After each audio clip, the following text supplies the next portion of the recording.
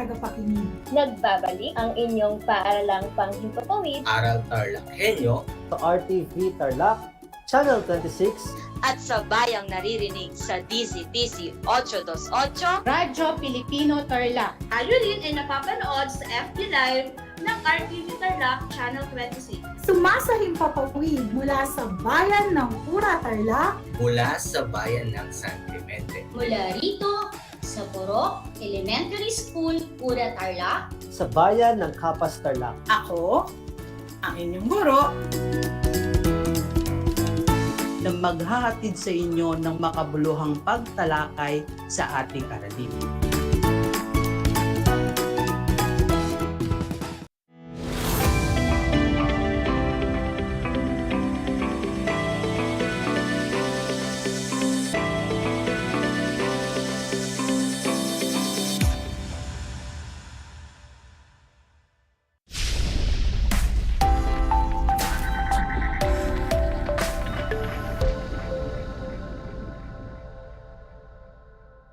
Welcome sa ating Project Shine, Aral TarlakHenyo ng SDO Tarlac Province na kasalukuyang napapanood dito sa RTV Tarlac Channel 26 at Converge Air Cable Channel 100 at sa bayang napapakinggan sa 828 AM DZTZ Radyo Pilipino Tarlac.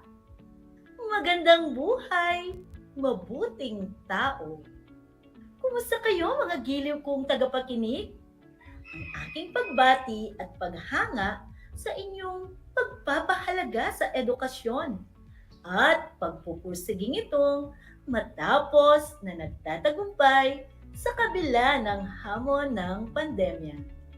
Ako ang inyong guro sa edukasyon sa pagpapakatao, Baitang 8, Ginang Belen Maristela Sanggalang, sumasayang papawid mula sa bayan ng Bamban, lalawigan ng Tarlac. Sasamahan at gagabayan ka sa Most Essential Learning Competency na nasusuri ang mga umiiral na paglabag ng mga kabataan sa katapatan. Natitiyak kong kayo ay handang-handa na mga anak sa ating bagong aralin sa araw na ito. Maging alerto at listo sa anumang impormasyong magbibigay sa atin ng inspirasyon, pag-asa at aral sa buhay na makatutulong sa pagiging mabuting tao. Makikita sa inyong screen mga anak ang ating learners material na ating gagamitin sa ating talakayan sa edukasyon sa pagpapakatao Baitang 8.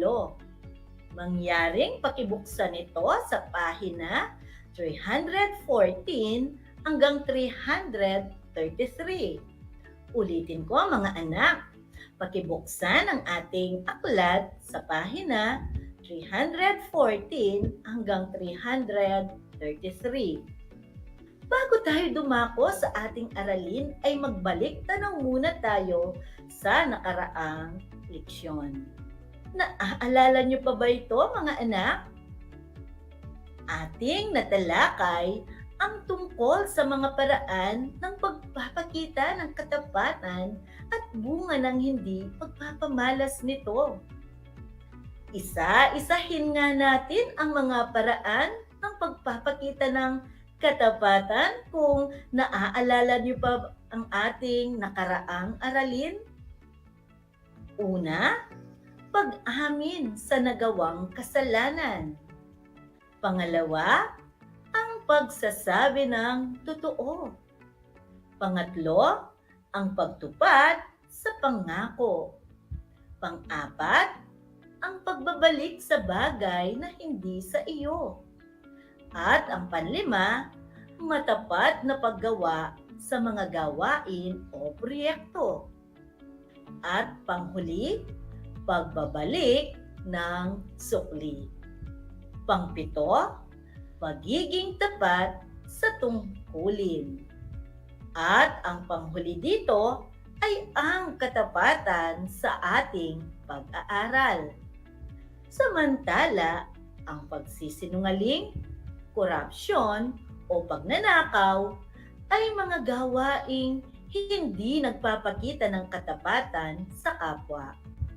Para sa araw na ito, ating pag-aaralan ang mga umiiral na paglabag ng mga kabataan sa katapatan. Ang salita ng tao na tumutulong sa atin upang maging ganap ay ginagamit at madalas na inaabuso. Ang pagsisinungaling ay isang paraan ng pag-aabuso rito. Ang pagsisinungaling ay pagbaluktot sa katotohanan, isang panlilinlang. Ang pagsisinungaling ay ang pagtatago ng isang bagay na totoo sa isang taong may karapatan naman dito.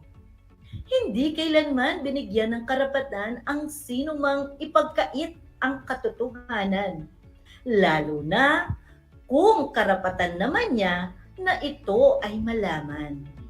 Anumang uri ng pagsisinungaling ay kalaban ng katotohanan at katapatan. Ang paaralan na iniuturing na pangalawang tahanan ang nagiging gabay sa pagtuturo sa mga kabataan ng mabuting asal. Ang mga guro na nagsisilbing pangalawang magulang ang siyang tumutulong sa pagtuturo sa mga magagandang kaugaliang ito. Ngunit sa kabila nito, ang mga kabataan ngayon ay nakagagawa ng mga pagsisinungaling na labag sa turo ng mga magulang, maging ng ating paaralan. Hindi nila napaahalagahan ang birtud ng katapatan. Ayon sa isang artikulo sa internet, ang mga sumusunod ay ang iba't ibang uri ng pagsisinungaling na nagagawa ng mga kabataan. Una, ang pro-social lying o pagsisinungaling upang mapangalagaan o tulungan ang ibang tao. Pangalawa, ang self-enhancement lying o pagsisinungaling upang isalba ang sarili upang maiwasan na mapahiya, masisi o maparusahan. Pangatlo, ang selfish lying o pagsisinungaling upang protektahan ang sarili kahit pa makapinsala ng ibang tao. Pang-apat, ang anti-social lying o pagsisinungaling upang sadyang makasakit ng kapwa. Ating suriin ang mga umiiral na paglabag na ito. Unahin natin ang pagsisinungaling upang pangalagaan o tulungan ang ibang tao o ang tinatawag nating pro-social lying. Madalas na nagagawa ito para sa isang taong mahalaga sa kanyang buhay. Halimbawa, pumunta kayo sa isang pagdiriwang sa kaarawan ng isang kaklase, kasama ang inyong mga kaibigan. Hindi nakapagpaalam sa kanyang mga magulang ang iyong matalik na kaibigan dahil alam niya na hindi naman siya papayagan. Ngunit dahil napasarap sa pakikipagkwentuhan, hindi na niya namalayan na gumagabi na pala. Alam mo na paggagalitan siya ng kanyang mahigpit na ama. Kung kaya, kinausap kanya upang magsinungaling sa mga ito. Sabihin na ginabi kayo dahil sa paggawa ng proyekto sa inyong bahay. Ginawa mo ito dahil ayaw mong mapahamak ang iyong kaibigan. Sa maraming pagkakataon, Hindi man natin ninanais, hindi natin mapabayaan ang taong mahalaga sa atin. Kung kaya, napipilitan tayong magsinungaling para sa kanila. Ikalawang uri ng pagsisinungaling, ang pagsisinungaling upang isalba ang sarili, upang maiwasan na mapahiya, masisi o maparusahan, o ang self-enhancement lying. Marahil naoobserbahan mo ang ilang mga kaklase na nagkagawa ng pagkakamali sa paaralan. May mga pagkakataon na ipinapatawag sa paaralan ang kanilang mga magulang.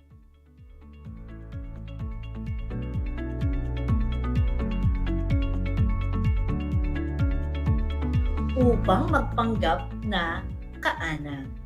Sa ganitong paraan, hindi siya mapapagalitan ng kanyang mga magulang sa kanyang pagkakasalang nagawa.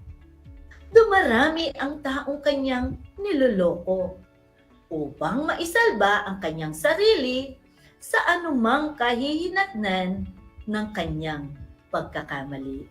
Nakakasunod ka pa ba, mahal kong anak, sa ating talakayan ngayong hapon? Dumako tayo sa pangatlo. Ang pagsisinungaling upang protektahan ang sarili kahit makapinsala ng ibang tao, o ang tinatawag na selfish lying. May mga taong labis na makasarili. Ang tanging iniisip ay ang pangsariling kapakanan at hindi na iniisip kung makakasakit ng kanyang kapwa. Halimbawa, may isa kang kaklaseng lalaki na labis ang pagiging pilyo. Kahit sa oras ng klase ay pinaiiral niya ang ugaling ito. Binato niya ang isang kaklase ng bola na yari sa papel. Ngunit sa hindi inaasahang pagkakataon, ang tinamaan nito ay ang kanyang guro na nakatalikod habang nagsusulat sa pisara. Sa pagtatanong ng guro kung sino ang may kagagawan, ay bigla na lamang niyang ituturo ang isang tahimik na kaklase upang siya ang pagalitan ng guro. Hindi ba nangyayari talaga ito sa silid-aralan? Ngayon, ay dumako naman tayo sa pang-apat. Ang pagsisinungaling upang sadyang makasakit ng kapwa, o ang tinatawag na anti-social lying. Minsan, kapag may galit ka sa isang tao, lumilikha tayo ng maraming kwento na makasisira sa kanyang pagkatao. Ikakalat ito sa mga taong nakakilala sa kanya na may hangarin na sirain ang pagtingin ng mga ito sa kanya. Sa paraang ito, nakakaramdam ng kasiyahan ang taong gumagawa nito. Ito ay dahil sa kanyang palagay na makagaganti sa kanyang kaaway. Ang mga uri ng pagsisinungaling na ito ay dapat na maiwasan, mga anak, upang mapagsikapang mapairal ang katapatan sa lahat ng pagkakataon. Kagaya ng paalala sa Kawikaan, chapter 12, verse 17, magandang balita, Biblia. Sa pagsasabi ng tapat, lumilitaw ang katarungan. Ngunit ang pagsisinungaling ay lumilikha ng kapahamakan. Marami pang ibang mga dahilan kung bakit nagsisinungaling ang isang kabataan. Ang mga sumusunod ay ilan lamang sa mga ito ayon sa Encyclopedia of Children's Health. Una, upang makaiwas sa kaparusahan. Pangalawa, upang makakuha ng atensyon. Pilit na gumagawa ng kwento dahil sa maaaring makuha niya ang paghanga o pagtanggap ng kanyang kapwa. Halimbawa, si Lito ay isang mag-aaral sa baitang 8. Kapag siya ay pumapasok sa klase, ay labis ang paghahangad niya na mapapansin ng kanyang mga kaklase. Mahilig siyang gumawa ng mga kwento, katulad ng pagsasabi na siya ay maraming gadget na nanggaling sa ibang bansa na padala ng kanyang daddy. Dahil sa pagsisinungaling ito, marami ang kanyang napapaniwala at nakukuha niya ang atensyon ng mga ito. Ngunit, sa sandaling siya ay paniwalaan, ay nagiging bisyo na ang mahirap na tanggalin. Kaya, ito ay nararapat na maitama para hindi na lumala. Pangatlo, upang makapagpasaya ng mahalagang tao. Sa kadahilan ng gustong mapasaya ang isang mahalagang tao, minsan ay nakapagsisinungaling ito. Halimbawa, ang isang kabataan ay nagsisinungaling sa kanyang mga magulang at sasabihin na mataas ang kanyang mga marka, kahit na mabababa lang ang nakuha nito. Nais niyang mapasaya ang kanyang mga magulang, ngunit hindi niya naiisip ang maaaring maging epekto ng kanyang ginagawa para lamang masabi niya na may napaligasya siyang tao. Hindi ba't mas kagigiliwan ang isang tao kung ito ay magsasabi ng totoo? Tandaan mga anak, ang pagsasabi ng tapat ay pagsasama ng maluwag. Pang-apat, upang makaiwas sa responsibilidad. Halimbawa, ang isang kabataan na nagsisinungaling upang makuha ang gusto niya. Sa kadahilan ng gusto na niyang maglaro sa kanyang cellphone, ay sasabihin niya na tapos na siya sa paggawa ng kanyang takdang aralin. Hindi na inisip na maaaring maidulot nito sa kanyang pag-aaral. Panlima, upang makasunod sa mga napagkasunduang alituntunin. Pang-anim, upang maipaglaban ang paninindigan. Ang pagsisinungaling ay walang naidudulot na maganda sa ating pakikipag-ugnayan sa kapwa. Maliban sa ito ay nakakasakit ng damdamin ng ating kapwa, ito ay nagiging dahilan din ng pagkawala ng tiwala nila. Nararapat na bigyang halaga ang birtud ng katapatan upang maging makabuluhan ang pakikipagkapwa. Napakasarap maging birtud ng isang kabataan. Tulad mo, anak, ang pagiging totoo sa mga binibigkas nitong salita na pwedeng pamarisan ang pagkakaroon ng word of honor. Habang bata pa, ay sanayan na ang pagsasabi ng totoo upang sa paglaki ay magiging gabay ito sa matiwasay na pakikipagkapwa-tao. Mahalagang tandaan mga anak ang mga sumusunod na konsepto mula sa ating aralin ngayong araw. Una, tandaan natin anumang uri ng pagsisinungaling ay kalaban ng katotohanan at katapatan. Pangalawa, Ang mga kabataan ay dapat na isabuhay ang katapatan sa salita maging sa gawa.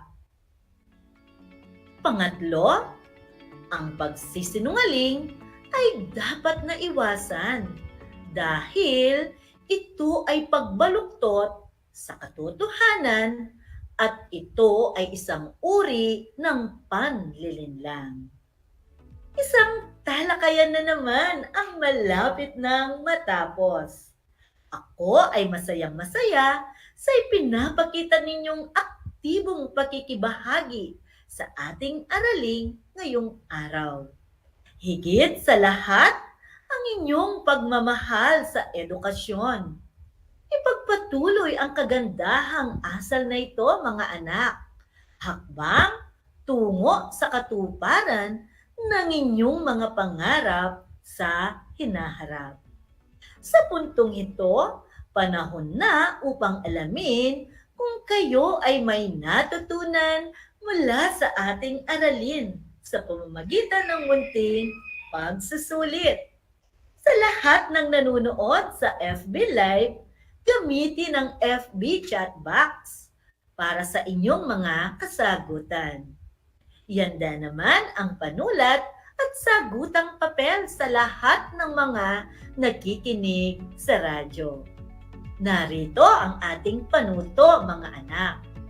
Isulat ang salitang tama kung tama ang mga pahayag. Mali naman kung ito ay hindi tama. Handa na ba kayo para sa ating unang bilang? Narito ang ating unang bilang. May napulot na wallet si Jari sa kanilang paaralan at ibinigay ito sa guidance office upang maisoli sa may-ari. Ito ba ay tama o mali? Kung ang sagot mo, anak, ay tama, ikaw ay tumpak. Pangalawang bilang. Sa tuwing may dumarating na sulat sa bahay ni Manong Mike, ay ibinibigay niya ito para kung kanino. Ang sulat na selyado. Ito ba ay tama o mali? Kung ang sagot mo, anak, ay tama, ikaw ay very good. Pangatlong bilang. Kapag nakikita ang magkumaring Lot-Lot at Lisa, ay pinagkukwentuhan nila ang buhay ng kanilang mga kapitbahay na may utang. Ito ba ay tama o mali? Kung ang sagot mo, anak, ay mali, pagbati at paghanga. Ika-4 na bilang. Nagkayayaan kayong magkakaibigan na manood ng sine. Kung sasabihin mo sa mga magulang mo ito, siguradong hindi ka papayagan. Kaya naman, ipinagpaalam ka ng mga kaibigan mo at sinabing pupunta kayo sa bahay ng isa pa ninyong kaibigan at gagawa kayo ng inyong performance task na ipapasa sa susunod na araw. Ito ba ay tama o mali? Kung ang sagot mo, anak, ay mali, ikaw ay mahusay. Panglimang bilang, may takdang aralin ka na hindi mo na ipasa dahil naging abala ka sa panonood ng Netflix. Nang tanungin ka ng iyong guro, bakit hindi ka nakagawa, sinabi mong ikaw ay nagkasakit. Kung ang sagot mo ay mali, magaling! Binabati ko kayong lahat, mga anak, sapagkat natitiyak kong nakuha ninyong lahat ang tamang sagot ng ating pagsusulit. Mula sa akin, tanggapin ninyo ang mga salitang magaling at mahusay, mabuting tao. Mga anak, ako ay naghanda ng mga gawain at refleksyon sa inyong learning activity sheets. Inaasahan ko na ito ay inyong sasagutan ng buong sigasig at sa abot ng inyong makakaya. Sakali man na kailanganin ninyo ang patnubay ng inyong kapamilya at guro, huwag kayong magatubiling, sila ay tawagan upang kayo ay magabayan ng tama. Panalangin ko, anumang konsepto, higit lalo ang mga aral sa buhay na inyong natutunan sa araw na ito ay inyong may sasabuhay sa araw-araw.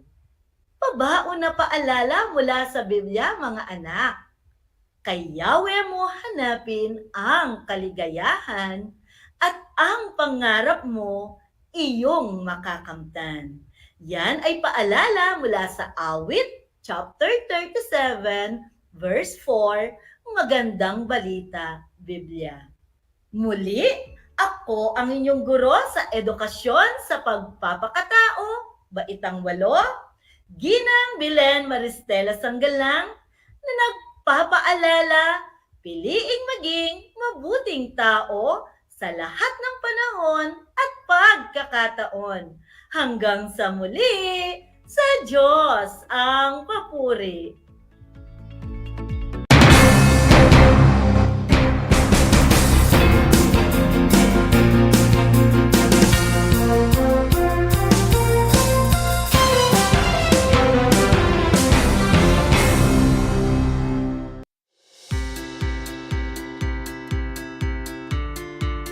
Upang matugunan ang mga kinakaharap na pagsubok ng mga guro at mag-aaral sa gitna ng kasalukuyang pandemya, nagsanib tulong sina Congressman Charlie Cojuangco ng unang distrito ng Tarlac, DEPED Region 3 Regional Director Dr. May B. Eclar at Tarlac Schools Division Superintendent Dr. Ronaldo Pozon para sa isang napapanahong proyekto na tinaguriang Project Shine, Aral TarlakHenyo.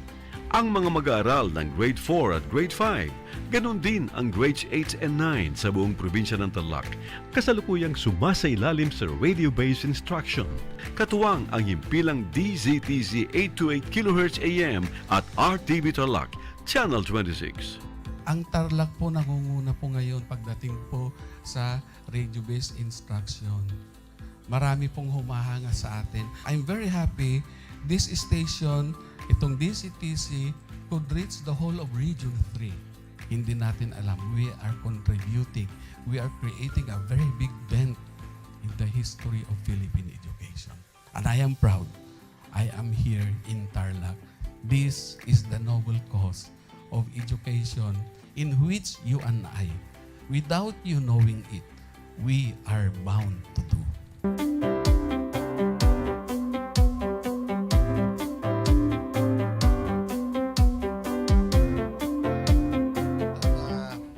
Project natin na Project Shine is a natural consequence dahil sa nangyari sa buong mundo. Let's continue to work together. I think it's very Filipino to practice bayanihan in anything or most of the things that we do. And this is a manifestation of that. No? We have private sector, we have DEPED, we have local government, all working together. And I hope the parents of some of these children, especially the parents that did not graduate from school or hindi nakapag-aral nung sila ay bata, sana naman gamitin na nila itong opportunity na mag-schooling na rin sila kasama ng mga anak nila para mag-bonding pati ang mga magulang sa mga bata. I look at this as doing God's work. Diba? So if you do God's work, it feels right. It's righteous. It's for good, not for evil. Good morning and happy learning, grade 4. Welcome to Aral TarlakHenyo here on RTV Tarlac, Channel 26. Simulcast over DZTZ 828. Radyo Pilipino Tarlac. I am Teacher Mercy Pacheco Bognot. This is Alistair Aidatu. I am Marie Josephine B. Andrade. I am Teacher Princess Marie M. Dueñas, and I will be your teacher broadcaster for today.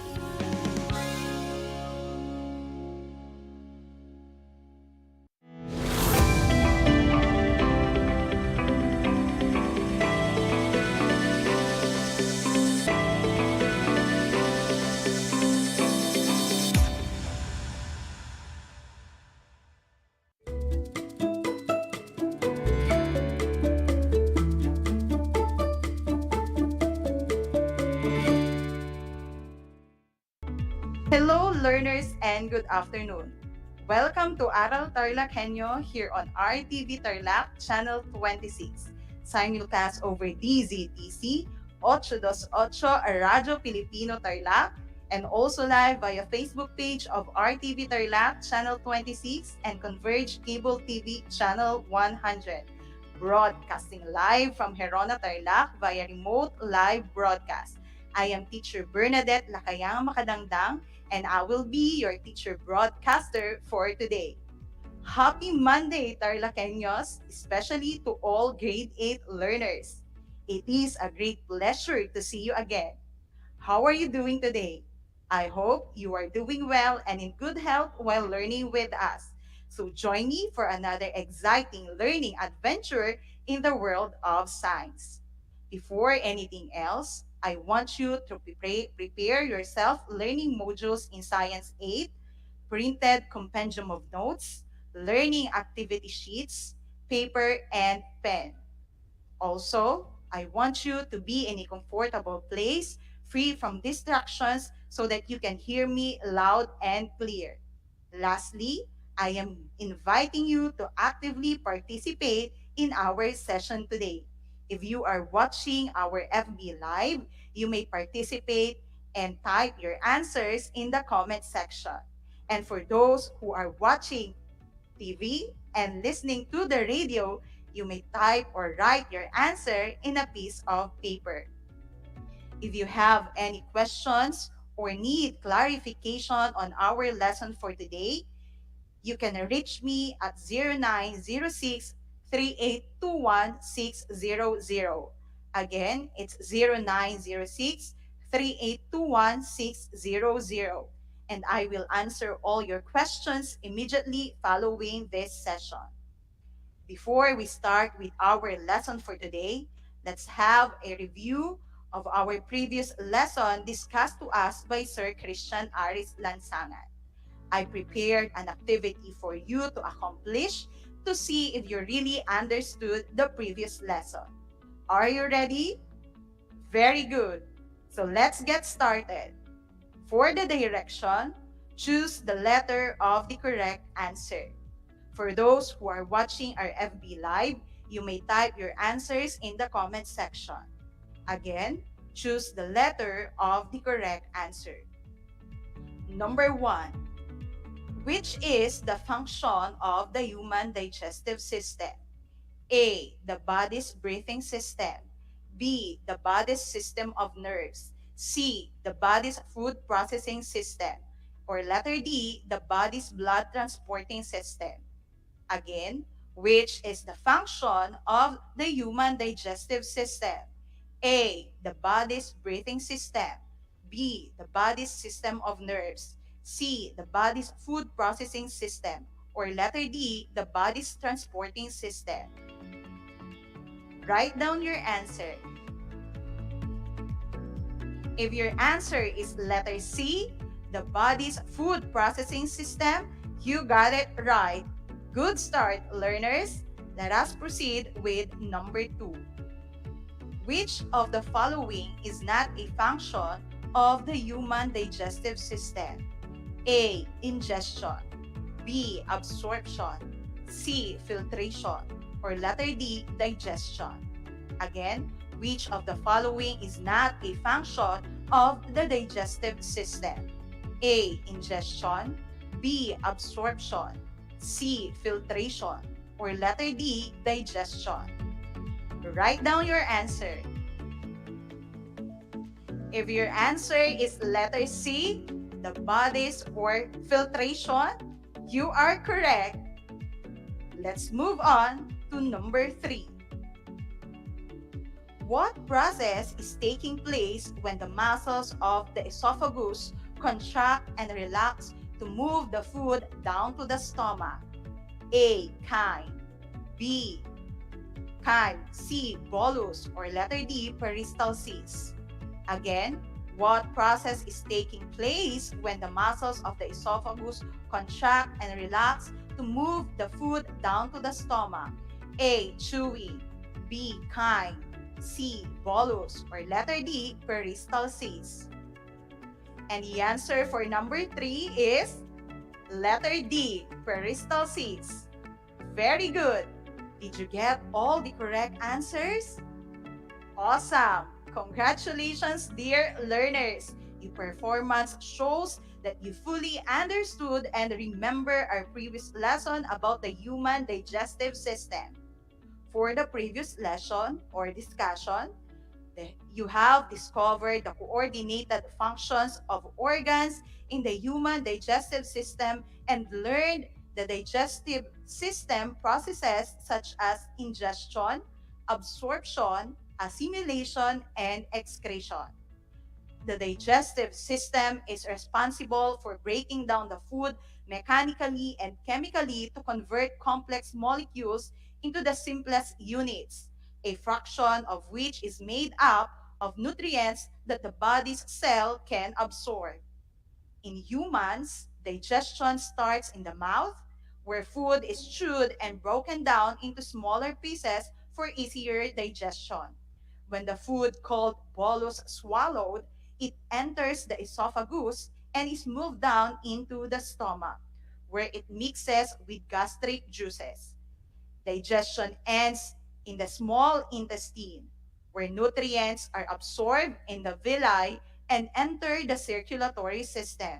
The waste and undigested food go to the large intestine where water is also reabsorbed. The waste, including the water that are not reabsorbed, are temporarily stored in the rectum before they are excreted out of the body through the anus. So, that's how the human digestive system works.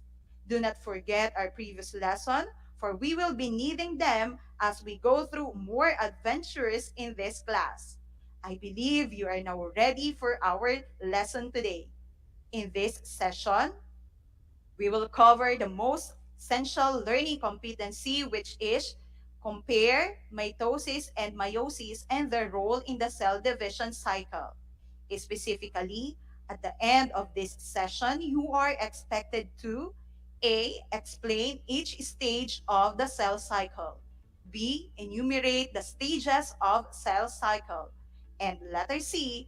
Recognize the importance of life in every single cell in our body. Have you ever witnessed the transformation of a caterpillar into a butterfly? How about an egg to a chicken?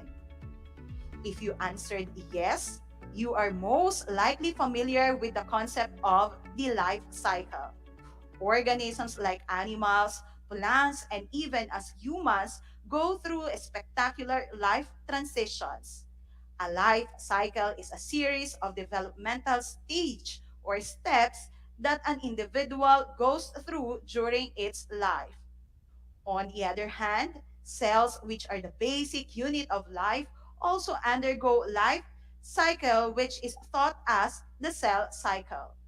Cell cycle is the series of growth and development steps that a cell undergoes between its birth, or the formation by the division of a mother cell and reproduction. Or it can be the division to make two new daughter cells. A cell must complete several important tasks before it can divide, such as it must grow, must copy its genetic material or DNA, and must physically split into two daughter cells. Cells carry out this task in an orderly, predictable sequence of steps known as the cell cycle. So what exactly is a cell cycle? The process by which cells undergo transitions from one stage to another to replicate and divide into two new cells is referred to as the cell cycle. In eukaryotic cells, or cells with a nucleus, the stages of the cell cycle are divided into two major phases, namely the interphase and the mitotic phase or cellular division phase. During interphase, the cell grows and makes a copy of its DNA, while during the mitotic phase, the cell separates its DNA into two sets and divides its cytoplasm, forming two new cells. Let's go back with the first stage, which is the interphase.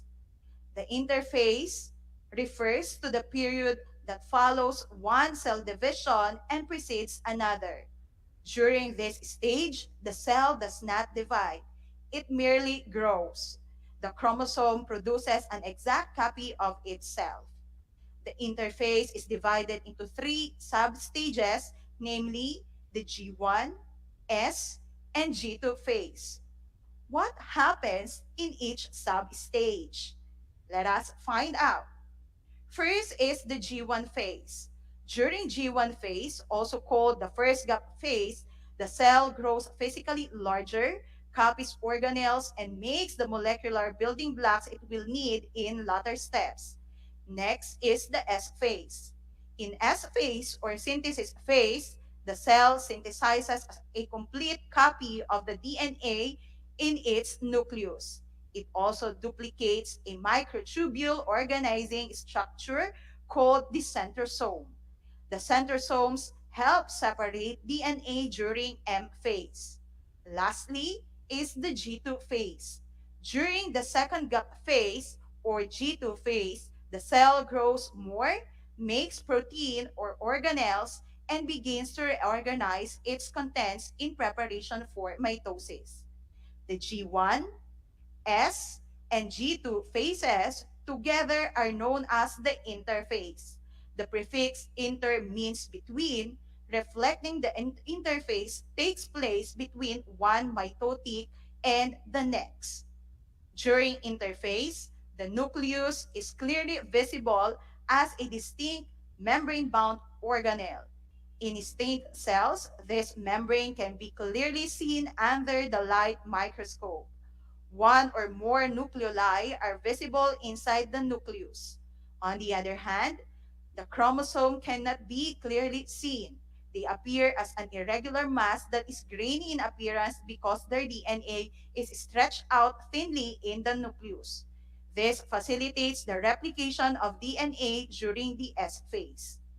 That's all about the interphase. Again, what are the substages of the interphase? Say amazing, dear grade 8 learners, you are right. The three substages of the interphase are G1, S, and the G2 phase. Now, let's move on to the second phase of the cell cycle, which is mitotic phase or also known as the M phase. During the M phase, the cell divides its copied DNA and cytoplasm to make new cells. M phase involves two distinct division-related processes, and these are karyokinesis or mitosis and cytokinesis. Karyokinesis or mitosis is a process in which a eukaryotic cell separates the chromosomes in its cell nucleus into two identical sets of two daughter nuclei, or the process of nuclear division. Mitosis takes place in four stages, such as prophase, sometimes divided into early prophase and metaphase. Another is metaphase, next is anaphase, and lastly is telophase. You will learn more about these stages of mitosis on our next session. For now, let's proceed to the other stage of the M phase, which is the cytokinesis. In cytokinesis, the cytoplasm of the cell is split in two, making two new cells. Cytokinesis usually begins just as mitosis is ending, with a little overlap. Importantly, cytokinesis takes place differently in animal and plant cell. Mitosis or karyokinesis and cytokinesis together define the mitotic phase of cell cycle. the division of the mother cell into two daughter cells genetically identical to each other and to their parent cell. What happened to the two daughter cells produced in one round of cell cycle? This depends on what type of cells they are. Some types of cells divide rapidly, and in these cases, the two daughter cells may immediately undergo another round of cell division. For instance, many cell types in an early embryo divide rapidly, and so do cells in tumor. Other types of cells divide slowly or not at all. These cells that divide slowly or not at all may exit the G1 phase and enter a resting state called G0. In G0, a cell is not actively preparing to divide. It's just doing its job. For instance, it might conduct signals as a neuron or store carbohydrates as a liver cell. G0 is permanent state for some cells, while others may restart division if they get the right signals. So, you've just learned about the cell cycle's phases, characteristics, and control points. Let us now perform the activity I prepared for you to reinforce your understanding of our lesson. Are you ready? Sounds great. Let's start. For the direction, choose the activity that best describes the phases of the cell cycle. Look for the answer inside the box. You may write your answer in your answer sheet. And for those who are watching via Facebook Live, you may type your answers in the comment section. Example, if your answer for G1 phase is letter A, cell division, you may type G1-A. Are you ready? Your time starts now.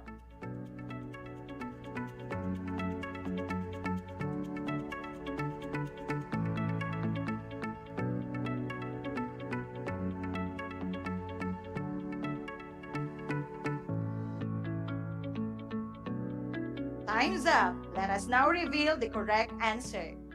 For G1 phase, the answer is letter C, growth.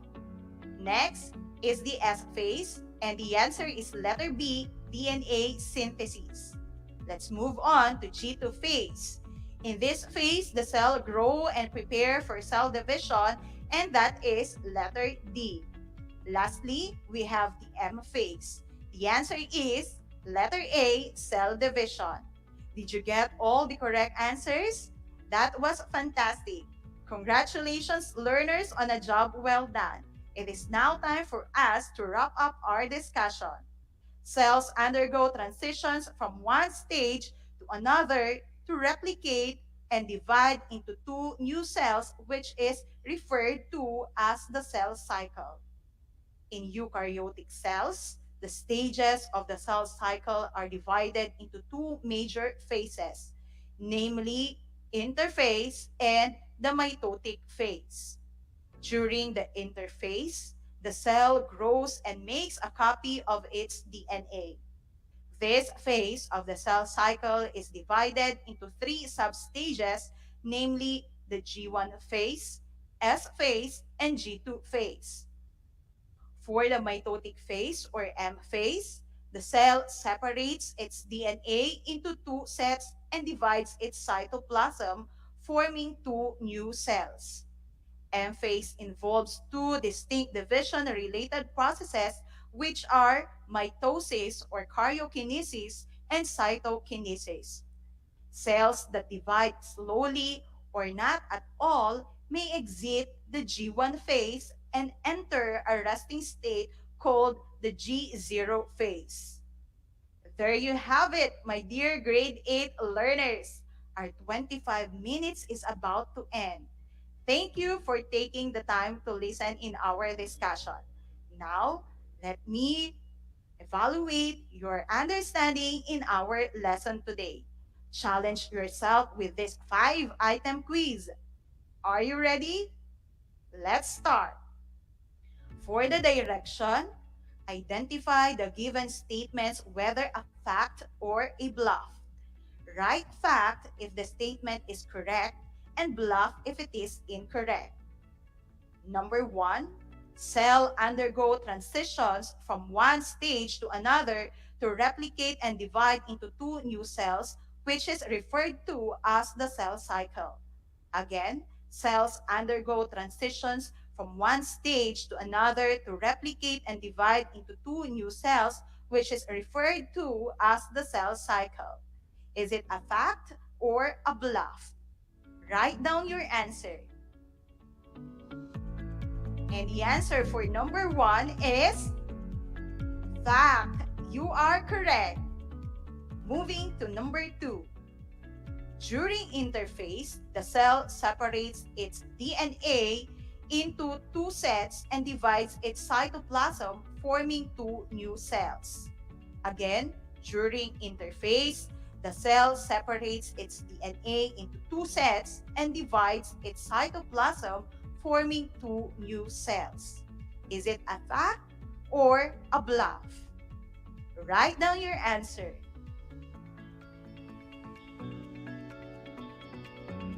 If your answer is bluff, then you are right. Let's proceed to number 3. Cytokinesis is the process in which a eukaryotic cell separates the chromosome in its cell nucleus into two identical sets of two daughter nuclei. Again, cytokinesis is the process in which a eukaryotic cell separates the chromosome in its cell nucleus into two identical sets of two daughter nuclei. Is it a fact or a bluff? Write down your answer.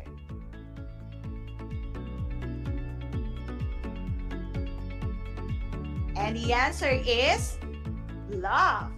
Great job. Moving to the next number. Number 4. Synthesis phase is also known as the S phase. Again, synthesis phase is also known as the S phase. Is it a fact or a bluff?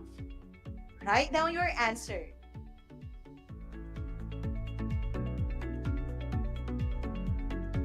If you answered fact, then you are correct. Moving to the last number. G1 phase is the phase where cells grow physically larger, copies organelles, and makes the molecular building blocks it will need in later steps. Again, G1 phase is the phase where cell grows physically larger, copies organelles, and makes the molecular building blocks it will need in the latter step. Is it a fact or a bluff? Write down your answer.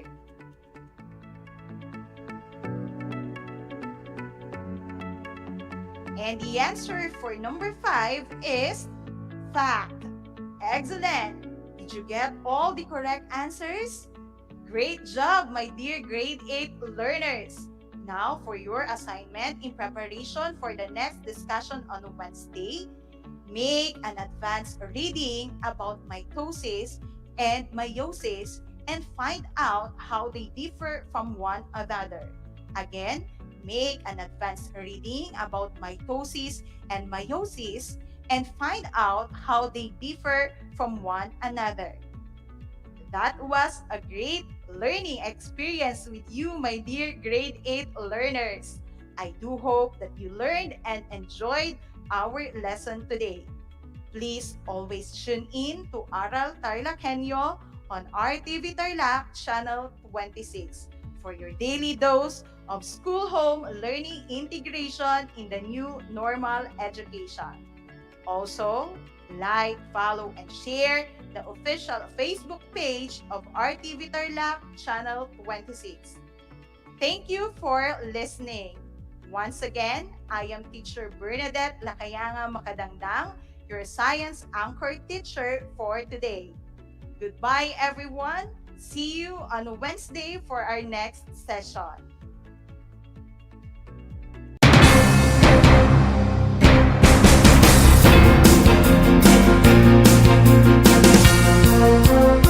you.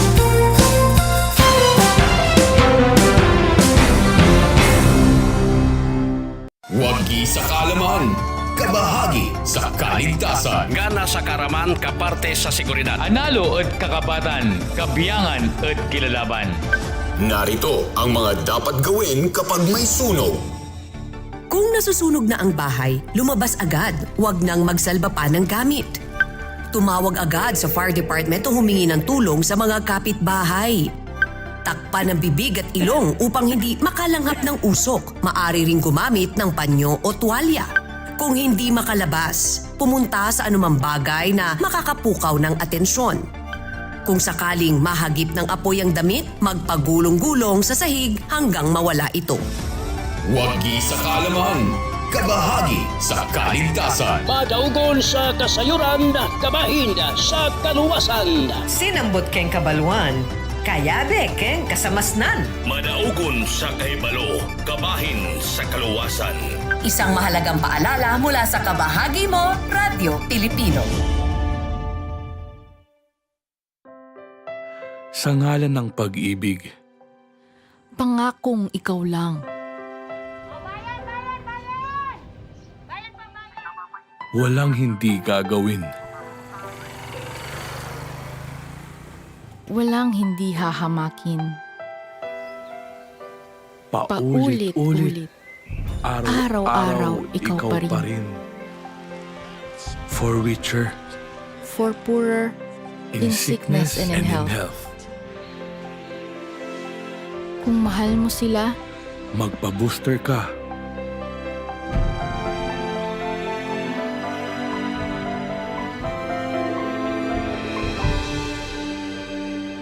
promise. Pexman, ligtas para sa lahat.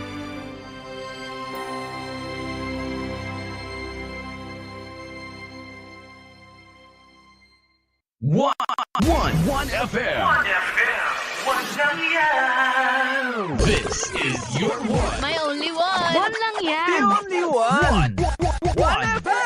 96.1 Tarlac, 98.3 Lucena, 88.3 Legazpi, 96.1 Surigao, 95.9 Butuan, 92.1 Mindoro, 96.7 Tacloban, 99.3 Baler, 95.1 Puerto Princesa, Palawan. This is your one. Your only one. Your only one. One FM. One FM. Your only one FM. One FM.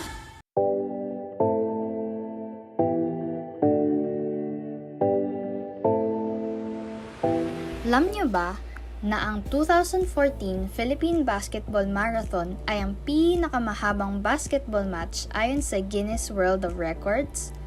Ang laro ay naganap mula March 24 hanggang March 29, 2014 sa Meralco Gym sa Pasig at tumagal ng 120 hours. Ang marathon na ito ay isang fundraising event para sa mga biktima ng bagyong Yolanda. Alam nyo na, yan ang longest basketball match.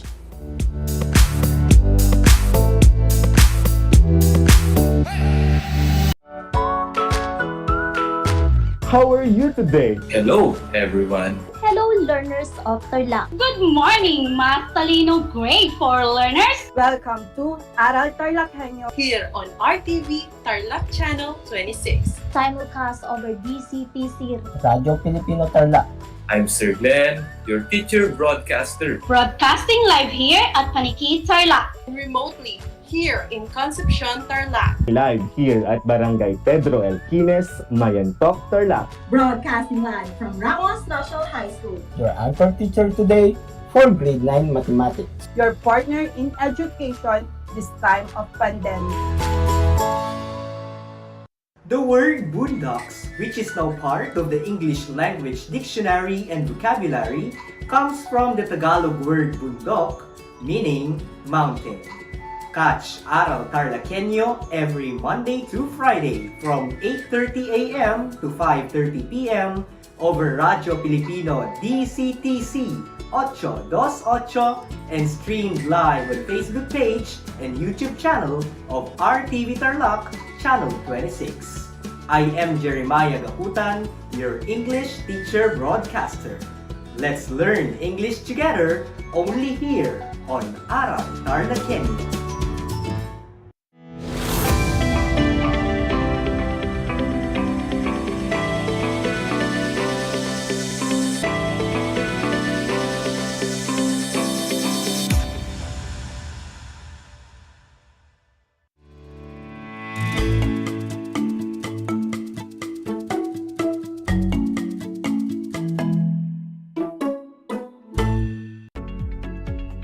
Broadcasting live here at Toronto Western National High School. This is Warren B. Gragasin, your teacher broadcaster.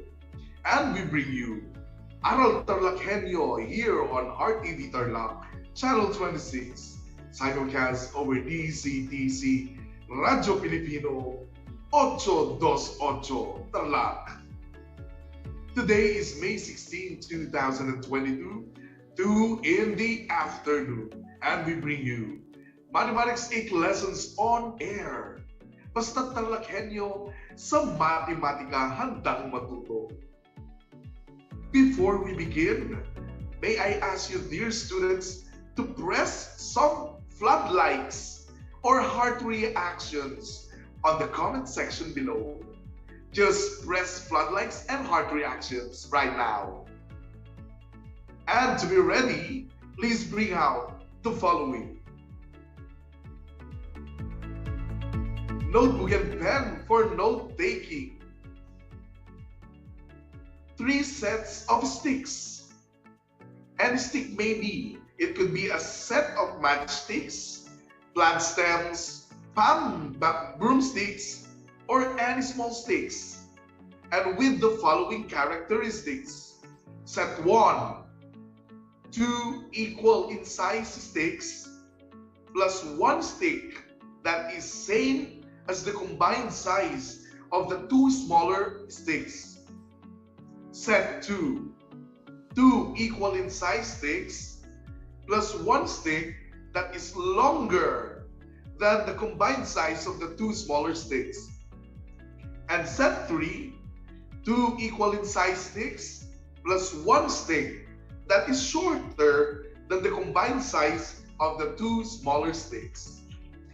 And of course, you need your learning activity sheets in Math 8 on page 7. Hello, our dear students.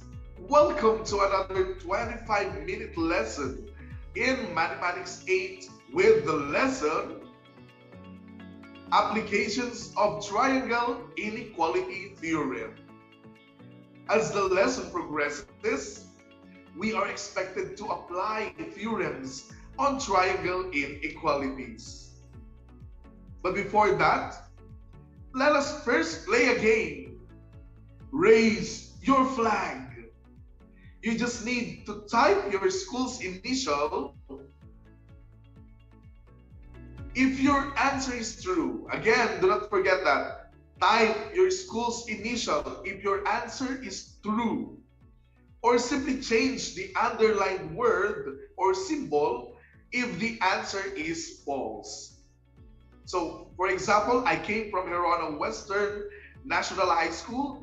I will type GWNHS if the answer is true. And if it is false, change the underlined word. Are you ready? Let's have raise your flag number 1. Look at the triangle on your learning activity sheets, page 7. Drill number 1, question number 1. Suppose we have triangle PQR, where the side opposite to angle P measures 4 centimeters. Side opposite to angle Q measures 3.5 centimeters.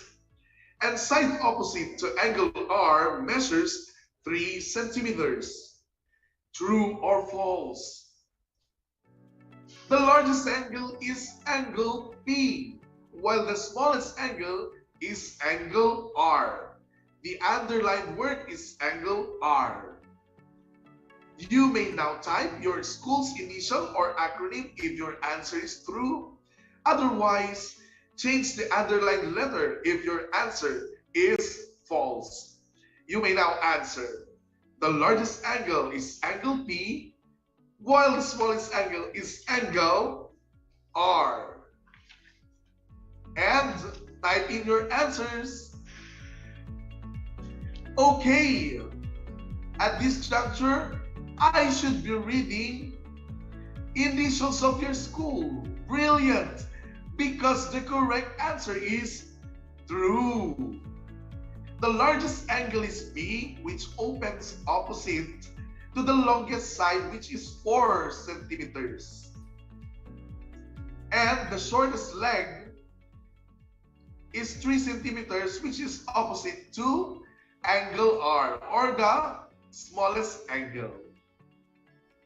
And ready for the next question.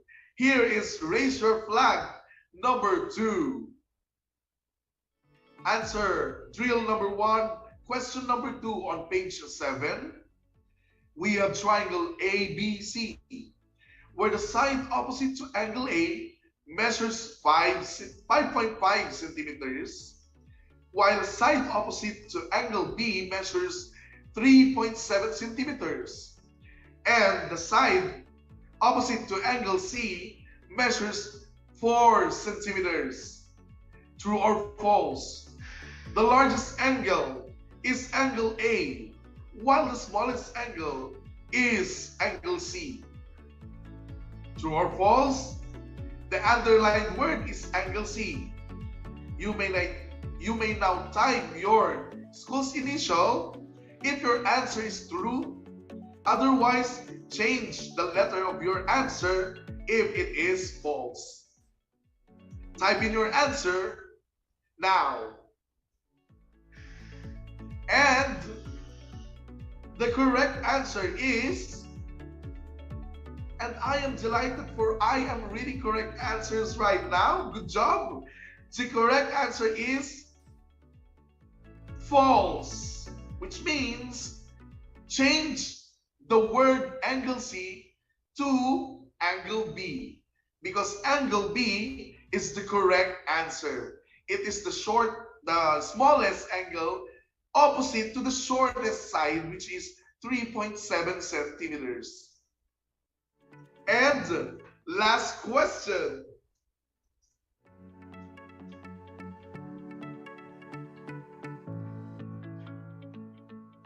We have triangle QRS, where angle Q measures 105 degrees.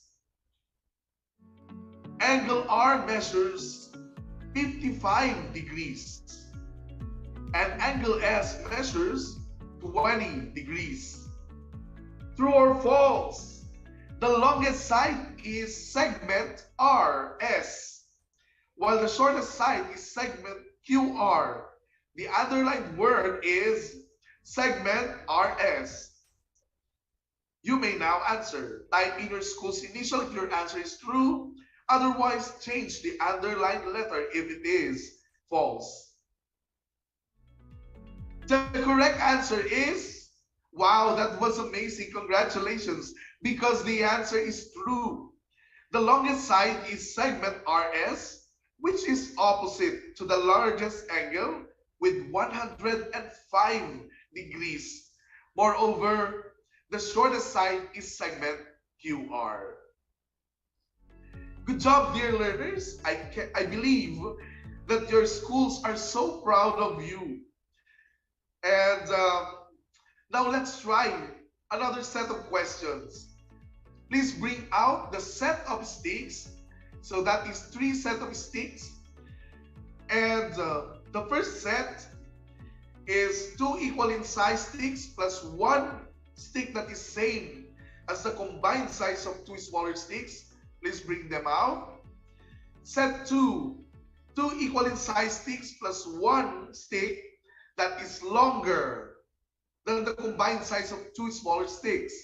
And set 3, 2 equal in size sticks plus 1 stick that is shorter than the combined size of the 2 smaller sticks. So I guess you have any kind of sticks right now, because we will be answering questions number 4 to 6. Number 4, true or false? We can form a triangle using 2 equal in size sticks plus 1 stick that is same as the combined size of the 2 smaller sticks. We can form a triangle using 2 equal in size sticks plus 1 stick that is same as the combined size of the smaller sticks. The underlined word is can. So there should be an underlined word which is can. We can. Can we? The answer is false. Excelente. Which means we must change the underlined word can into cannot or can't. We cannot form a triangle using the first set of sticks. It's impossible. However, let's move on to number 5. True or false? We can form a triangle using the second set of sticks. So we have the second set of sticks. Is it possible? True or false?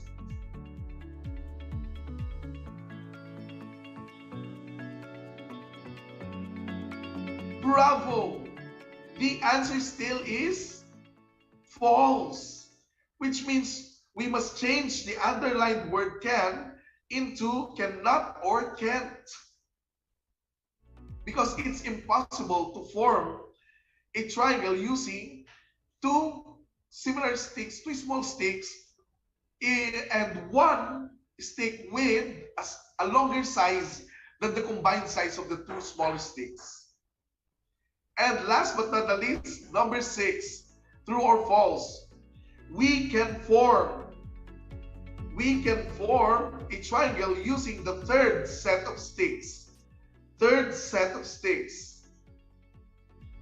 of sticks are 2 equal in size sticks plus 1 stick that is shorter than the combined size of the 2 smaller sticks. Great job! The answer is true. Which means I must be seeing school's initials on your comment section by now. Again, congratulations. But the question is, have you ever encountered these questions on your mind? But these questions came up. Have these questions ever across your mind? What are these questions? The first question is, why can't we form triangles in set 1 and set 2? And how is it possible to form a triangle in set 3? Ladies and gentlemen, this is possible because of the triangle inequality theorem. And as I said earlier, this is the application of the triangle inequality theorem. The triangle inequality theorem is mostly applied in fields of engineering, transportation, urban planning, and surveying. With that, let's explore more. So please open your activity sheets on page 10. For number 1, the length of the 2 sides are 11 and 15 units. To get the length of the third side, let us remember the triangle inequality theorem, which states that if the sum of the lengths of any 2 sides is greater than the third side, then the given sides will form a triangle. Again, if the sum of the lengths of any 2 sides is greater than the third side, then the given sides will form a triangle. Moreover, T should be less than 15 plus 7. So let's take a look. So here's the problem. To get the length of the third side, let's check the letter T. T as the third side should be less than 15 plus 11. So t is less than 26. Moreover, t as the third side should be greater than 15 minus 11. So t is greater than 4. To satisfy the inequality, we may write it down as 4 is less than t less than 26, or read as t is between 4 and 26. Again, that is read as t is between 4 and 26. Let's practice more. The possible values of t are 5, 6, 7, 8, 9, 10, up to 21, 22, 23, 24, 25. So all the values between 4 and 26 are the possible integer lengths of the third side. Let's practice more with the second example. We have 8 and 14. First, we must decide what is the value of t. T should be less than 14 plus 8. So t is less than 22. Second, t is greater than 14 minus 8. Thus, t is greater than 6. To satisfy the inequality, we may write it down as t is between 6 and 22. Again, t is between 6 and 22, which means that the possible integer lengths of the third side are 7, 8, 9, 10, up to 18, 19, 20, 21. Remember, those values are between 6 and 22. And for the last example, still on page 10, given two legs with a length of 30 and 22, kindly give us the range of the possible length of the third side, which is t. And if possible, kindly list down the possible integer lengths of the third side. So for the possible length of the third side, let's first get the value of t. T should be less than 30 plus 22, which means t is less than 52. And on the other hand, t should be greater than 30 minus 22, which means t is greater than 8. In short, t is between 8 and 52.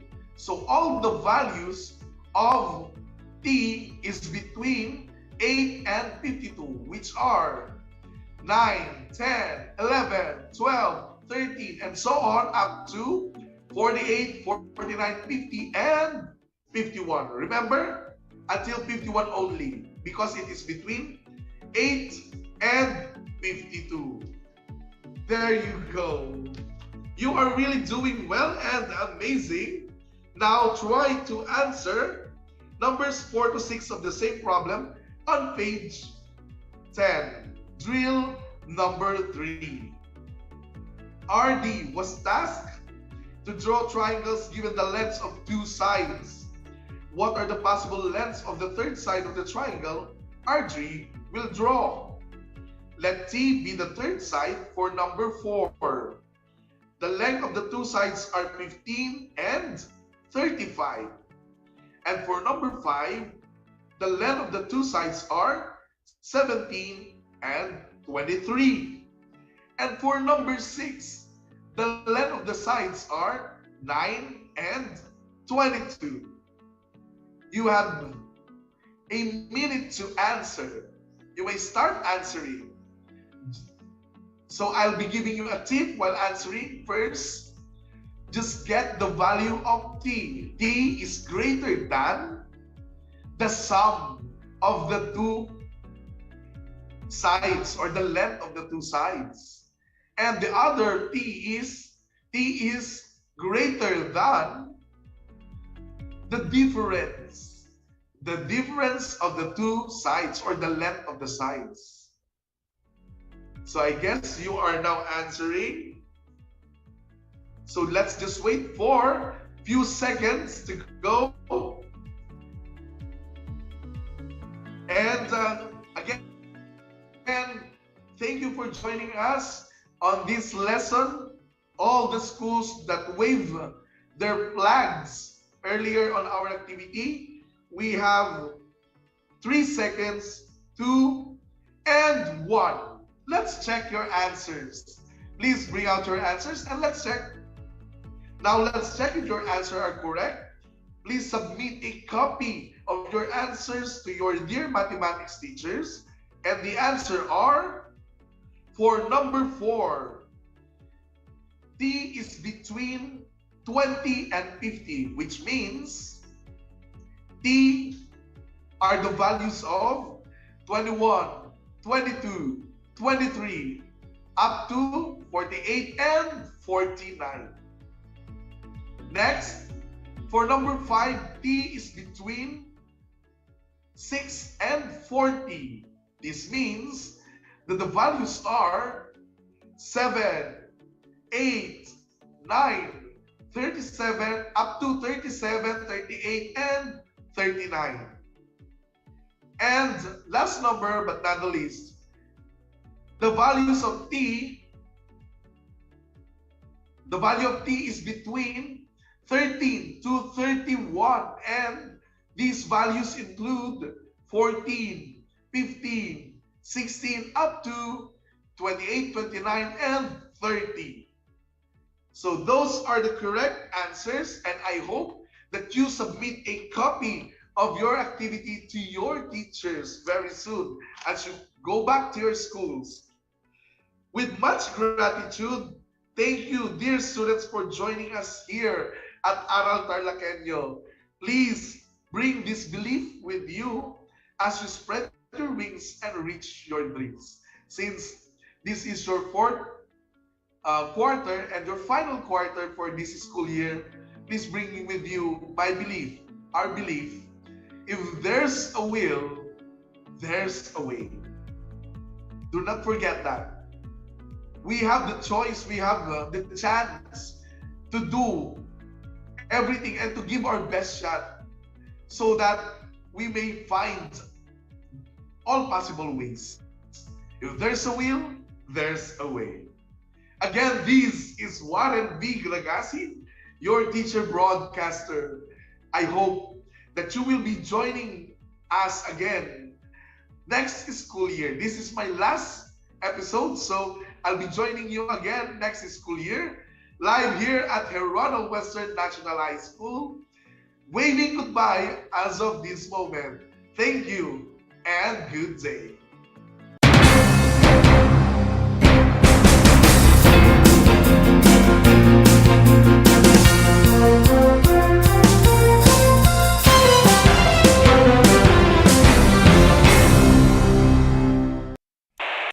Bahagi mo Radyo Pilipino saan mang bahagi ng Pilipinas, saan mang bahagi ng mundo, ano mang uri ng pamumuhay. Ito ang Kabahagi mo Radyo Pilipino, napapakinggan on air and online sa buong mundo sa pamamagitan ng www.radiopilipino.com.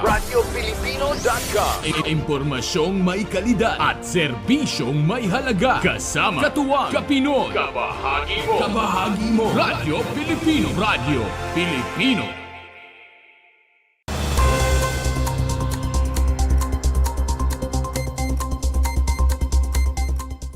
Tinanggap ng mga rehistradong indigent senior citizens ng lungsod ng Tarlac ang kanilang 6 na buwang social pension na nagkakahalaga ng 3,000 pesos bawat isa.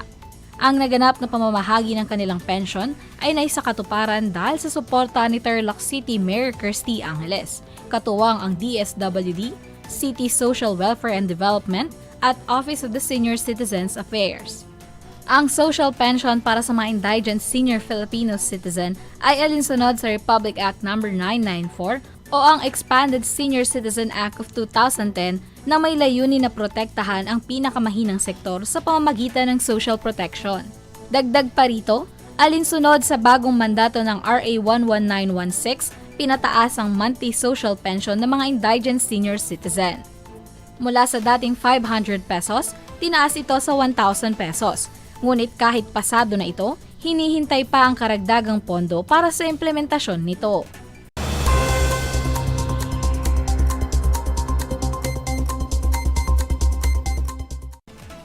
Patuloy pa rin sa pagbibigay ng libreng binhi ng palay ang lokal na munisipalidad ng Concepcion para sa mga magsasaka ng bayan. Kamakailan, 136 na magsasakang rehistrado sa Registry System for Basic Sector in Agriculture sa Barangay San Antonio Covered Court ang nakatanggap ng binhi. Sa pangunguna ng Municipal Agriculture Office, nakatakdang magsagawa muli ang mga ito ng pamamahagi.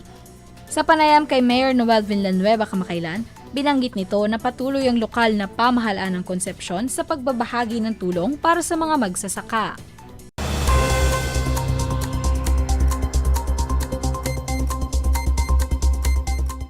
Sinanay kamakailan ng Department of Trade and Industry o DTI Tarlac ang mga estudyante at faculty ng Tagumbao High School sa Hirona Tarlac tungkol sa entrepreneurship. Nag-organisa ang DTI ng magkaibang training session para sa mga estudyante at faculty.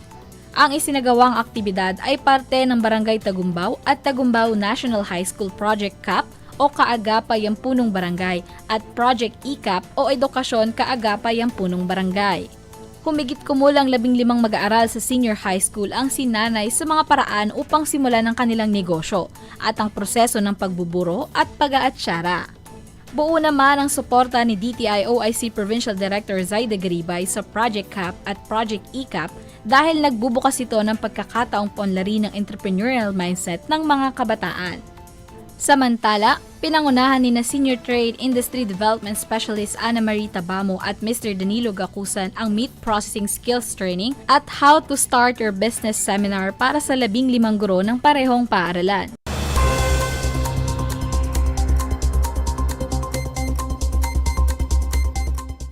May kabuoang 76 na lumabag sa batas ang inaresto ng mga otoridad ng pulisya kaugnay sa patuloy na pagsasagawa ng anti-criminality campaign sa probinsya ng Tarlac. Sa magkahiwalay na manhunt operations, 24 na wanted na tao kabilang isang regional most wanted person ang inaresto sa manhunt operations para sa mga krimen ng frustrated homicide, robbery, rape, theft, qualified theft, serious physical injuries at iba pang mga paglabag sa batas. Samantala, may kabuoang 9 na individual ang naaresto sa anti-illegal drug operations na nagresulta sa pagkakakumpiska ng kabuoang 59 na plastic sachet na naglalaman ng hinihinalang shabu. Dagdag pa rito, 32 individual ang nahuli dahil sa iligal na pagsusugal na nagresulta sa pagkakakumpiska ng 13,357 pesos na taya na pera, habang 11 individual ang naaresto sa pagresponde ng pulisya. Binigyang diin ni Police Colonel Erwin O. Sangke, Provincial Director, na patuloy ang Tarlac Police Provincial Office sa pagsisiguro at pagpapanatili ng kaayusan sa probinsya.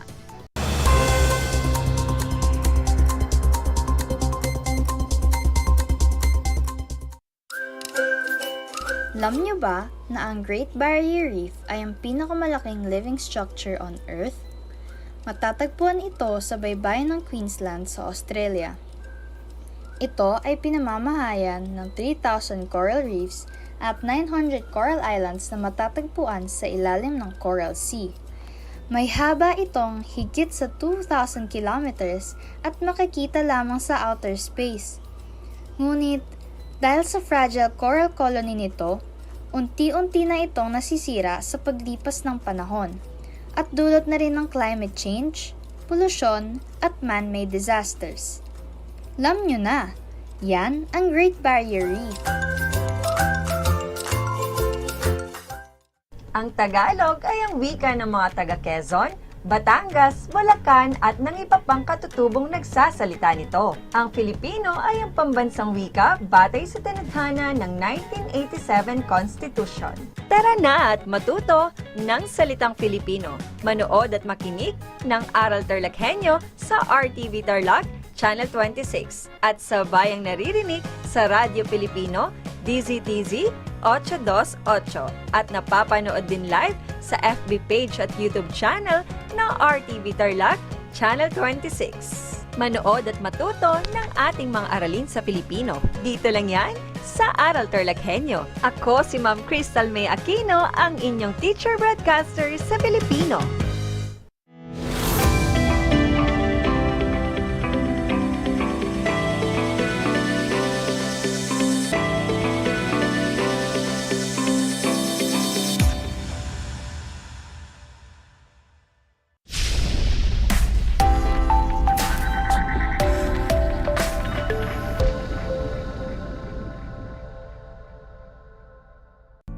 Magandang araw, Tarlac! Magandang araw, mga kapantas! Sumasa inyo muli ang Aral TarlakHenyo mula sa RTV Tarlac, Channel 26 at Converge Air Cable Channel 100 at sabay ang naririnig sa DCTC 828 Radyo Pilipino Tarlac. Ako Sir James Domingo, ang inyong teacher broadcaster sa oras na ito para sa asignaturang Pilipino, Ikabalong Baitang, na nagmula sa Tarlac National High School, Maine. Ako ay inyong naririnig mula sa San Rafael, Tarlac City sa pamamagitan ng remote live broadcast gamit ang Google Meet.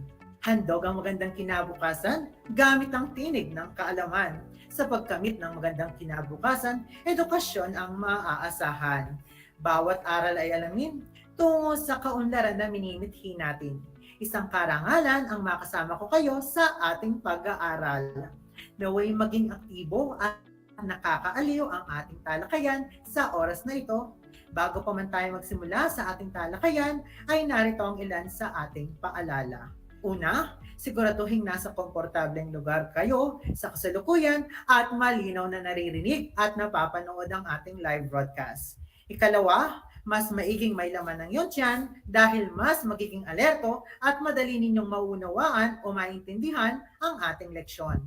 Ikatlo, ihanda ang inyong kaisipan at mga kakailanganing gamit para sa talakayan sa oras na ito tulad ng notebook, ballpen at ang inyong self-learning activity sheet sa Filipino 8. Mga kapantas, bago tayo magsimula sa ating aralin, kung may katanungan kayo, ay maaari niyong isend ang mga ito sa numerong 0950-300-1931. Uulitin ko, 0950-300-1931. At aking sisikapang sagutan bago matapos ang ating talakayan. At kung hindi ito masagot, ay huwag kang malungkot. Sasagutin ko na lamang ito ng offline. Upang lubos nating maunawaan ang ating talakayan sa oras na ito, atin munang balikan ang huling aralin natin. Ito ay tinalakay ni Ginang Madeline Isupan. Ang paksang kanyang tinalakay ay tungkol sa talambuhay ni Francisco Balagtas Baltasar. Atin ang alamin ang mahalagang pangyayari sa buhay ni Francisco Balagtas Baltasar. Sa nakarang talakayan ay nakilala natin si Francisco Balagtas Baltasar o may palayaw na Kikong Balagtas. Siya'y tinaguriang ama ng balagtasan at prinsipe ng Makatang Tagalog. Marami siyang akdang naisulat at sa pinakatanyag ay ang Florante at Laura. Isang awit na isinulat niya noong 1838, ang panahon ng pananakop ng mga Espanyol. Inialay nito ni Francisco kay Maria Asuncion Rivera, ang babaeng kanyang minahal ng labis na pinagmulan ng kanyang pinakamalaking kabiguan. Si Francisco Balagtas ay isang kilalang Pilipinong makata at may akda. Siya ay kinilala bilang prinsipe ng manunulang Tagalog at tinaguri na William Shakespeare ng Pilipinas para sa kanyang kontribusyon at impluwensya sa panitikang Pilipino. Ang sikat na romantikong pag-iibigan ng ika-19 na siglo, ang Florante at Laura ay kanyang pinamainam na likha. Ngayon mga kapantas, palakpakan mo yung sarili dahil patuloy ka pa rin nakikinig sa ating talakayan sa araw na to at dahil dyan, good job ka sa akin. Ngayon, natitiyak kong handang-handa ka na para sa ating bagong aralin. Habang kayo ay masaya at aktibong nakikinig sa ating talakayan, nais ko makibahagi kayo sa aktibong talakayan sa araw nito upang maging maalam kayo sa mga bagong aralin. Kung nais ninyong makakuha ng mataas na score sa ating pagsusulit, hinikayat ko kayong makinig ng mabuti sa ating talakayan.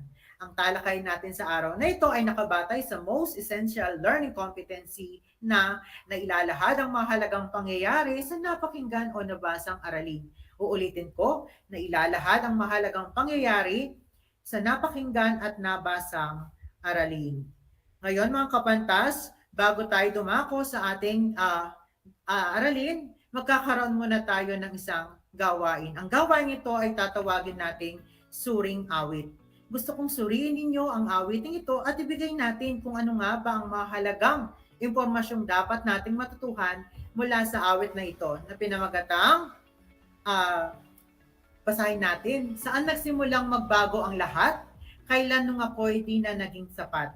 Ba't di mo sinabi nung una pa lang, ako ang kailangan pero di ang mahal? Pangalawa, saan nagkulang ang aking pagmamahal? Lahat ay binigay ng mapangiti ka lang. Ba't di ko nakita na ayaw mo na? Ako ang kasama pero hanap mo siya. At kung masaya ka sa piling niya, hindi ko na pipilit pa. Ang tanging hiling ko lang sa kanya, huwag kang paluhain at alagaan kanya. Ngayon mga kapantas, sagutin natin ang ilan sa mga katanungan na may kaugnayan sa ating sinuring awit. Ano ang pangyayaring makikita sa awitin? A. Pagbabago ng trabaho ng minamahal. B. Paghahanap ng trabaho ng minamahal. C. Pagkakaroon ng ibang minamahal. D. Pagpapalaya sa minamahal. Kung ang iyong kasagutan ay pagpapalaya sa minamahal, tumpak ang iyong kasagutan. Para sa ikalawang bilang, ano ang pangunahing kaisipang nakapaloob sa awitin? Letrang A, paghiganti. Letrang B, pagdadalamhati. Letrang C, pagmamahal na may pagpapaubaya. O letrang D, pagmamahal ng labis na handang pagpakamatay o pumatay, masalo lamang ang minamahal.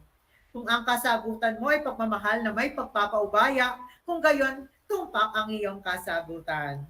Ngayon, ay magkakaroon tayo ng panimulang pagtataya sa pagsisimula ng ating aralin. Sagutin mo muna ang tanong batay sa iyong dating kaalaman. Para sa ating panuto, piliin at isulat ang letra ng tamang sagot sa iyong sagutang papel. Para sa unang katanungan, kanino inialay ni Balagtas ang Florante at Laura? A. Kay Celia, B. Sa kabataan, C. Sa kanyang sarili, C. Sa pamahalaan. Kung ang sagot mo ay kay Celia, kung gayon, tama ang iyong kasagutan. Para sa ikalawang bilang, aling sitwasyon sa ibaba ang naglalarawan ng matapat na pag-iibigan?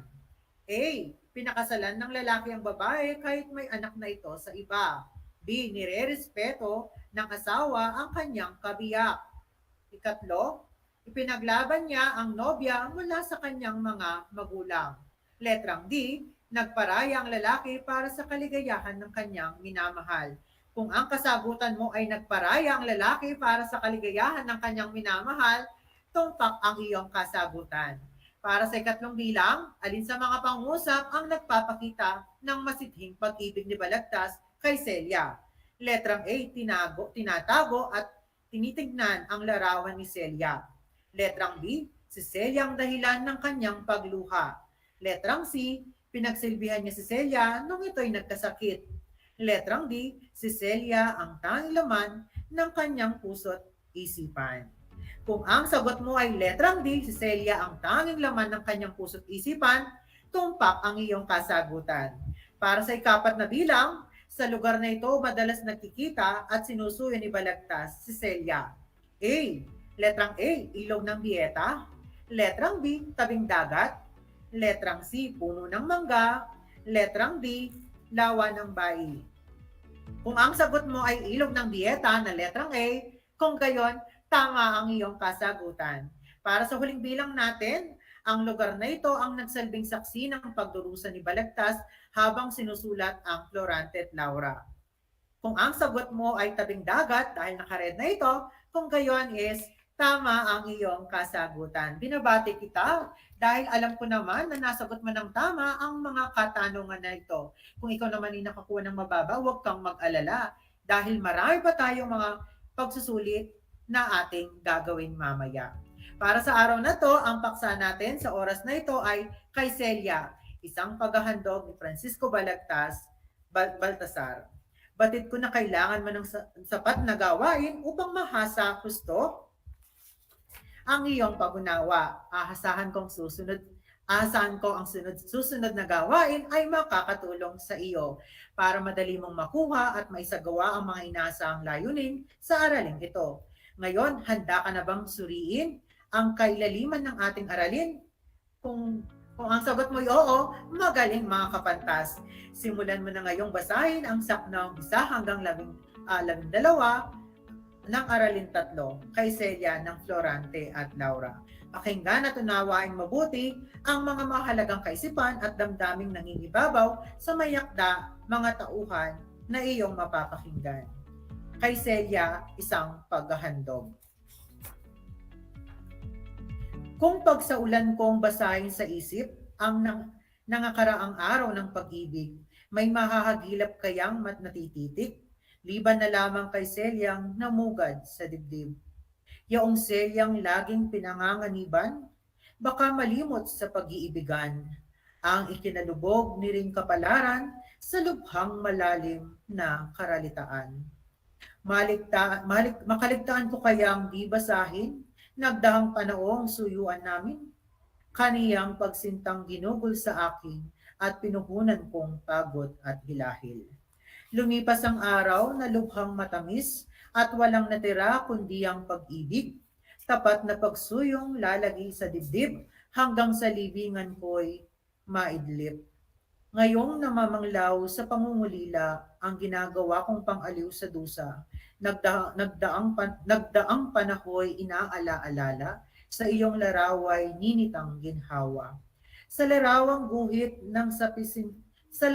guhit ng sasintang pinsel, kusang inilimbag sa puso't panimdim, nag-iisang sanlang naiwan sa akin at di mananakaw magpahanggang libing.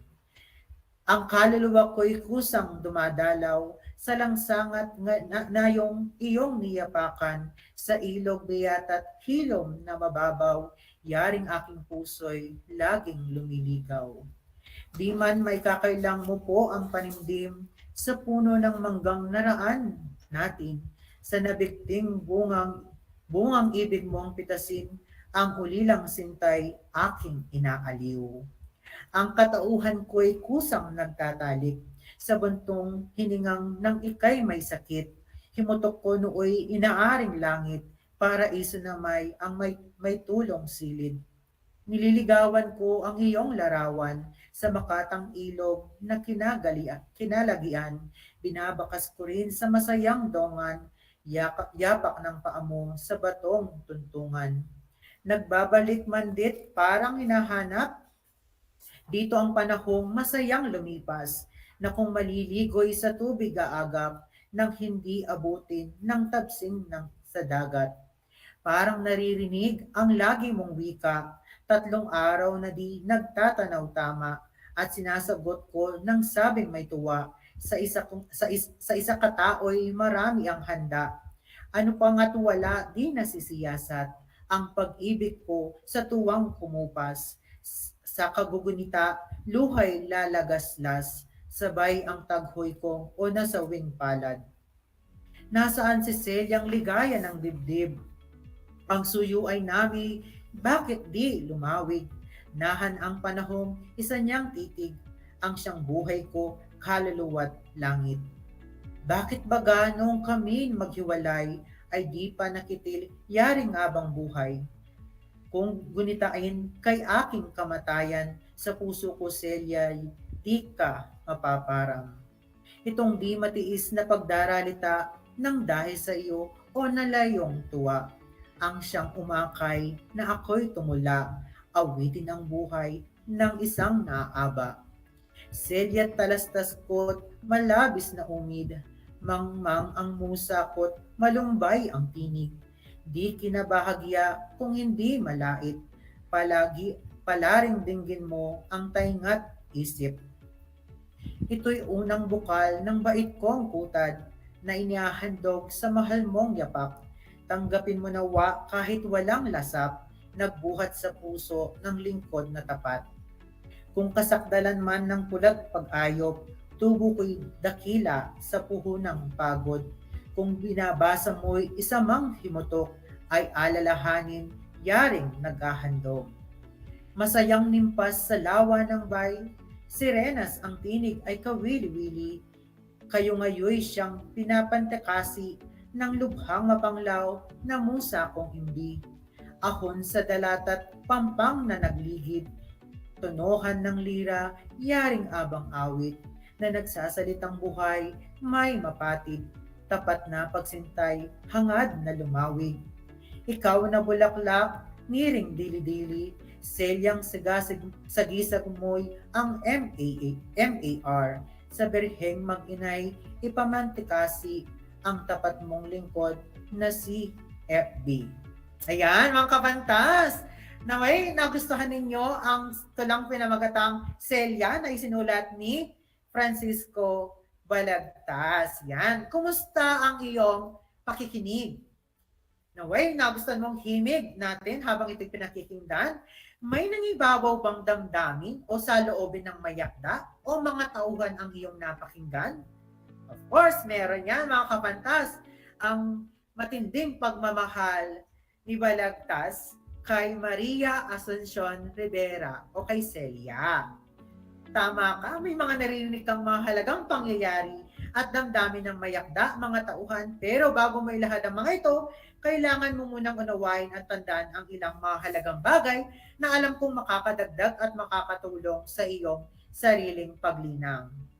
Ang damdamin o saloobin ay may kinalaman sa nararamdaman ng isang tao sa isang bagay, tao o pangyayari, kagaya ng pagmamahal, pagkamuhi, paghahangad, pagkatuwa, pagkalungkot, pagdamdam, pagkagalit, pagkaawa, pagkabahala, pagkatakot, pag-alala, pangamba, pagkainis, paghanga, at iba pa. Ang sanghalimbawa natin ay nalulungkot si Balagtas nang magkalayo sila ni Mar o ni Maria Asuncion Rivera. So ano yung damdaming namayani? Ang pagiging malungkutin dahil nalungkot si Balagtas. Para naman sa ano naman kaya ang mahalagang pangyayari? Ito naman ay tumutukoy sa isang napaka-importanteng bagay na naganap sa isang tagpo. Halimbawa, ang pamimitas ng bunga ng mangga na magkakasama. Yan, yung pamimitas ng bunga ng mangga. Ngayon ay dadako tayo sa mga mahalagang pangyayari sa akdang ating binasa. Ngayon ay ating balikan ang kay Celia ni Francisco Balagtas Baltasar. Ano-anong mahalagang pangyayari ang makikita sa akdang kay Celia ni Francisco Balagtas Baltasar? Sa unang saknong ng pag-aalay kay Celia, itinanong ni Balagtas kung nasaan na ang kanyang dating minamahal. Inaalala niya kung baka nakalimot na si Celia sa kanilang pag-iibigan. Ang pagkalimot na ito ay ayon kay Balagtas ay ang ikinalubog ng kanyang kapalaran sa lubhang kalungkutan. Pero ikiniit naman ni Balagtas na hindi niya nakalimutan ang pagmamahalang iyon. Lumipas na ang mga araw na iyon, ang natira na lamang sa kanyang puso ay ang pag-ibig kay Celiang iniako ni Balagtas na mamanatili habang siya ay buhay pa. Ang sweet naman ni Balagtas para kay Maria Asuncion Rivera. Dahil inakala ni Balagtas na nakalimot si Celia, siya ay nangungulila sa pagmamahal at nagdurusa. Upang maibsan, inaliw niya ang kanyang sarili sa pag-aalala ng kanilang nakaraan. Sa pag-alala sa mukha ni Celia, siya ay nagiging hawaan. Kanyang inalala ang larawan ni Celia na kanyang ginuhit. Ayon sa kanya, ang larawang ito ang tanging naiiwang pag-alala kay Celia. Inalala niya ang kanilang pinagpasyalan noong sila ay magkasintahan pa. At nang si Celia ay nagkasakit, ito ang ilog ng biyata at hilong at ang puno ng manggang hangad sa pitasan ni Celia. Isa pa, sa kanyang inaalala ay ang dagat na kanilang pinagliliguan dati. Na ayon kay Balagtas, kanilang inaagapan upang hindi abutan ng dagat alad. May ugnay ang kabanatang ito sa buhay ni Balagtas. Ito ay dahil hango ito sa pagmamahalan ni Balagtas at Maria Asuncion Rivera. Sila ay nagtagpo sa Pandakan noong 1835 at silang dalawa ay naging malapit sa isa't isa. Ang pagmamahalang ito ay nagdulot ng si Maria Ascension ay Rivera ay inagaw sa kanya ni Nanong Kapule, isang mayaman at makapangyarihang tao sa Pandakan. Ipinakulong si Balagtas ng mga magulang ni Kapule at sa pagkawala ni Balagtas, napakasalan ni Kapule si Maria Ascension Rivera. Ngayon ay magkakaroon tayo ng maikling pagsusulit para sa ating panuto. Piliin at isulat ang titik ng tamang sagot. Isulat ang sagot sa sakotang papel at ipasa sa inyong guro sa Filipino 8. Yan. Para sa ating panuto, piliin at isulat ang titik ng tamang sagot. Ang mga nakasubaybay sa Facebook Live ay maaaring i-type ang inyong kasagot sa ating comment section.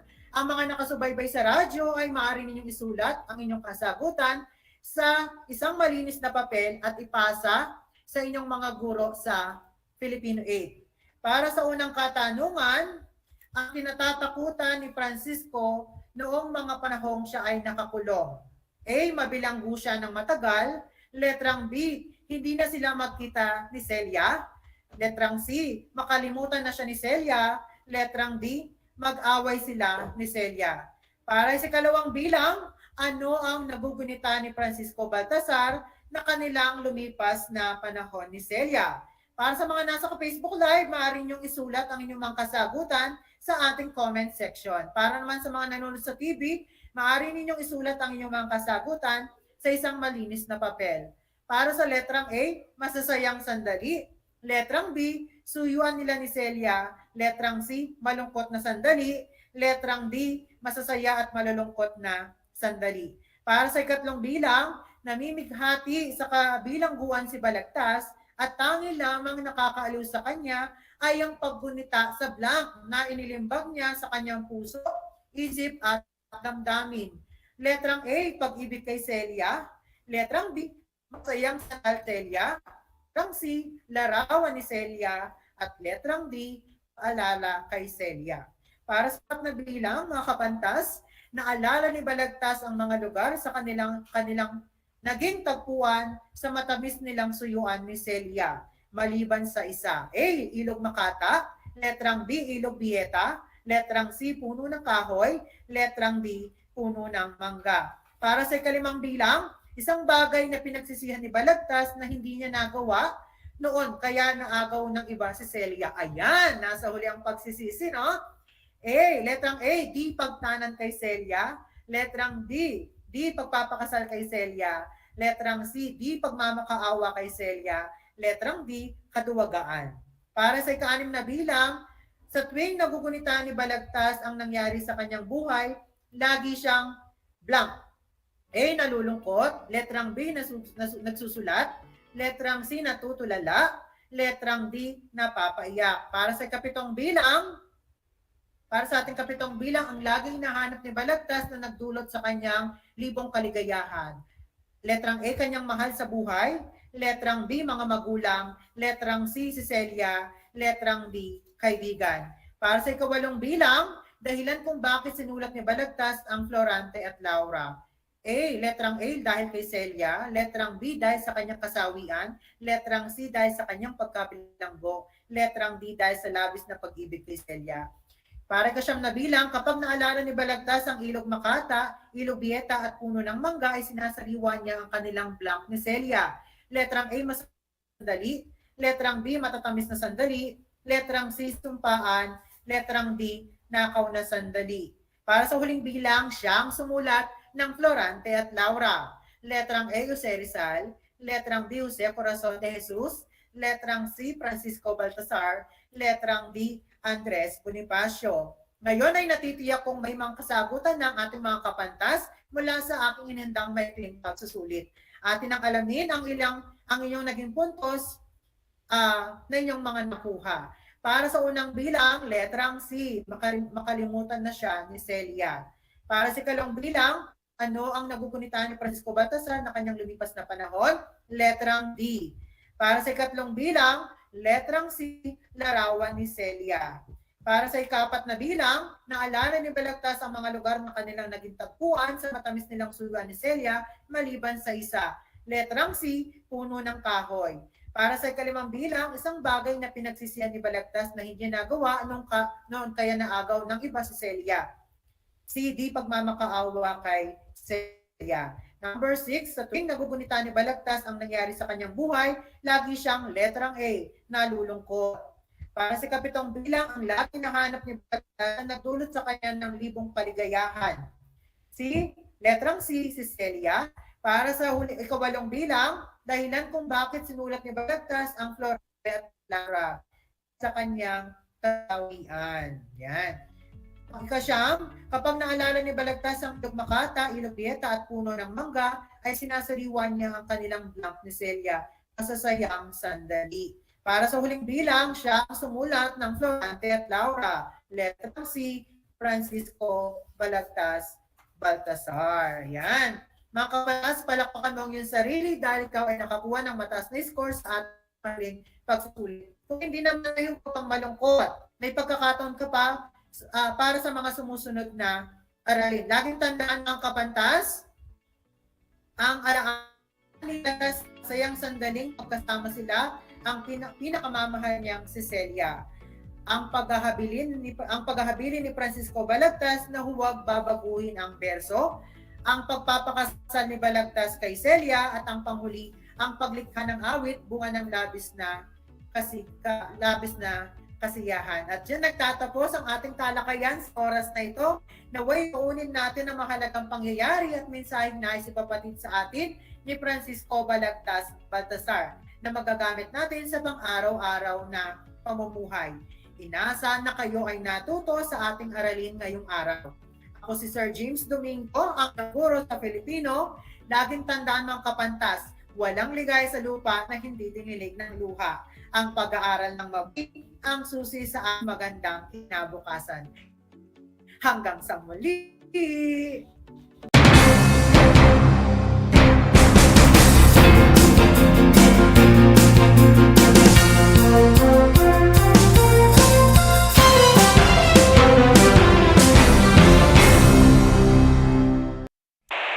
Bahagi mo Radyo Pilipino saan mang bahagi ng Pilipinas, saan mang bahagi ng mundo, ano mang uri ng pamumuhay, kabahagi mo Radyo Pilipino. Radyo Pilipino sumasahimpapawid sa DWPR 1296 Dagupan, DZTC 828 Tarlac, DZLT 1188 Lucena, DZYM 1539 Mindoro, DWRL 1080 Legazpi, DWRN 657 Naga, DYRB 540 Cebu, DYRL 1035 Bacolod, DYRN 1134 Dumaguete, DXCO 1044 Cagayan de Oro, DXGS 765 General Santos, DXOC 1494 Ozamis, DXOW 981 Davao at Radio Filipino Podcast Center Manila. Ito ang kabahagi mo Radyo Pilipino, napapakinggan on air and online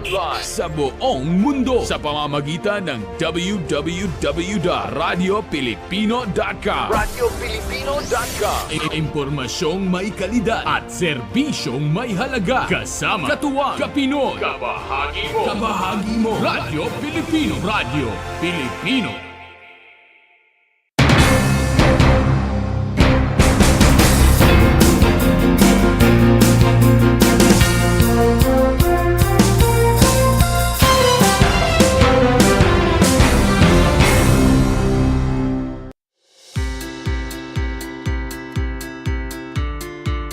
Upang matugunan ang mga kinakaharap na pagsubok ng mga guro at mag-aaral sa gitna ng kasalukuyang pandemya, nagsanib tulong sina Congressman Charlie Cojuangco ng unang distrito ng Tarlac, DEPED Region 3 Regional Director Dr. May B. Eclar at Tarlac Schools Division Superintendent Dr. Ronaldo Pozon para sa isang napapanahong proyekto na tinaguriang Project Shine, Aral TarlakHenyo. Ang mga mag-aaral ng Grade 4 at Grade 5, ganun din ang Grades 8 and 9 sa buong probinsya ng Tarlac, kasalukuyang sumasailalim sa radio-based instruction. Katuwang ang himpilang DZTC 828 kHz AM at RTV Tarlac, Channel 26. Ang Tarlac po nangunguna po ngayon pagdating po sa radio-based instruction. Marami pong humahanga sa atin. I'm very happy this station, itong DCTC, could reach the whole of Region 3. Hindi natin alam, we are contributing. We are creating a very big dent in the history of Philippine education. And I am proud. I am here in Tarlac. This is the noble cause of education in which you and I, without you knowing it, we are bound to do.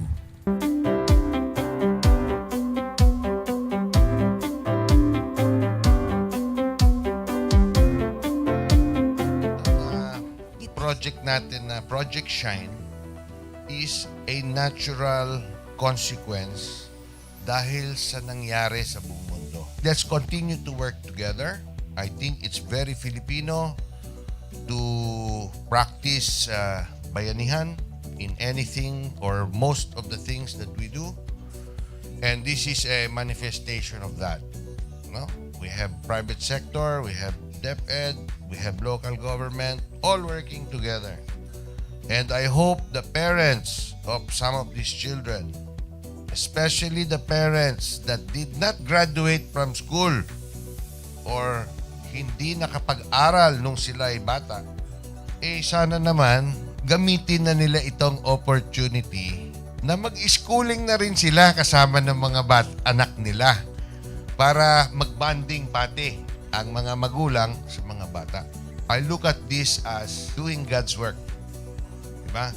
So if you do God's work, it feels right. It's righteous. It's for good, not for evil. Good morning and happy learning, grade 4. Welcome to Aral TarlakHenyo here on RTV Tarlac, channel 26. Simulcast over DZDZ 828, Radio Filipino Tarlac. I am Teacher Mercy Pacheco Bognot. This is Alistair Aidatu. I am Marie Josephine B. Andrade. I am Teacher Princess Marie M. Dueñas, and I will be your teacher broadcaster for today.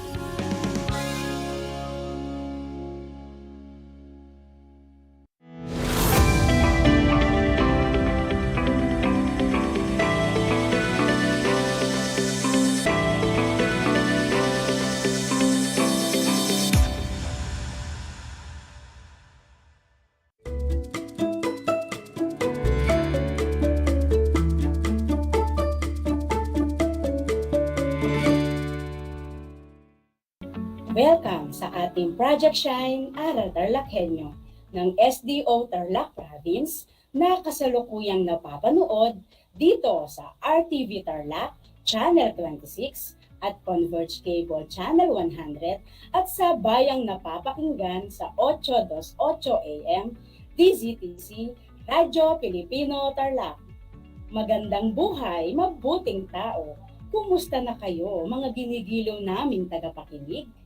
Ang aking pagbati at paghanga sa inyong pagpapahalaga sa edukasyon at ang pagpupursiging matapos ito ng nagtatagumpay sa kabila man ng hamon ng pandemya.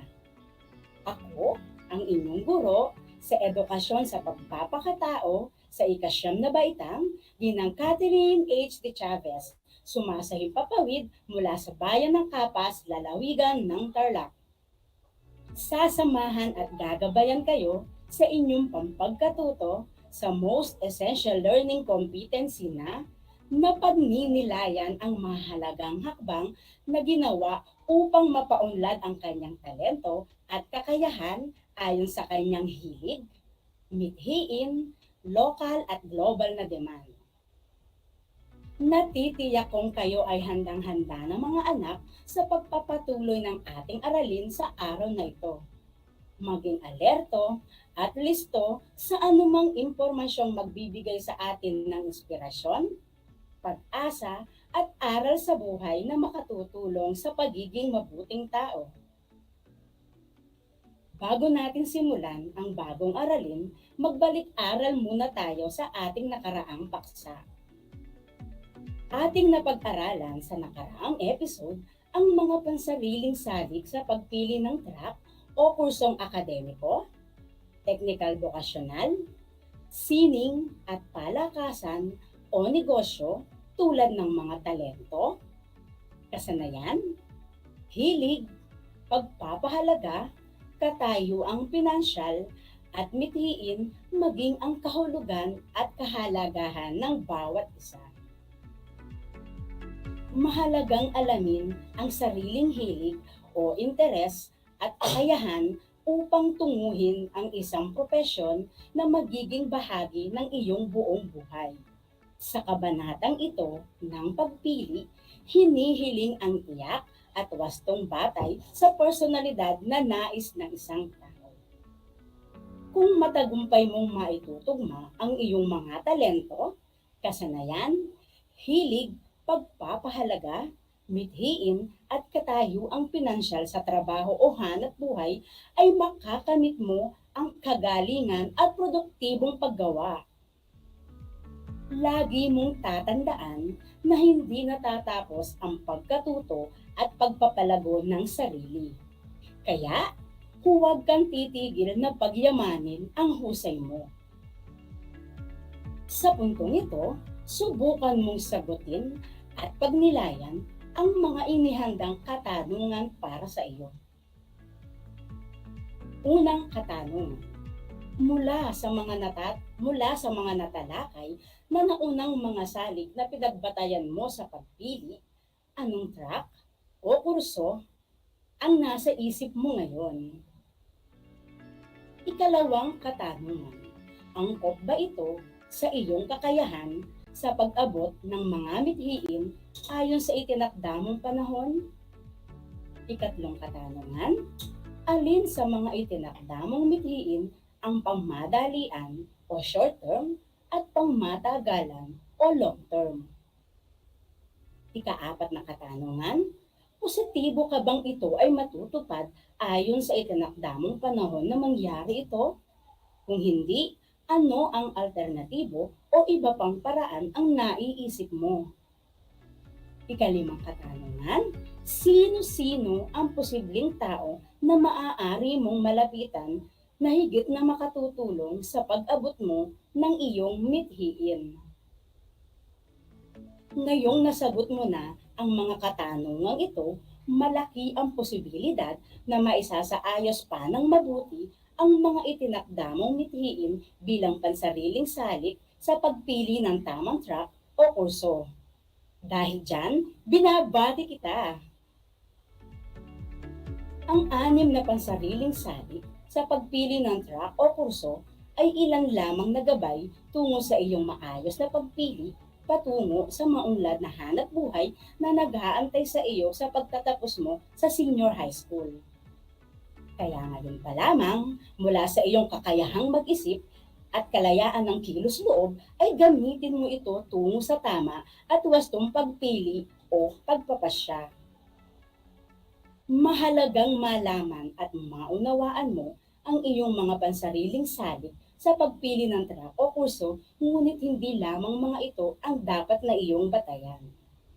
Marapat lamang na alam mo rin ang mga panlabas na salik na maaaring makaapekto sa iyong pagpapasya. Ilan sa mga panlabas na salik ay, una, impluwensya ng pamilya. Maaaring maka-impluwensya sa iyong pasya ang mga suhestyon o gustong kurso ng mga magulang, kapatid, o mga kamag-anak. Maaari mo ring sundan ang trabaho na mayroon ang iyong mga magulang. Halimbawa na lamang nito ay kung ang mga magulang mo ay parehong guro, maaaring ikaw ay mahikayat upang maging isang guro katulad nila. Ikalawang panlabas na salik, impluwensya ng kaibigan o barkada. Malaki ang impluwensya ng kabarkada o kaibigan sa pagkuha ng kurso ng isang tao. Bunga ng madalas na pag-uusap ng magkakaibigan, nahihikayat ng bawat isa na kumuha ng parehong kurso para manatiling magkakasama. Halimbawa nito ay ang mga mag-aaral sa isang section tulad ng Science, Technology and Engineering na karamihan sa kanila ay magkakasama na mula noong sila pa ay nasa ikapitong baitang at upang sila ay magkakasama pa rin hanggang senior high, maaari silang kumuha ng pare-parehong kurso tulad ng STEM. Ikatlong panlabas na salik, gabay ng guro o guidance advocate. Sa mga nahihirapang magpasya sa kukuning kurso, ay madalas na hinihingi ang payo ng kanilang guro na makatutulong sa pagbibigay ng payo. Dahil kilala ka ng iyong guro na makatutulong sa pagbibigay payo, dahil kilala ka ng iyong guro na alam niya ang iyong mga kakayahan, kaya mapapayuhan ka niya sa track o kurso na nababagay sa iyo. Ginagawa ring batayan ng iyong guro o guidance advocate ang resulta ng iyong NCAE. Halimbawa, alam ng iyong guro kung gaano ka kahusay sa matematika at ito ay makikita rin sa resulta ng iyong NCAE. Ikaw ay maaaring payuhan niya na kumuha ng kurso tulad ng accountancy. Ikaapat na panlabas na salik ay ang kakayahang pinansyal. Ito ay ang kalagayan ng iyong pamumuhay at kakayahan ng mga magulang mo na pag-aralin ka sa kursong nais mo. Maaari kang pumili ng ibang kurso na kakayanin tugunan ng iyong mga magulang. Ikalima, ang local at global na demand. Mahalaga na alam mo ang iyong nais na kurso ay kabilang sa mga trabahong higit na kailangan o mataas ang demand sa ibang bansa, sa ating bansa maging sa abroad.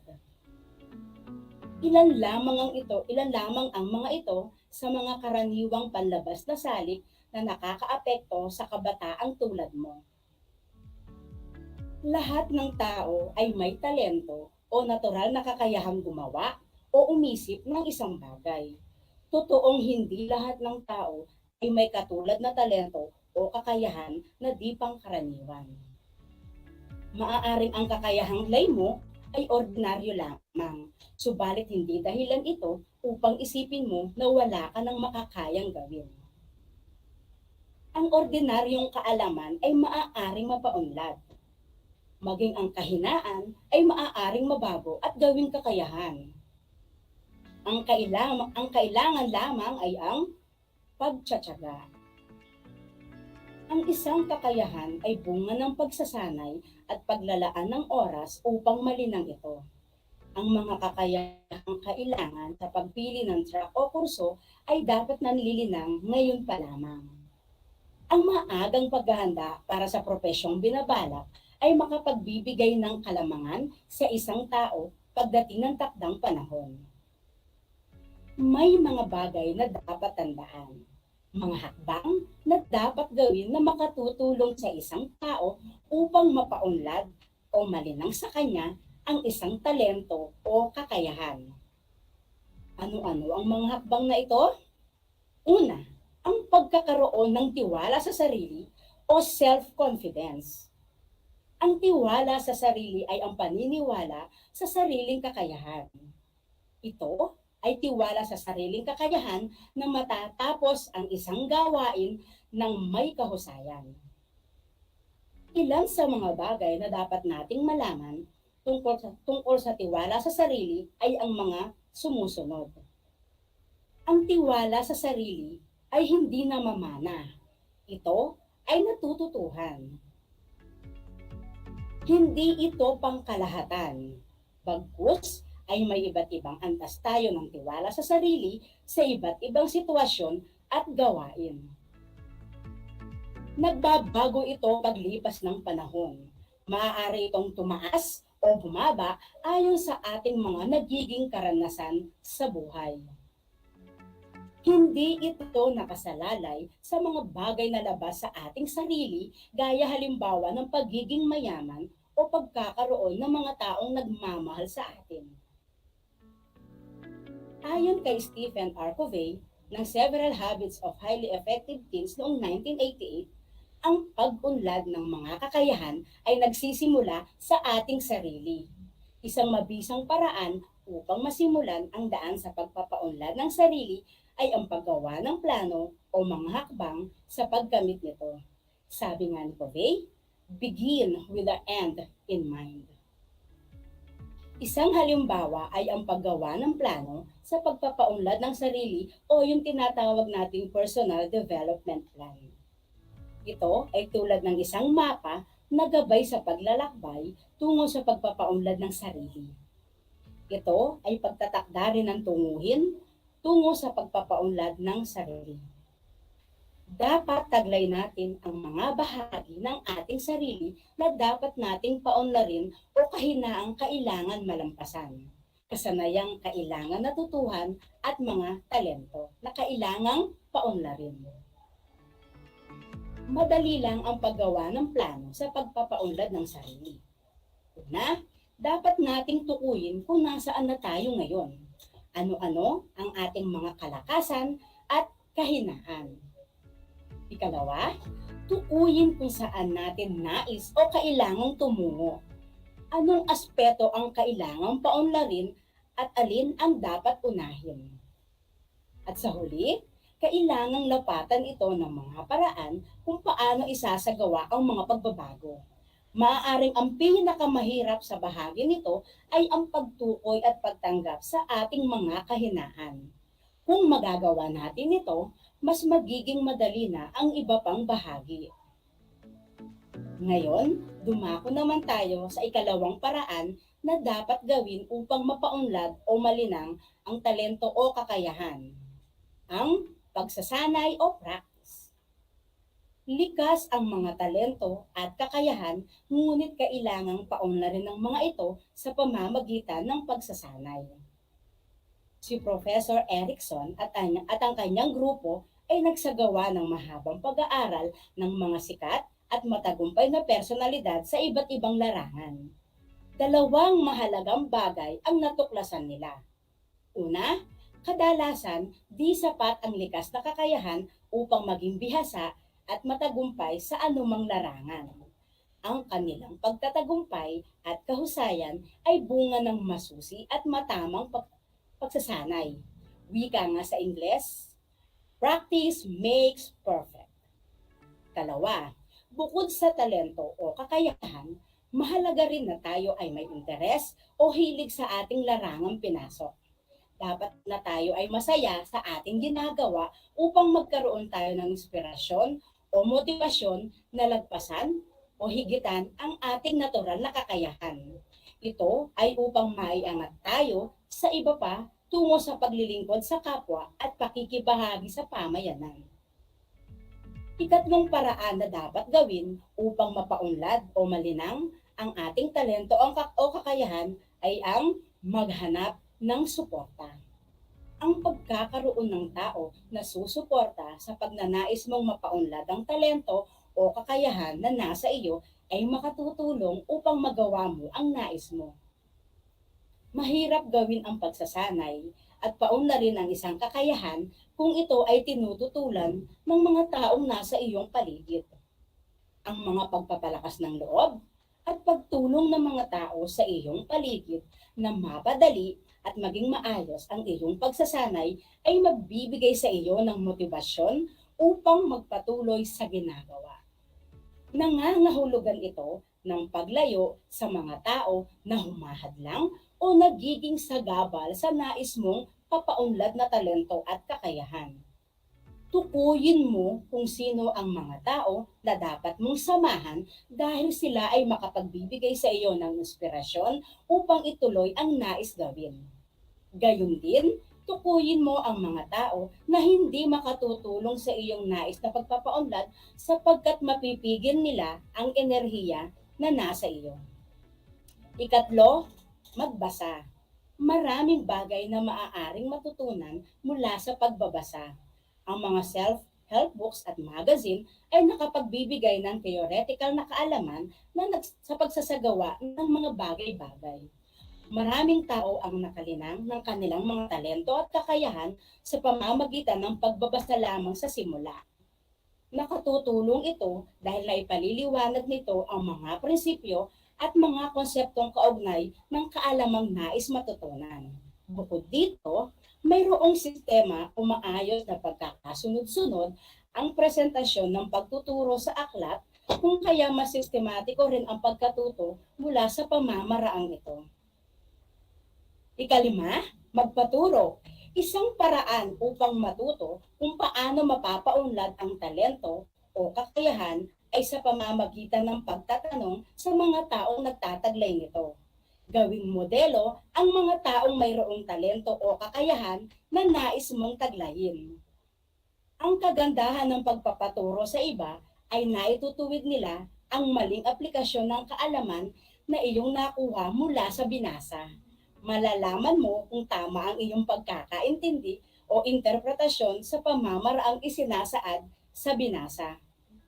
Kung kaya ang pagtatanong at pagpapaturo ay bihirang gamitin, subalit dapat makita ng lahat na nagnanais mapaunlad ng kanilang sariling talento o kakayahan na mayroong magandang naidudulot ang pagpapaturo sapagkat hinihingi natin ang kaalaman na nakuha ng isang tao sa mahabang panahon mula sa kanyang karanasan at sa kanyang mga kamalian.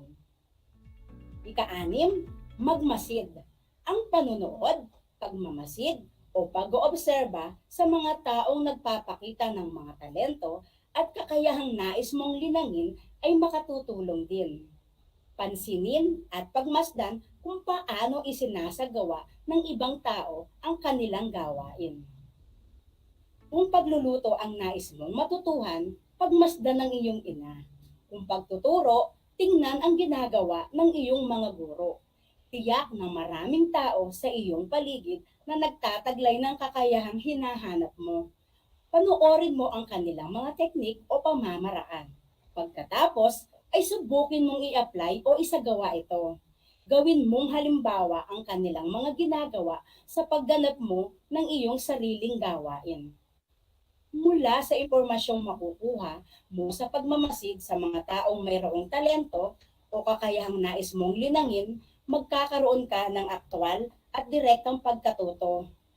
Mas makabubuti ito kung kasama ng pagmamasid ay maipaliliwanag sa iyo ang ibig sabihin ng mga bagay na nakikita o napapanood upang hindi magkaroon ng maling pangunawa o interpretasyon sa mga nakukuhang impormasyon mula sa paraan nito.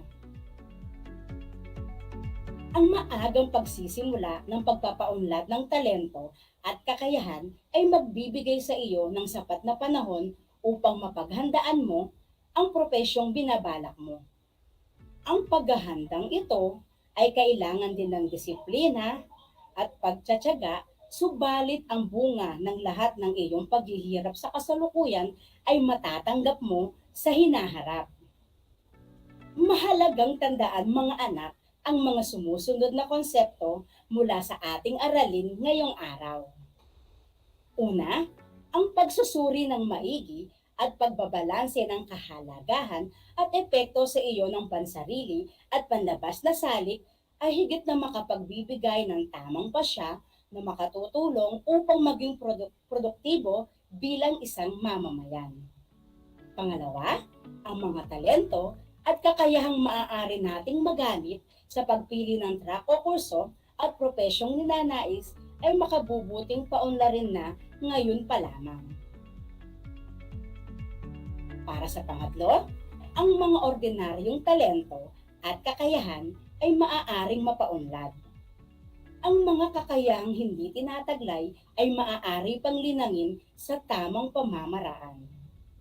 At para sa pang-apat, ang pagkakaroon ng tiwala sa sarili, pagsasanay, paghahanap ng suporta, pagbabasa, pagpapaturo, at pagmamasid ay mga hakbang na dapat nating tandaan at gawin na makatutulong sa isang tao upang mapaunlad o marinang sa kanya ang isang talento o kakayahan.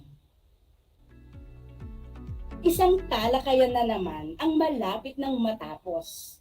Ako ay masayang-masaya sa ipinapakita ninyong aktibong pakikibahagi sa ating aralin ngayong araw, higit sa lahat ang inyong pagmamahal sa edukasyon. Ipagpatuloy ang kagandahang asal na ito mga anak. Hakbang tungo sa katuparan ng inyong mga pangarap sa hinaharap. Sa puntong ito, panahon na upang alamin kung kayo ay may natutunan mula sa ating aralin sa pamamagitan ng munting pagsusulit. Sa lahat ng nanonood sa FB Live, gamitin ang FB chat box para sa inyong mga kasagutan. Ihanda naman ang panulat at sagutang papel sa lahat ng mga nanonood sa telebisyon at nakikinig sa radyo. Para sa panuto, piliin lamang ang titik ng tamang sagot sa bawat katanungan.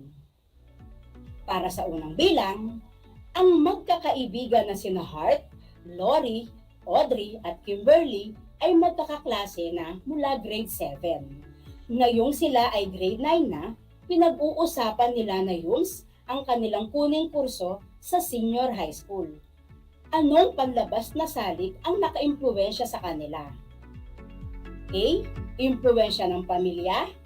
B. Impluwensya ng barkada. C. Local na demand. Or D. Global na demand.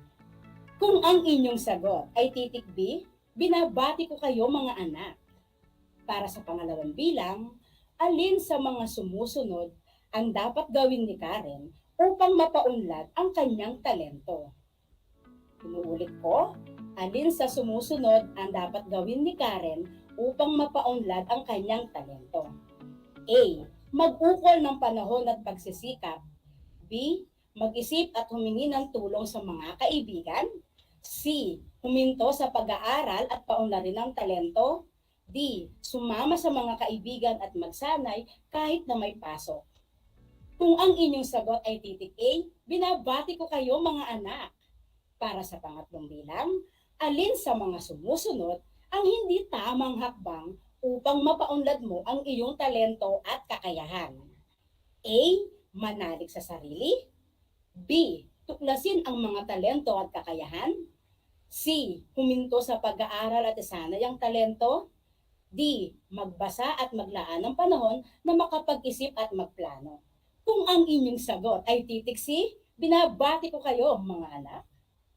Para sa pang-apat na bilang, isa, si Ginang Pelengon, sa hinahanga ang guro ni Cathy, kaya sumangguni siya sa kanya kung ano ang maaari niyang kuning kurso sa kolehiyo.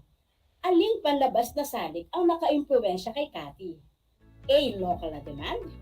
B. Global na demand. C. Impluwensya ng barkada. Or D. Gabay ng guro o guidance advocate.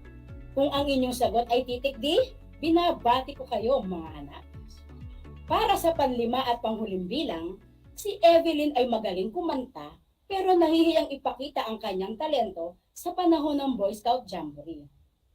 Kung ikaw ang scout leader ni Evelyn, ano ang dapat mong gawin? Pilitin si Evelyn sa titik A? Pagalitan si Evelyn upang mapilitang kumanda sa titik B? Kausapin si Evelyn at sabihin na huwag mahiya dahil sisikat siya kapag narinig ng iba ang kanyang napakagandang boses. Sa letrang C at sa letrang D, kausapin si Evelyn ng masinsinan at ipaunawa sa kanya na dapat ibahagi at paunlarin ang kanyang talento upang humusay pa ito. Kung ang inyong sagot ay titik D, binabati ko kayo mga anak. Binabati ko kayo mga anak sapagkat natitiyak kong nakuha ninyong lahat ang mga tamang sagot ng ating pagsusulit. Mula sa akin, tanggapin ninyo ang mga salitang magaling at mahusay, mabuting tao. Mga bata, ako ay naghanda ng mga gawain at refleksyon sa inyong learning activity sheets. Inaasahan kong ito ay inyong sasagutan ng buong sigasig at sa abot ng inyong makakaya. Sakali man na kailanganin ninyo ang patnubay ng inyong pamilya at guro, huwag kayong mag-atubili na sila ay tawagan upang kayo ay magabayan ng tama. Panalangin ko na anumang konseptong inyong natutunan sa araw na ito ay inyong maisabuhay sa araw-araw. Muli, ako ang inyong guro sa edukasyon sa pagpapakatao sa ikasyam na baitang, Ginang Catherine H. De Chavez, sumasahing papawid mula sa bayan ng Kapas, lalawigan ng Tarlac. Nagpapaalala na piliing maging mabuting tao sa lahat ng panahon at pagkakataon. Hanggang sa muli!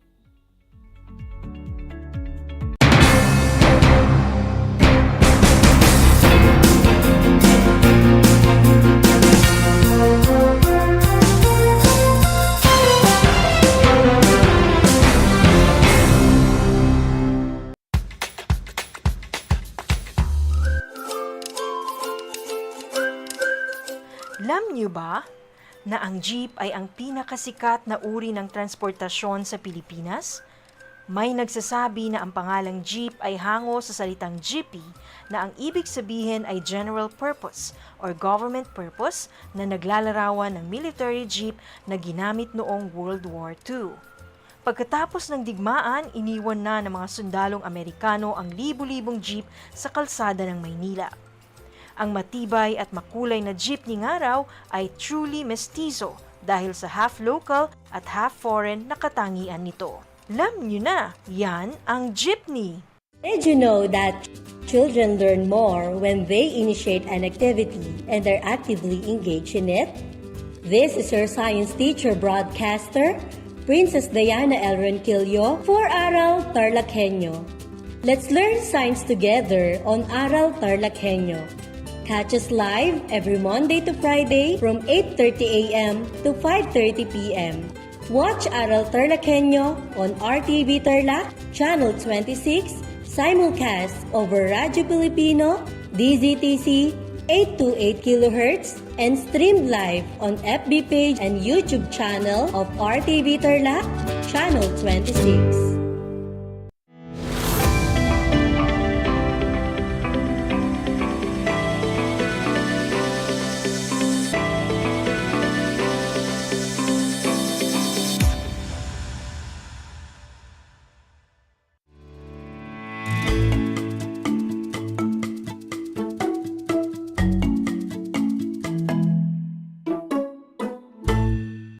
Good afternoon, Tarlakenyos. Good afternoon, Science Empire. Welcome to Aral TarlakHenyo here on RTV Tarlac Channel 26. Simulcast over DCTC 828 Radio Filipino Tarlac and live via Facebook page of RTV Tarlac Channel 26. You may also watch us on Converge Cable TV Channel 100. It's a rainy afternoon, my dear grade 9 students. Come and join me as we discover the world of science. I am teacher Virgilisa B. Sino Cruz, your teacher broadcaster for Science 9, together with our scriptwriter, Sir Peter A. Beltran. Broadcasting live here at Barangay Laungkupang, La Paz, Tarlac. Ready to serve you with new and exciting lessons in Science 9. If you have any questions or clarifications from today's lesson, feel free to send me a message at my mobile number 0921-565-7677. And of course, for those of you who are tuned in via Facebook Live of RTV Tarlac Channel 26, please comment your complete name and your school so that we can monitor your attendance in this platform. Please stay focused and listen very well. I encourage everyone to participate actively in today's discussion. Hello, young scientists! How are you today? I hope you are doing great. We are now on the fourth quarter of our lesson. So let's have some exciting discussion in learning physics. To make our session valuable for this afternoon, let's digest our today's food for the soul. Always remember that in any situation you're in, there is a sacred solution. Please find time to meditate on our food for the soul before the day ends. At this moment, I want you to find a place where you are secure and comfortable while watching or listening to our lesson. Kindly get your pen and paper so that you could take down notes of the important details of our lesson for today. Please see to it that you have your compendium of notes in science, your science learning modules in Science 9, and of course, your learning activity sheets. I want you to be ready in taking part in an hour of significant learning session. And also, focus your mind and be at your best in analyzing and understanding our lesson for today. Are you ready now, my dear grade 9 students? All right, let us put in our mind that today we can learn, we can do, and we can become better through learning science. In today's lesson, you are expected to investigate the relationship between the angle of release and the height and range of projectile. Particularly, explain factors affecting trajectory. Illustrate through graphs the factors affecting projectile's trajectory. And value the importance of change in motion to improve the path of travel. Let us now recall the lesson about the horizontal and vertical motions of a projectile discussed by Teacher Joy Ashley Hamig last time. To check your prior knowledge about last week's lesson, we will have a simple multiple choice activity. All you need to do is to choose the letter of the correct answer. Ready your pen and paper, my dear grade 9 students? And of course, for our students and learners in FB page, you may type or comment your answer in our comment section. Are you ready? Let's begin with item number 1. Which of the following is an example of a projectile motion? Letter A bullet being fired from a gun. Letter B, a jet lifting off a runway. Letter C, a space shuttle orbiting Earth. Letter D, dropping aluminum can into the recycle bin. Write down your answer, grade 9. The correct answer is letter A. Very good. Now let's proceed to item number 2. What do you call the path of a projectile? Letter A hyperbola. Letter B, a wavy line. Letter C, projectiles do not follow a predictable path. And letter D, a parabola. Write down your answer, grade 9.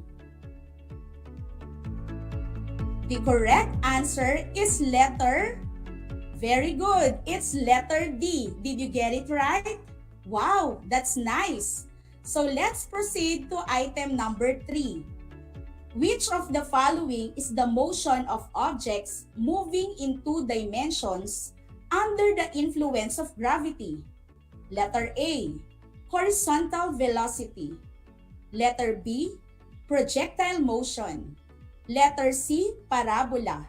Letter D, directrix. Write down your answer. Alright, so the correct answer is letter B. Very good. You are doing great, grade 9. So let's proceed to item number 4. Which of the following is not an example of projectile motion? Letter A hot air balloon drifting toward Earth. Letter B, volleyball serve over a net. Letter C, a long jumper in action. Letter D, a baseball hit by a bat. Write down your answer, grade 9. I know you can do it. All right. The correct answer is very good. It's letter A hot air balloon drifting towards Earth. Okay, so let's proceed to item number 5. A bullet is fired horizontally from a gun. At the same time and from the same height, a bullet is dropped. If we neglect the effects of air resistance, how will the time the 2 bullets spent in the air compare? Letter A, the bullet that is fired will spend less time in the air hitting the ground first. Letter B, both bullets will spend the same amount of time in the air hitting at the same time. Letter C, there is not enough information to determine this. And letter D, the bullet that is fired will spend longer in the air hitting the ground after the drop bullet? Write down your answer. The correct answer is letter B. Very good. Did our simple activity strengthen your awareness about our previous lesson, grade 9? Congratulations! You did great!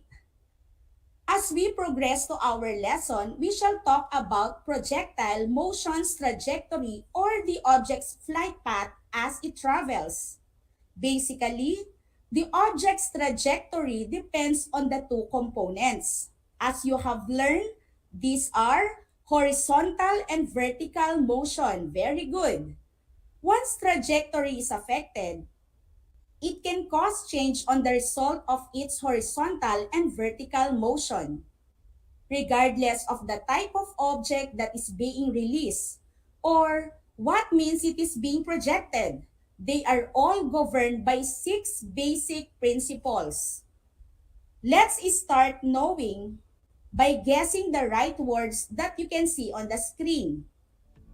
All you have to do is playfully stare on the image so that you can read the word properly.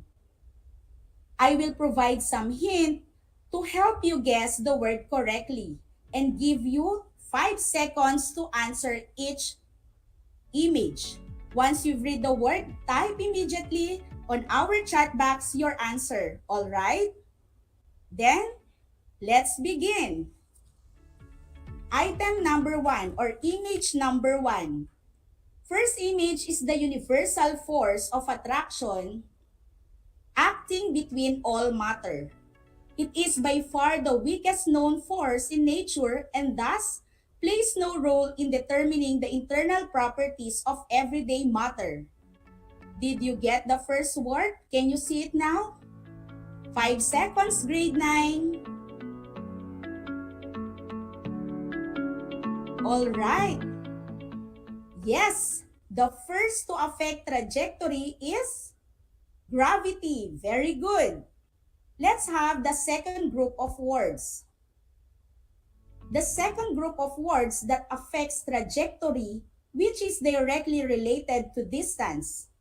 Now, playfully stare on the image to get the answer. You have 5 seconds to answer. Can you tell me the words? Yes, it's the speed of release. Good job, grade 9. Now let's proceed to the third word. Third is a 2-word which is also known as drag. It is a kind of friction or a force that opposes motion which occurs between air and another object. 5 seconds. Do you know how to playfully stare on the image to get the answer? I know you can do it. If so, you are doing a good job. The right answer is air resistance. Very good. Next, let's proceed to the fourth image. Fourth, these are the set of words that changes the relationship between the horizontal and vertical components of a projectile. 5 seconds to answer. Great! The answer is angle of release. Very good. Next, proceed to the fifth. It is a set of words that tells the distance covered in flight path of a trajectory. 5 seconds to answer, grade 9. Can you easily read the correct answer? Wow, fantastic! The answer for this one is height of release. Very good. So once again, let us enumerate one by one the factors that affects the trajectory of projectiles. Number 1, gravity. Number 2, speed of release. Number 3, air resistance. Number 4, angle of release. Number 5, height of release, and number 6, we have spin. As we already know, grade 9, when we say projectile motion, it is a form of motion experienced by an object or particle that is projected near the Earth surface and moves along a curved path. There are several factors which can make difference how it behaves. Now, let's get to know this one by one. The main factor how a trajectory of a projectile motion will behave is all about gravity. Very good. This acts on every body or object that certainly gives mass. Gravity acts to influence the vertical motion of the projectile, thus causing a vertical acceleration. Remember that. So the horizontal motion of the projectile is the result of the tendency of an object in motion to remain in motion at constant velocity. The greater the weight of an object, the greater the influence of gravity upon it as travels on the projectile's trajectory. Gravity will affect a projectile as it will decrease the height the projectile can obtain. So the force of gravity acts on the object is to stop its upward movement and pull it back to Earth, limiting the vertical component of the projectile. Take note to this grade 9 that the horizontal forces are not required to keep a projectile moving horizontally. The only force acting upon a projectile, remember this, is gravity. Alright? Are we clear with that? Next, we have air resistance. Air resistance will decrease the horizontal component of a projectile. The effect of air resistance is very small but needs to be considered if you want to increase the horizontal component of a projectile. Why do we say so? It is because air resistance affects the horizontal component of a projectile's trajectory. So, the effect of it can be minimized by lowering the angle of release. Next, we have speed of release. In speed of release of a projectile, let us not forget that speed or velocity is directly related to distance. Let's make it simple. Remember that the greater the speed of release, the greater the distance covered in flight. So, to understand the idea of angle of release, consider these changes of the relationship between the horizontal and vertical components of a projectile. If the angle is greater or less than 45 degrees, so the distance covered in flight is less. This is because the 45 degrees is halfway between vertical and horizontal and will ensure the greatest amount of each component. If the angle of release is too high for a given activity, then the distance gain will be poor. So if the angle of release is too low, in the other hand, the projectile will be in the air for less time, gaining less distance. In sporting situation class, the angle of release is often lower, around 35 degrees to 45 degrees. This is because the air resistance of the body and because the takeoff point is usually higher than the landing point, just like in a long jump competition. In relation to that, the height of release by the object also contribute to the trajectory. Remember that. So the higher the level of release, the greater the distance covered in flight. This is because the higher the projectile is released, the longer it will be in the air. So in that sense, the horizontal component will be acting on the projectile for longer. There is a relationship between height of release and angle of release. Remember that. This is important idea, my dear young scientists. As the height of release increases, the angle of release decreases. And as the height of release increases, the angle of release decreases. So remember this concept. For example, as you can see on the screen, when shooting basketball players will have a lot lower angle of release than shorter basketball players to shoot the ball at the same hoop height. And lastly, the spin. You must take in mind, my dear learners, that the amount and direction of the spin acting on a projectile will directly affect the distance of a projectile when it will travel. So the reason for this is the air pressure acting on that object. Did you understand clearly how different factors affect projectile's trajectory? If you were able to comprehend this lesson, then I congratulate you, my dear grade 9 students. So you are well focused and actively concentrating. Job well done, my dear grade 9 scientists. Now, let's wrap up today's lesson by doing a simple lesson evaluation on our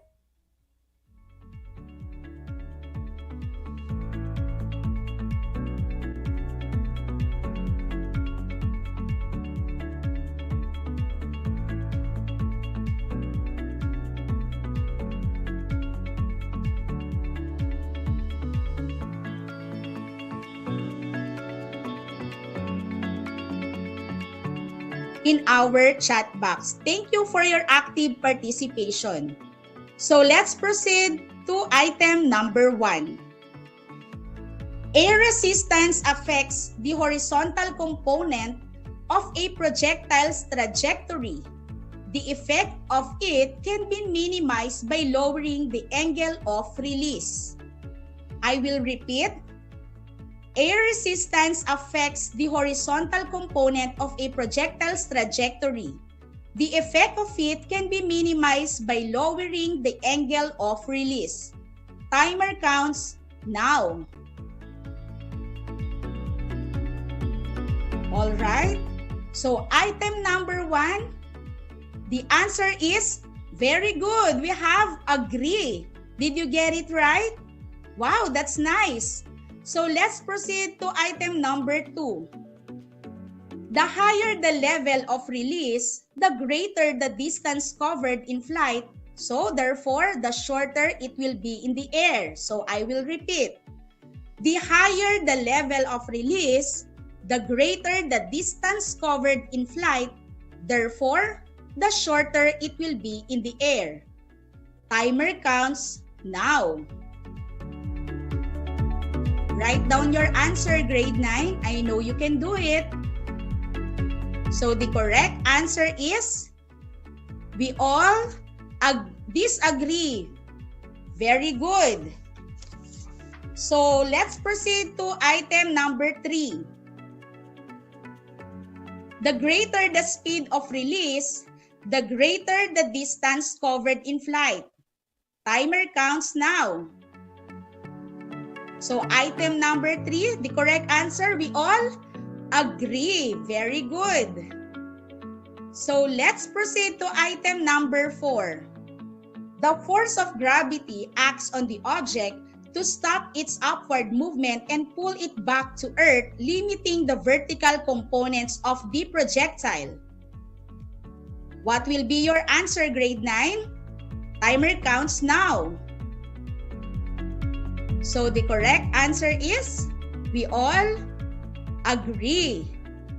Very good. Did you get it right? Good job, grade 9. So let's proceed to the last item.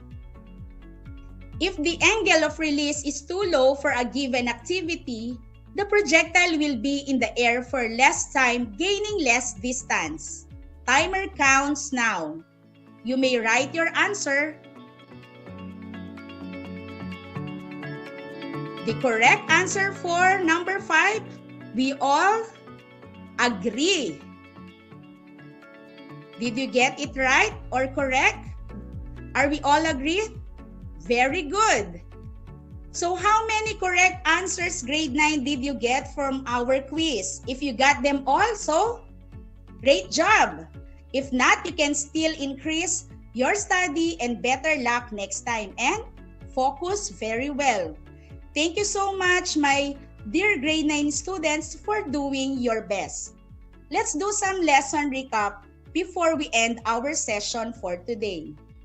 Once again, what are the two components of an object's trajectory depending on? So you're right.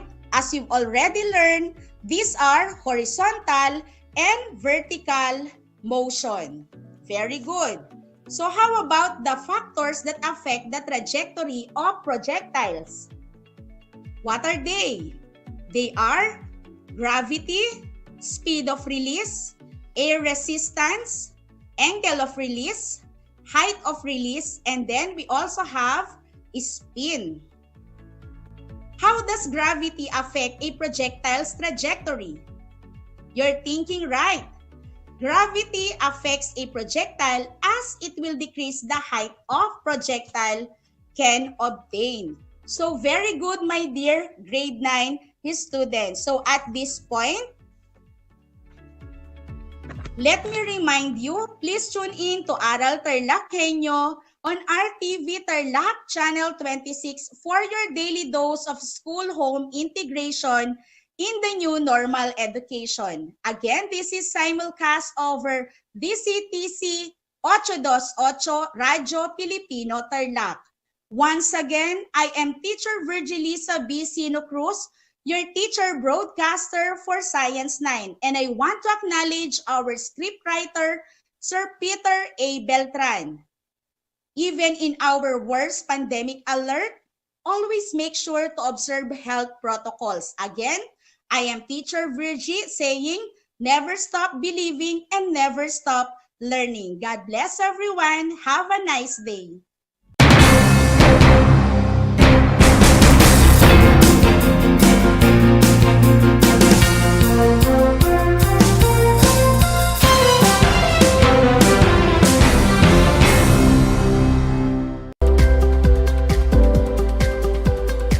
Alam niyo ba na ang first Filipino Olympic medalist ay si Teofilo Ildefonso? Siya ang kauna-unahang Pinoy at Southeast Asian na nakasungkit ng Olympic medal sa swimming division. Tungong Pidig, Ilocos Norte, nagsimula siyang sumali sa mga paligsahan noong 1921 at nakaipon ng halos 100 medals. Noong World War II, nakipaglaban din siya sa mga Hapon at nakaligtas sa Bataan Death March. Ngunit binawian siya ng buhay sa Capas Concentration Camp at hindi na muli natagpuan ang mga labi nito. Alam niyo na, yan ang first Filipino Olympic medalist.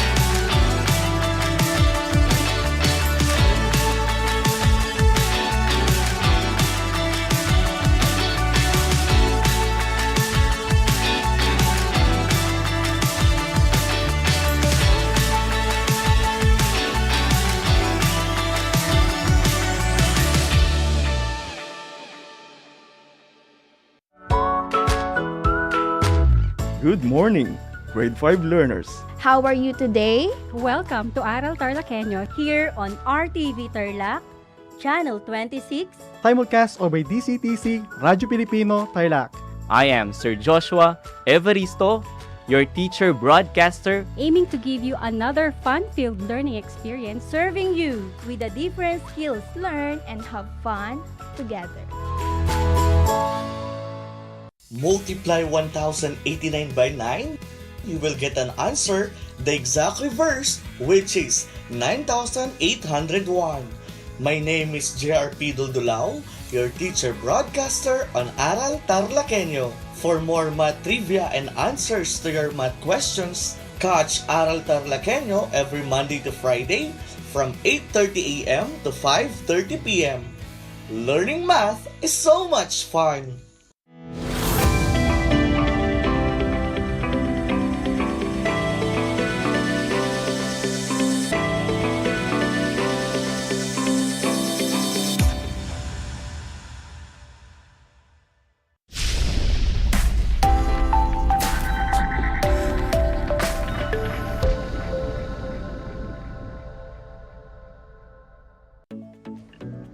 Good day, listeners. Welcome to Aral TarlakHenyo here on RTV Tarlac, Channel 26, simulcast over DZTC Radio Filipino Tarlac. This is Teacher Urzel Milet Tamundo, your teacher broadcaster for today's Mathematics 9 radio-based lesson, and I will be with you for the next 25 minutes. So try to be focused and be at its best. Before we begin, find a comfortable place. Have your pen and paper with you and make sure you have your learner's module. Let us start. First, let's have some quick recap of our last lesson, which is the 6 trigonometric ratios. So the primary trigonometric ratios are sine, cosine, and tangent. And to solve for it, if we have the mnemonic SOHCAHTOA. While the secondary trigonometric ratios, we have cosecant, secant, and cotangent. That has a mnemonic CHOSHAKAW. Those mnemonics are used in remembering the equations for each trigonometric ratios. Now, let's solve for a few problems. Are you now ready? Okay then. For those who have the instructional support, open it on page 7. To those who don't have, refer to the slides or just listen attentively so you can follow the instructions. And let's answer numbers 1 to 5 only on the activity Find Me. Use triangle MAT where line segment MA is equal to 15. Line segment MT is equal to 17, and line segment AT is equal to 8 to find each trigonometric ratio. I will give you 10 seconds to answer each question. You may write your answers on the comment section. In number 1, find the value of sine M. Again, find the value of sine M. 10 seconds.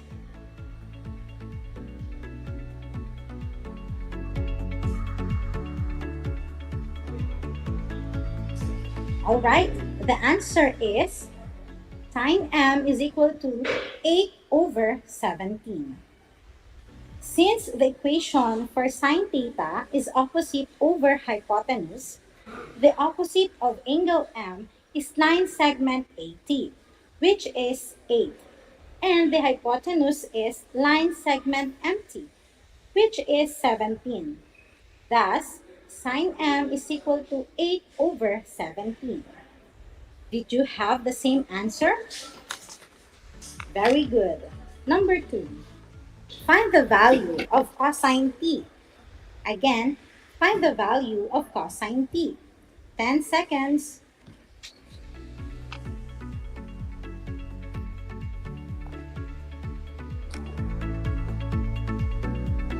Alright, the correct answer is cosine T is equal to 8 over 17.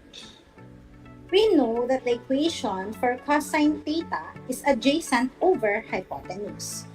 From the given, the adjacent side of angle T is line segment AT, and the hypotenuse is line segment MT, which has the values 8 and 17 respectively. Hence, cosine T is equal to 8 over 17. Number 3, find the value of tangent M. Again, find the value of tangent M. 10 seconds.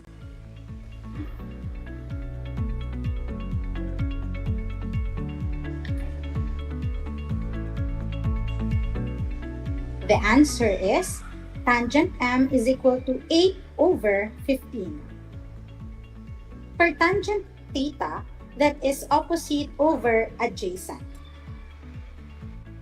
For angle M, line segment AT is the opposite and line segment MA is the adjacent, and their values are 8 and 15 respectively. Therefore, tangent M now is equal to 8 over 15. Did you arrive with the same answer? Good job! Number 4. Find the value of secant M. Again, find the value of secant M. 10 seconds.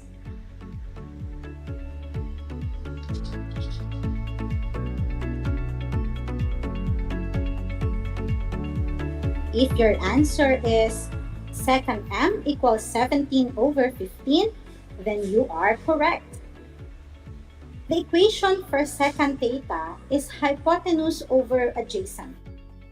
For angle M, its adjacent line is line segment MA with the value 15, and the hypotenuse is empty with the value 17. So, secant M is equal to 17 over 15. Last question. Find the value of cosecant T. Again, find the value of cosecant T. 10 seconds.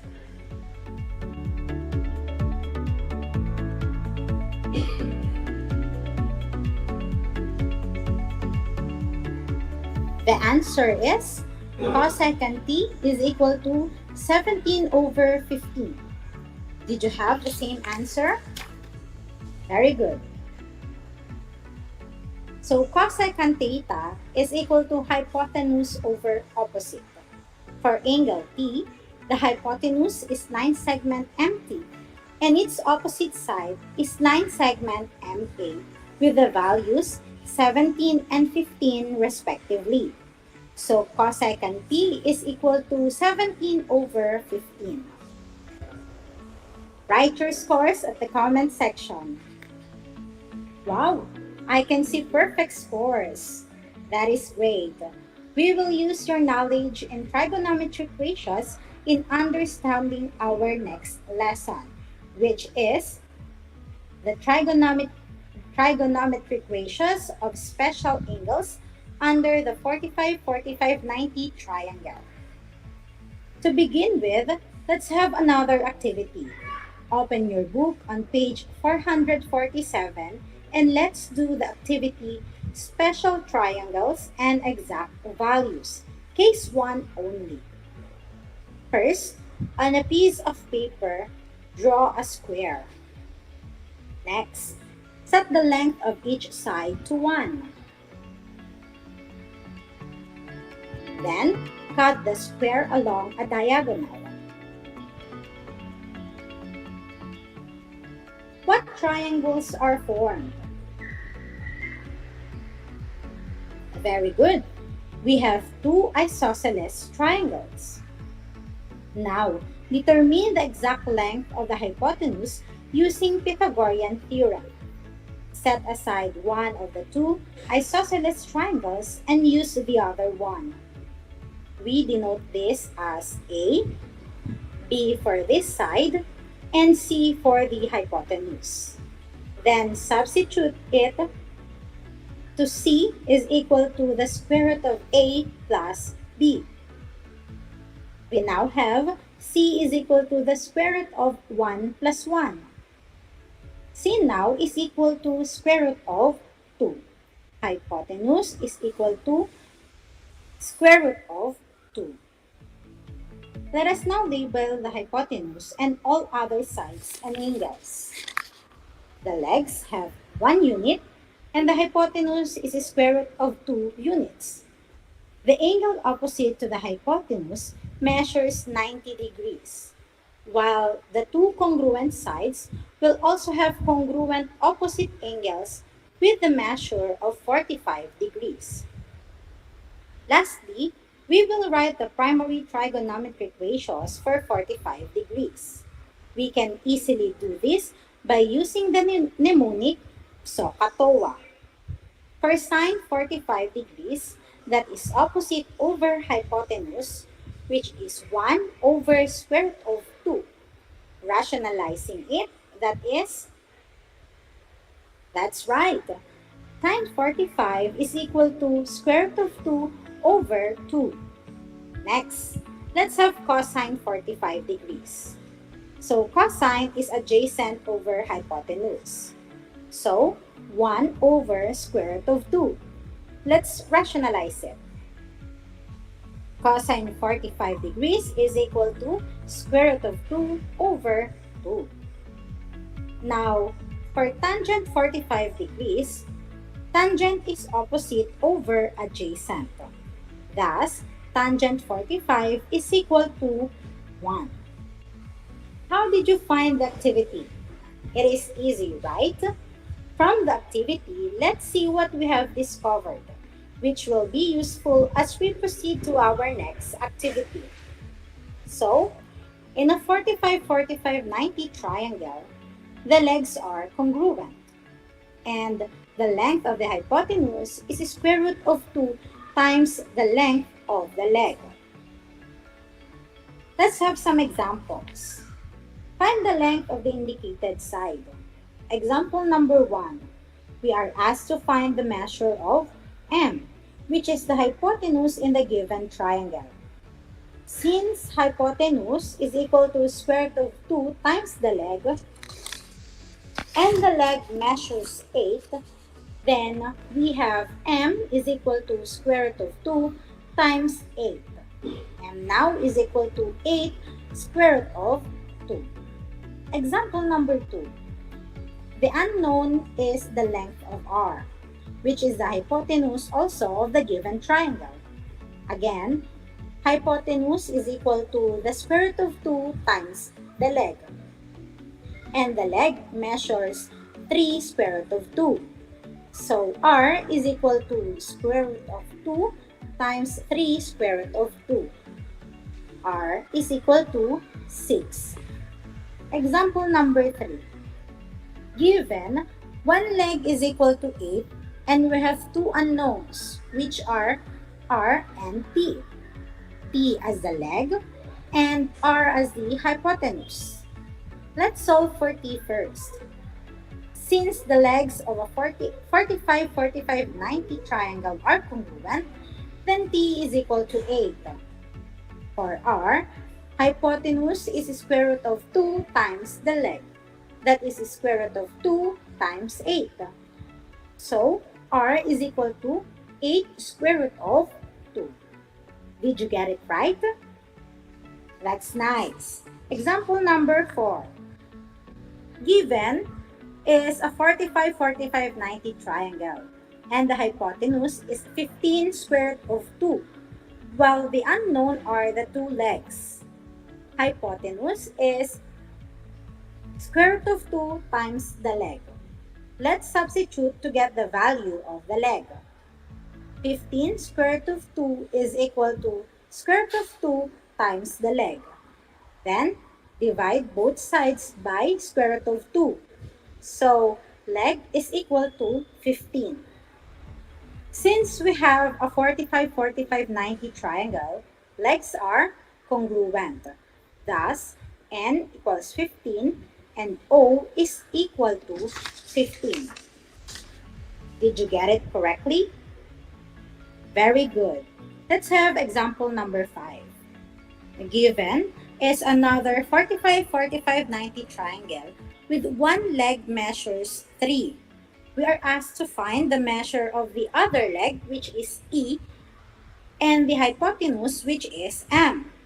Again, in a 45-45-90 triangle, legs are congruent. Thus, E is equal to 3. For the hypotenuse, that is square root of 2 times the leg. So, square root of 2 times 3 hypotenuse or m equals 3 square root of 2. Easy, right? Let us have another activity. Open your instructional support on page 5, activity 2, entitled, What Makes You Special? To those who do not have, refer to the slides or just listen attentively so you can follow the instructions. Refer to the given triangle to complete the table.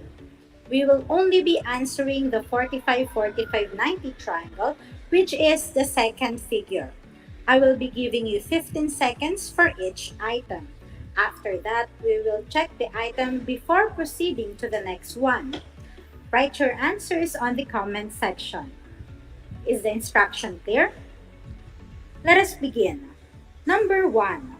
In a 45, 45, 90 triangle, line segment AB is equal to 7 square root of 2, which is also the hypotenuse. Find the length of line segment AC. Again, in a 45, 45, 90 triangle, line segment AB is equal to 7 square root of 2, which is also the hypotenuse. Find the length of line segment AC. 15 seconds.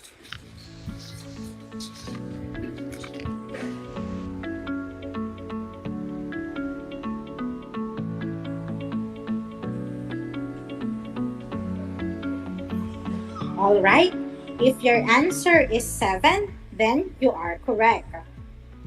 Line segment AC is one of the legs. We will use hypotenuse is equal to the square root of 2 times the leg. So 7 square root of 2 is equal to square root of 2 times the leg. Divide both sides by square root of 2. Leg is equal to 7. Thus, line segment AC is equal to 7. Number 2. In a 45, 45, 90 triangle, line segment AB is equal to 7 square root of 2, which is also the hypotenuse.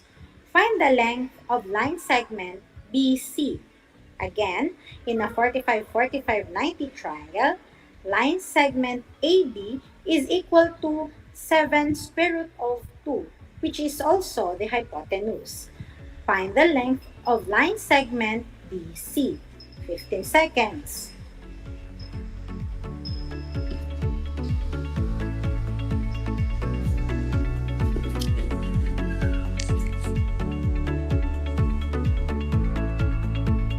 All right.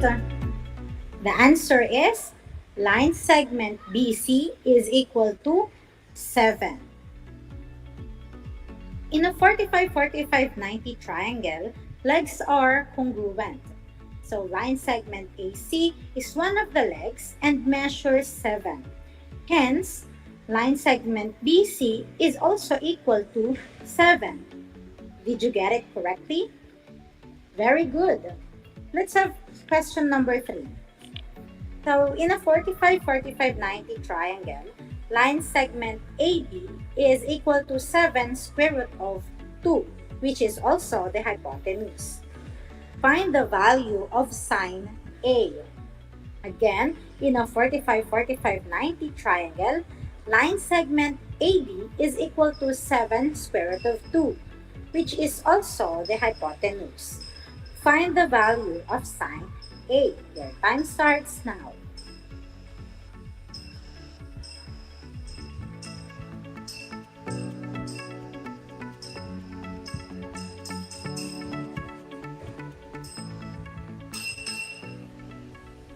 Alright, the correct answer is sine A is equal to square root of 2 over 2. Sine A is opposite over hypotenuse. The opposite of angle A is line segment BC, which is equal to 7. Substituting, sine A equals 7 over 7 square root of 2. Cancel out 7 from numerator and denominator. Then we will have sine A equals 1 over square root of 2. Rationalize it by multiplying square root of 2 over square root of 2. Thus, Sine A is equal to square root of 2 over 2. Next question. In a 45-45-90 triangle, line segment AB is equal to 7 square root of 2, which is also the hypotenuse. Find the value of cosine A. Again, in a 45-45-90 triangle, line segment AB is equal to 7 square root of 2. Find the value of cosine A. Your time starts now.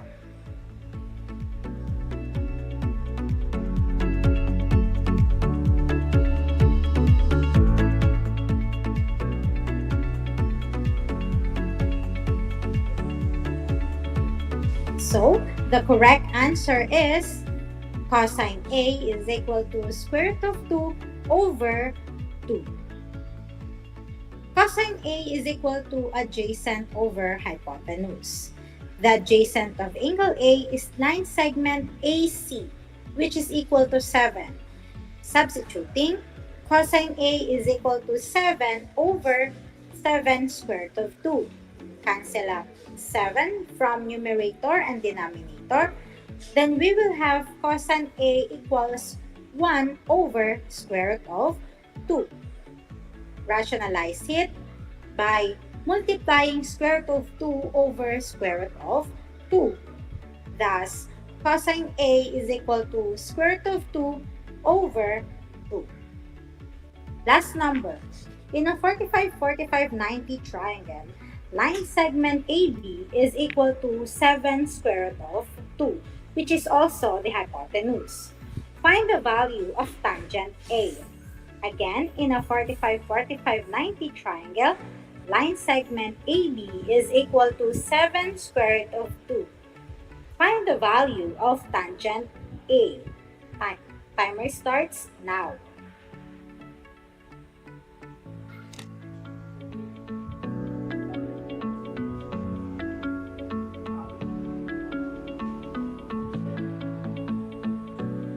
Alright, the answer is tangent A is equal to 1. So for tangent A that is opposite over adjacent, substituting, tangent A is equal to 7 over 7. So tangent A now is equal to 1. Did you get the correct answers? Write your scores on the comment section. Great job! To our grade 9 students, I admire you for being good listeners. Now, let us have a recap of today's lesson. So in a 45-45-90 triangle, remember that the legs are congruent and the length of the hypotenuse is the square root of 2 times the length of the leg. For your better understanding with our lesson today, you can go back with your learner's material in Math 9. Read again and do the activity provided by your teacher. If you have any questions or clarifications about our lesson, you can text me through this number 0917-135-3216. That's 0917-135-3216. Or you can also message me on Messenger on my Facebook account at Erzal Milet Tamundong. We are done with our lesson for today. I hope you have learned a lot. Dear parents and guardians, kindly assist and guide our learners. Next session, another fruitful and informative discussion will be done. So, don't miss any sessions at Aral TarlakHenyo here on RTV Tarlac, Channel 26. Congratulations! We have come to the end of today's session. Thank you so much, grade 9 learners who have joined me today. Until our next lesson, this has been Erzal Milet Tamundong, your teacher broadcaster for today. Saying, numero 1 ang batang TarlakHenyo. Basta't matalino, panalo. Have a great day, everyone.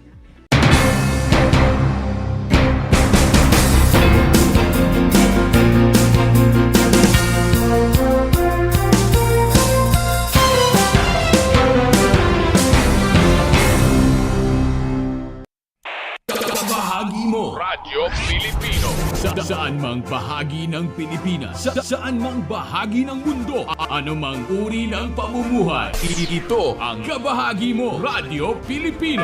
Napapakinggan on air, and online, sa buong mundo sa pamamagitan ng www.radiopilipino.com.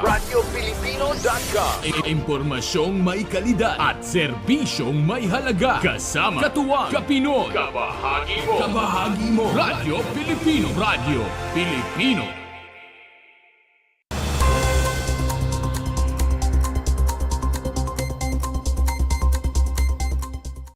Ang pangarap ko ay libreng hospitalization para sa lahat. Ayan ang naging laman ng mensahe ni Tarlac City Mayor Christy Angeles sa isinagawang groundbreaking ceremony ng itatayong Tarlac City General Hospital. Sa mensahe nito, pinasalamatan nito ang lahat ng mga tumulong upang maihatid ang serbisyong pangmedikal sa mga TARLAKHENYO. Maraming salamat po sa inyong taus-pusong malasakit para sa Tarlac City. Makakaasa po kayo na hindi malilimutan ng bawat mamamayan ng Tarlac City ang inyong mga tulong at malasakit. Ramdam na ramdam po namin ang inyong tunay na pagmamahal at ito po ay hindi na mabubura sa aming mga puso.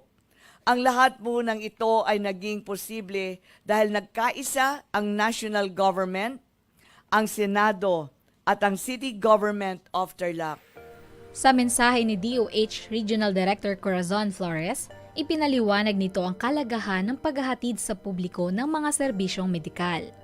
Of course, priority ng ating bansa ang ma-ensure that the health services, it's part of the Universal Healthcare Law, wherein lahat po tayong mga Pilipino, magkaroon tayo ng access to health services. At gusto rin po natin na talaga na because of the COVID pandemic, nakita natin napakahalaga how it can affect not only the health of our people, but it can affect naapektuhan din po ang economy natin, di po ba?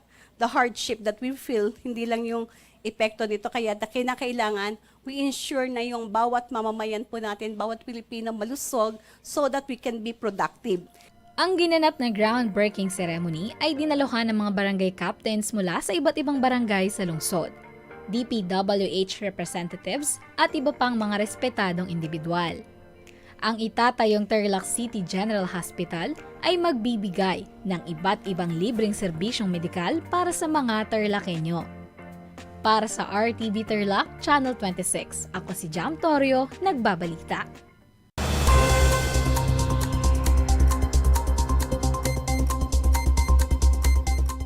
Wagi sa kaalaman, kabahagi sa kaligtasan. Gana sa karaman kaparte sa seguridad. Analo at kakapatan, kabiyangan at kilalaban. Narito ang mga dapat gawin habang lumilindol. Yumuko at magtago sa ilalim na matibay na mesa at kumapit sa mga paa nito. Umiwas sa mga bintanang salamin, mga aparador at mabibigat na gamit na maaring mahulog o matumba. Matapos ang pagyanig, agad na lisanin ang gusali at pumunta sa evacuation area. Kung ikaw ay nasa labas, magtungo agad sa open area. Lumayo sa mga gusali, puno, poste at mga lugar na may panganib ng pagguho ng lupa. Kapag naman nagmamaneho, itabi at ihinto ang sasakyan at lumabas. Wagi sa kaalaman, kabahagi sa kaligtasan. Madaugon sa kasayuran, kabahin sa kaluwasan. Sinambot keng kabaluan, kayabe keng kasamasnan. Madaugon sa kahibalo, kabahin sa kaluwasan.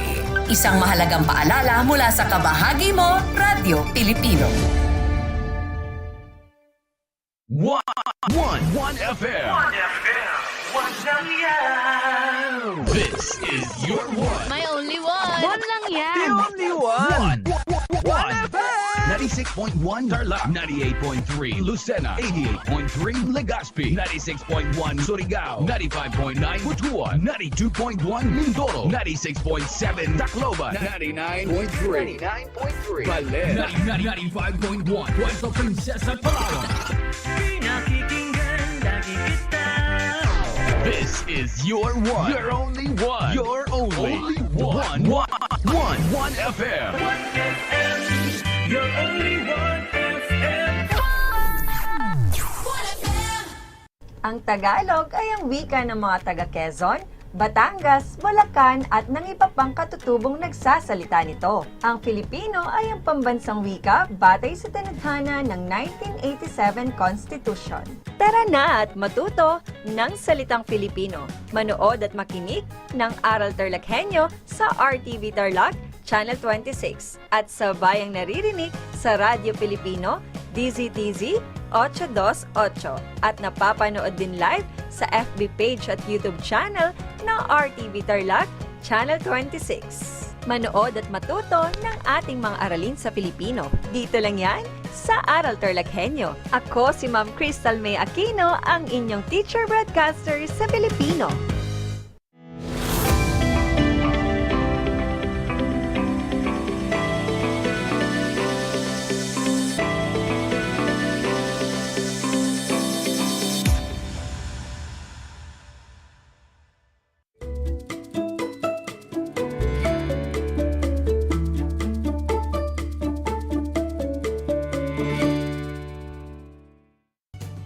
Magandang araw Tarlac, magandang araw mga kapantas. Sumasa inyo ang Aral TarlakHenyo mula sa RTV Tarlac, Channel 26 at sa bayang naririnig sa DZTC 828 Radyo Pilipino Tarlac at napapanood sa Converge Channel 100.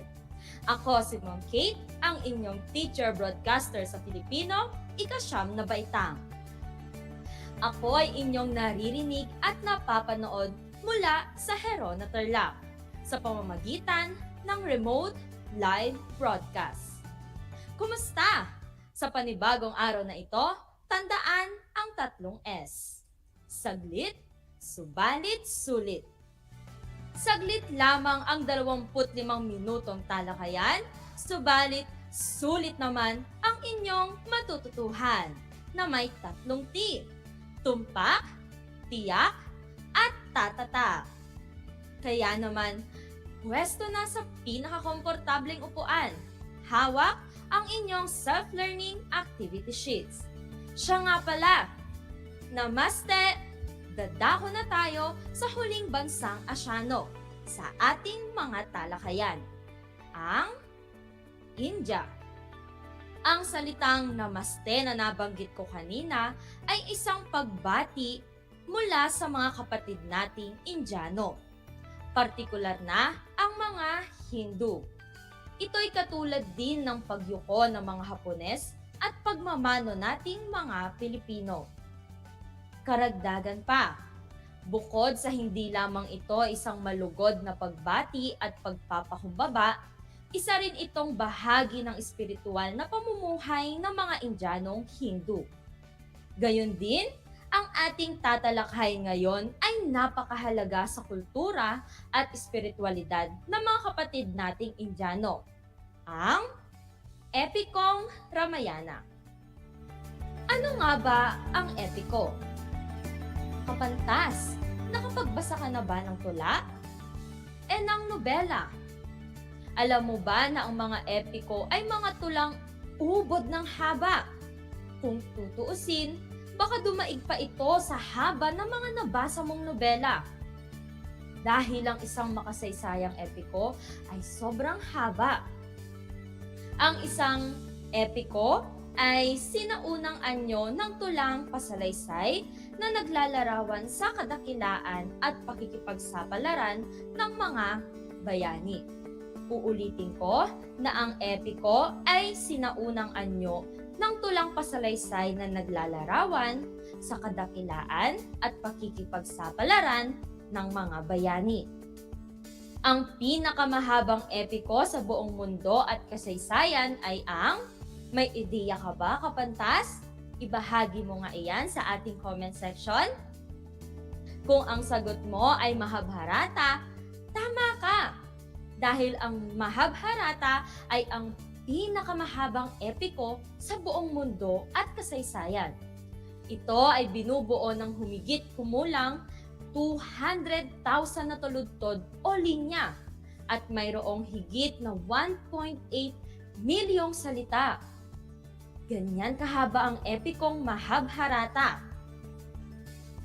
Ang isa pa sa pangunahing epiko ng India ay ang Ramayana. Ito naman ay umiikot sa buhay at pakikipagsapalaran ng bayaning prinsipeng si Rama. Huwag kayong mag-alala mga kapantas. Ang tatalakayin lang naman natin ngayon ay buod ng isang bahagi ng Ramayana na partikular na nakatuon kina Rama at Sita. Hindi natin babasahin ang buong Ramayana dahil baka hindi natin matapos ngayong araw. Kaya naman, magpo-focus lang tayo sa kwento ni Rama at Sita. Ngayon ay babasahin na natin ang bahagi ng Ramayana na Rama at Sita na isinali ng premiadong manunulat ng teatro at pambatang panitikan na si Rene O. Villanueva. Paalala, sa pagitan ng ilang mga talata, sasamahan ninyo akong hulaan ang susunod na mangyayari. Ibahagi nyo ito sa pamamagitan ng pag-comment ng titik ng tamang sagot. Uulitin ko ang aking paalala. Sa pagitan ng ilang mga talata, sasamahan ninyo akong hulaan ang susunod na mangyayari. Ibahagi ninyo ito sa pamamagitan ng pag-comment ng titik ng tamang sagot. Inaasahan ko ang inyong partisipasyon mga kapantas.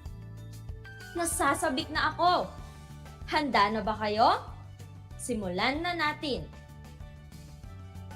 Rama at Sita.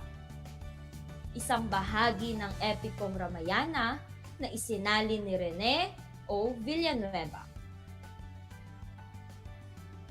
Sa gubat, tumira si Rama, asawa niyang si Sita at kapatid niyang si Lakshmanan. Nang ipatapon sila mula sa kaharian ng Ayodhya. Minsan, isang babae ang dumalaw sa kanila. Hindi nila alam, nagpapanggap lamang ang babae. Siya ay si Surpanaka, ang kapatid ni Ravana na hari ng mga higante at demonyo. Gusto kitang maging asawa, sabi nito kay Rama. Unang huhulaan natin mga kapantas. Sa iyong palagay, ano kaya ang isasagot ni Rama sa alok ni Surpanaka? A. Oo, gusto kitang mapangasawa. O letrang B. Hindi, may asawa na ako. Muli kapantas, ibahagi ang inyong kasagutan sa ating comment section. Titik lamang ang inyong i-comment. Tama kaya ang hula ninyo? Malalaman ninyo ang kasagutan sa pagpapatuloy natin ng kwento. Hindi maaari, sabi ni Rama. May asawa na ako. Narinig ni Sita ang dalawa, kaya lumabas siya. Niyakap ni Rama si Sita sa harap ni Surpanaka. Nagselos ng husto si Surpanaka. Sa galit, ay bigla siyang naging higante. Nilundag niya si Sita para patayin. Pero mabilis na nayakap ni Rama ang asawa at agad silang nakalayo kay Surpanaka. Sa dakong ito, papasok ang kapatid ni Rama na si Lakshmanan. Ikalawang katanungan. Sa pagpapalitan nyo bilang halimaw ni Surpanaka, ano kaya ang susunod na mangyayari sa ating mga bayani? Letrang A. Darating si Lakshmanan para saklolohan sina Rama at Sita? O letrang B. Matatakot silang tatlo at tatakbo na lamang ng tatakbo? Mamili na sa letrang A at B mga kapantas at ibahagi ito sa ating comment section.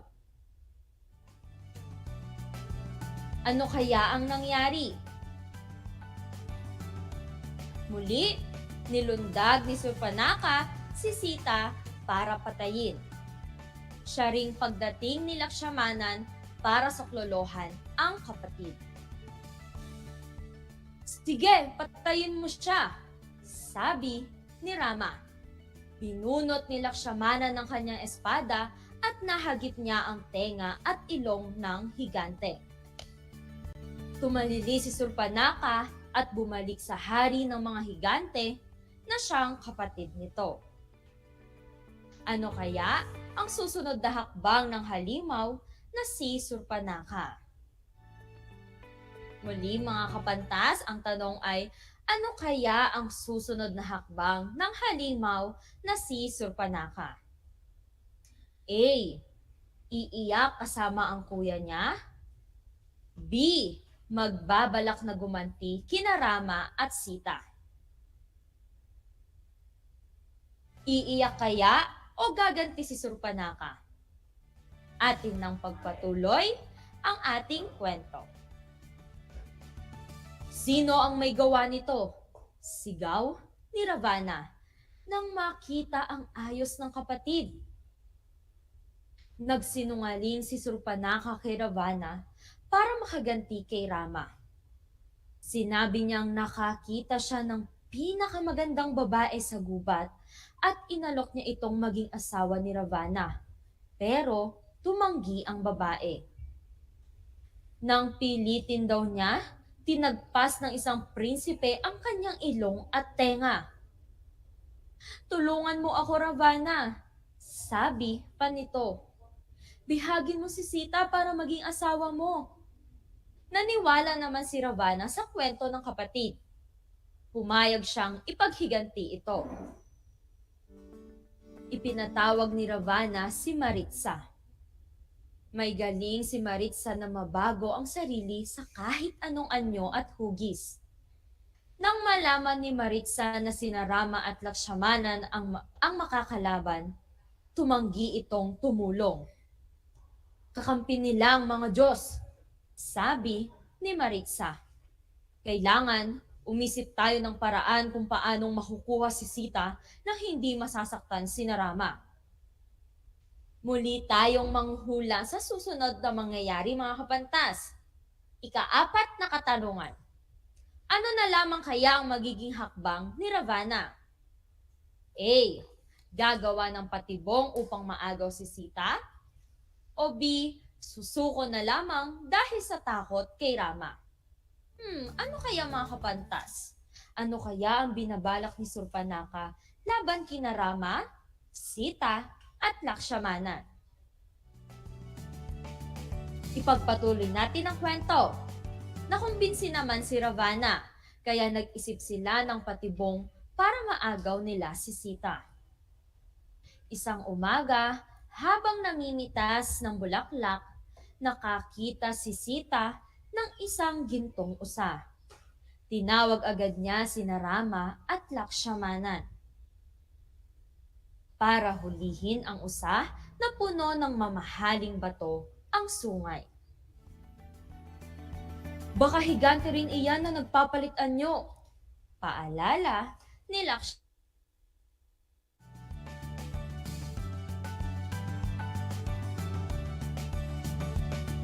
at puso.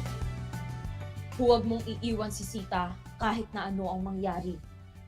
Bilin ni Rama sa kapatid. Parang narinig ng usa ang sinabi ni Rama. Agad itong tumakbo, kaya napasigaw si Sita. Bilis! Habulin mo ang gintong usa! Matagal na naghintay ang dalawa, pero hindi pa rin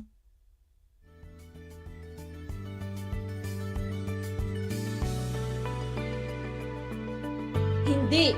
Kailangan kitang bantayan, sabi ni Lakshmanan. Ano sa tingin ninyo mga kapantas?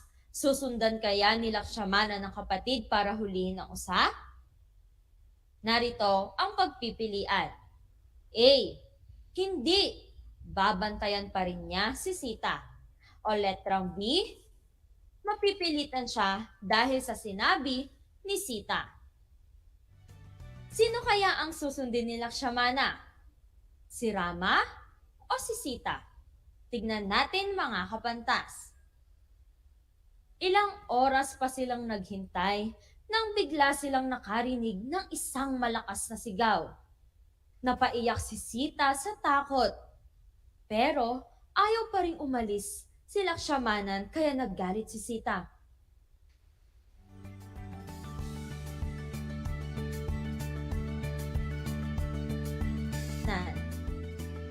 Nasaktan si Lakshmanan sa bintang ni Sita.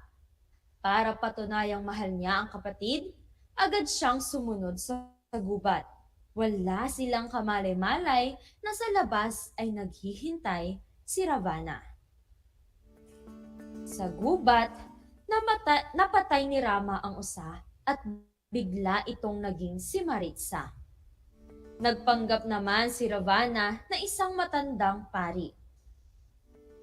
Nagsuot ng kulay kahel na roba at humingi siya ng tubig kay Sita at inalok naman siya nito.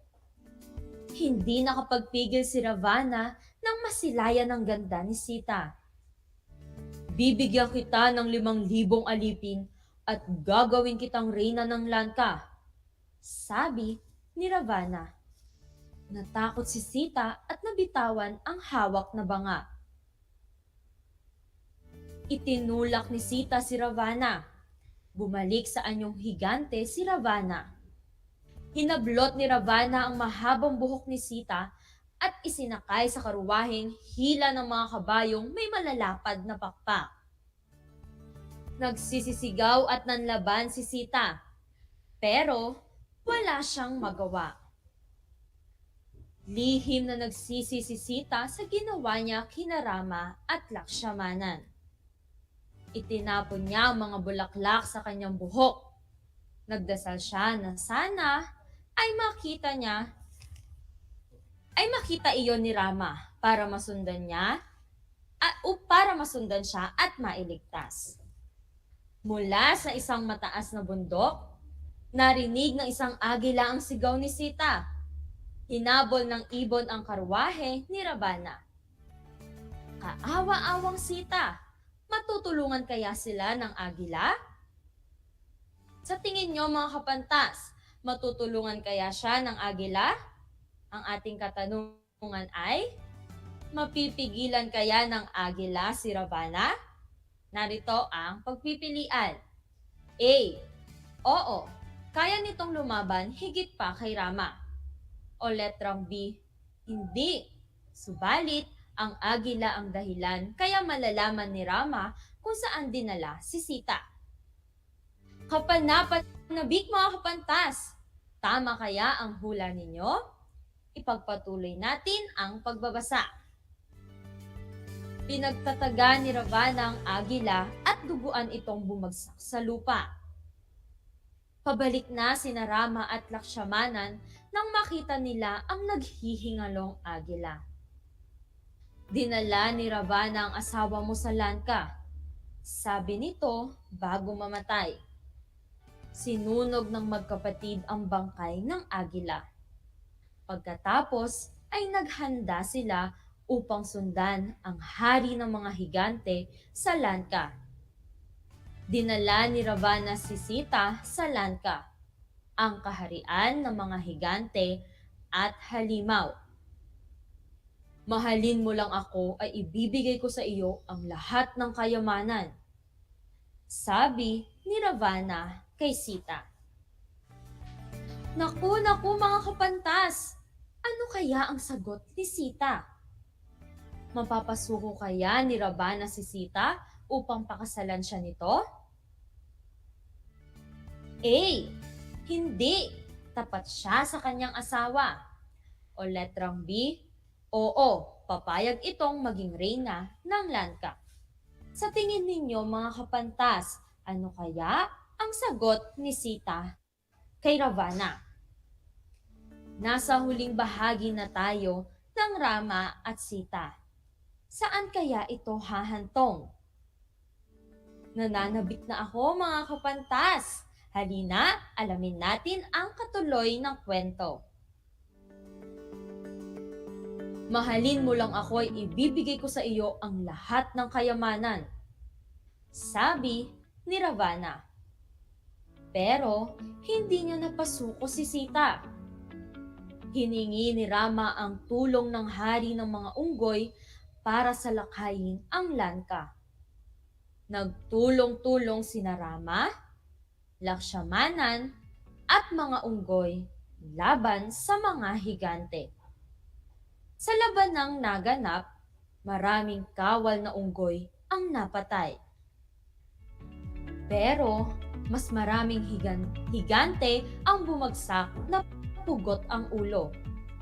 Hinanap ni Rama si Ravana at silang dalawa ang naglaban. Mahiwaga ang palaso ni Rama at hindi ito nagmimintis. Matagal na naglaban sina Rama at Ravana hanggang sa mapatay ni Rama ang hari ng mga higante. Tumakas ang iba pang mga higante nang makita nilang patay ang kanilang pinuno. Umiiyak na tumakbo si Sita sa asawa. Nagyakap sila ng mahigpit at muling nagsama ng maligaya. Sa kanilang pagbabalik sa Ayodhya na pamumunuan ni Rama. Mahusay ka, kapantas, kung nahinuha mo lahat ng mangyayari. Palakpakan ninyo ang inyong sarili. Mga kapantas, anong aral ang napulot ninyo sa epikong Rama at Sita? Maaari ninyong ibahagi ang inyong napulot na aral sa ating comment section. Magbabahagi ako ng aral na napulot ko. Ang aral na napulot ko sa kwentong ito ay huwag basta-basta magtitiwala kung kanino. Hindi natin alam kung totoo ba sila o nagpapanggap lamang upang tayo ay linlangin. Natutuhan ko rin na walang makapaghihiwalay sa taong nagmamahalan. Sa relasyong mag-asawa man ito o pamilya. Dahil kung ikaw ay nagmamahal, gagawin mo ang lahat para sa taong mahal mo. Kahit humantong ito sa kapahamakan.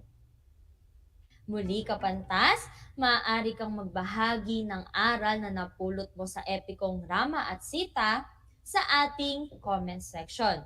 O kaya naman ay isulat ito sa isang malinis na papel at ipasa ito sa inyong guro sa Filipino. Muli, mga kapantas, ating balikan ang kahulugan ng epiko. Siguro na may natatandaan nyo pa ang kahulugan ng epiko na sinabi ko kanina. Tandaan ninyo, mga kapantas, na ang epiko ay sinaunang anyo ng tulang pasalaysay na naglalarawan sa kadakilaan at pakikipagsapalaran ng mga bayani. At ang pinakamahabang epiko sa buong mundo at kasaysayan ay ang Mahabharata. Ito ay galing rin sa India. At ang Mahabharata ay binubuo ng humigit kumulang 200,000 na tuludtod o linya at mayroong higit na 1.8 milyong salita. Muli, mga kapantas, ganyan kahaba ang epikong Mahabharata. At meron pang isa, ang pangunahing epiko ng India. Muli, mga kapantas, ano na ulit iyon? Nasabi ko yun kanina. Tama ka kung ang sagot mo ay Ramayana. Ang Ramayana ay isang epiko na umiikot sa buhay at pakikipagsapalaran ng bayaning si Prinsipe Rama. Mga kapantas, tandaan ninyo ang kahulugan ng epiko, kung ano ang pinakamahabang epiko sa buong mundo at kasaysayan, at ang pangunahing epiko na Ramayana. At dyan nagtatapos ang talakayan natin ngayon. Naway lahat ng aral na napulot ninyo ay maisagawa at maibahagi sa iba. Lalo na ang aral na napulot ninyo sa epikong Rama at Sita. Inaasahan na kayo ay natuto sa ating aralin ngayong araw. Muli, ako si Ma'am Kate, ang inyong guro sa Filipino, ika-9 na baitang. At ang sumulat ng script na ito ay si Ginoong Joseph Argel G. Galan at ipinagtibay ni Dr. Roland D. Galamay, dalubguro ng Corazon si Aquino High School. Laging tandaan mga kapantas, walang ligaya sa lupa na hindi dinilig ng luha. Ang pag-aaral ng mabuti ang susi sa ating magandang kinabukasan. Hanggang sa muli!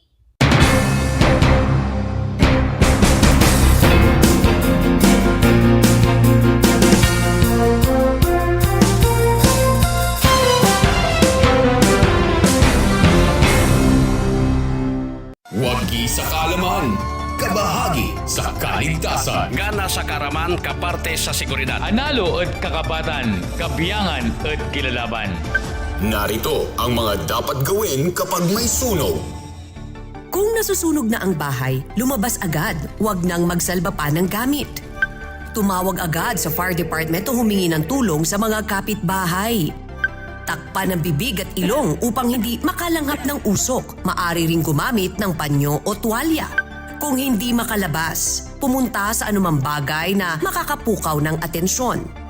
Kung sakaling mahagip ng apoy ang damit, magpagulong-gulong sa sahig hanggang mawala ito. Wagi sa kaalaman, kabahagi sa kaligtasan. Madaugon sa kasayuran, kabahin sa kaluwasan. Sinambot keng kabaluan, kayabe keng kasamasnan. Madaugon sa kahibalo, kabahin sa kaluwasan. Isang mahalagang paalala mula sa kabahagi mo, Radyo Pilipino.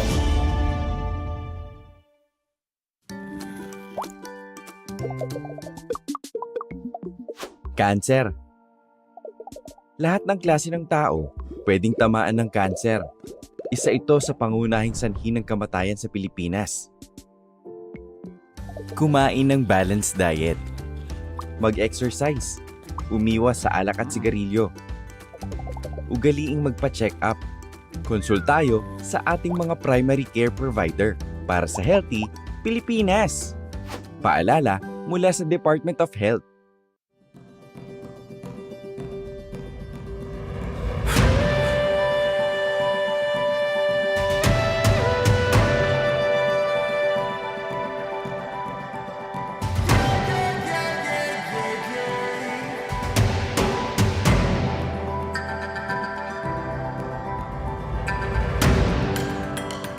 Ang ASEAN New Zealand Afforestation Project o ANZAP ay sumusunod at umaayon sa isa sa 5 haligi ng Provincial Government of Tarlac, kalikasan muna.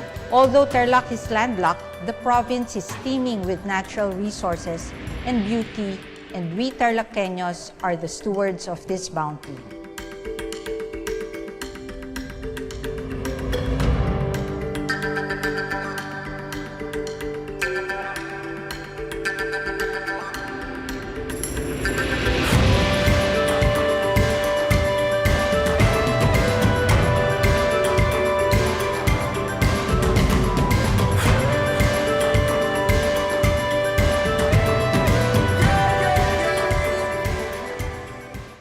Alam niyo ba na ang gitnang Luzon ay tinaguri ang banga ng bigas ng bayan at kamalig ng palay ng Pilipinas dahil dito nagmumula ang malaking produksyon ng bigas sa ating bansa.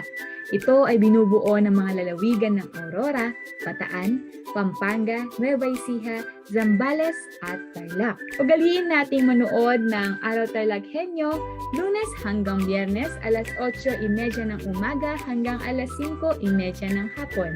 Ako si Binibining Pia Isrin Capiral, ang inyong teacher broadcaster sa Araling Panlipunan dito sa Project Shine Aral TarlakHenyo. Lagi nating tandaan ang pag-aaral ng Araling Panlipunan ay tungo sa daan ng pagiging makadiyos, makakalikasan, makatao at makabansa.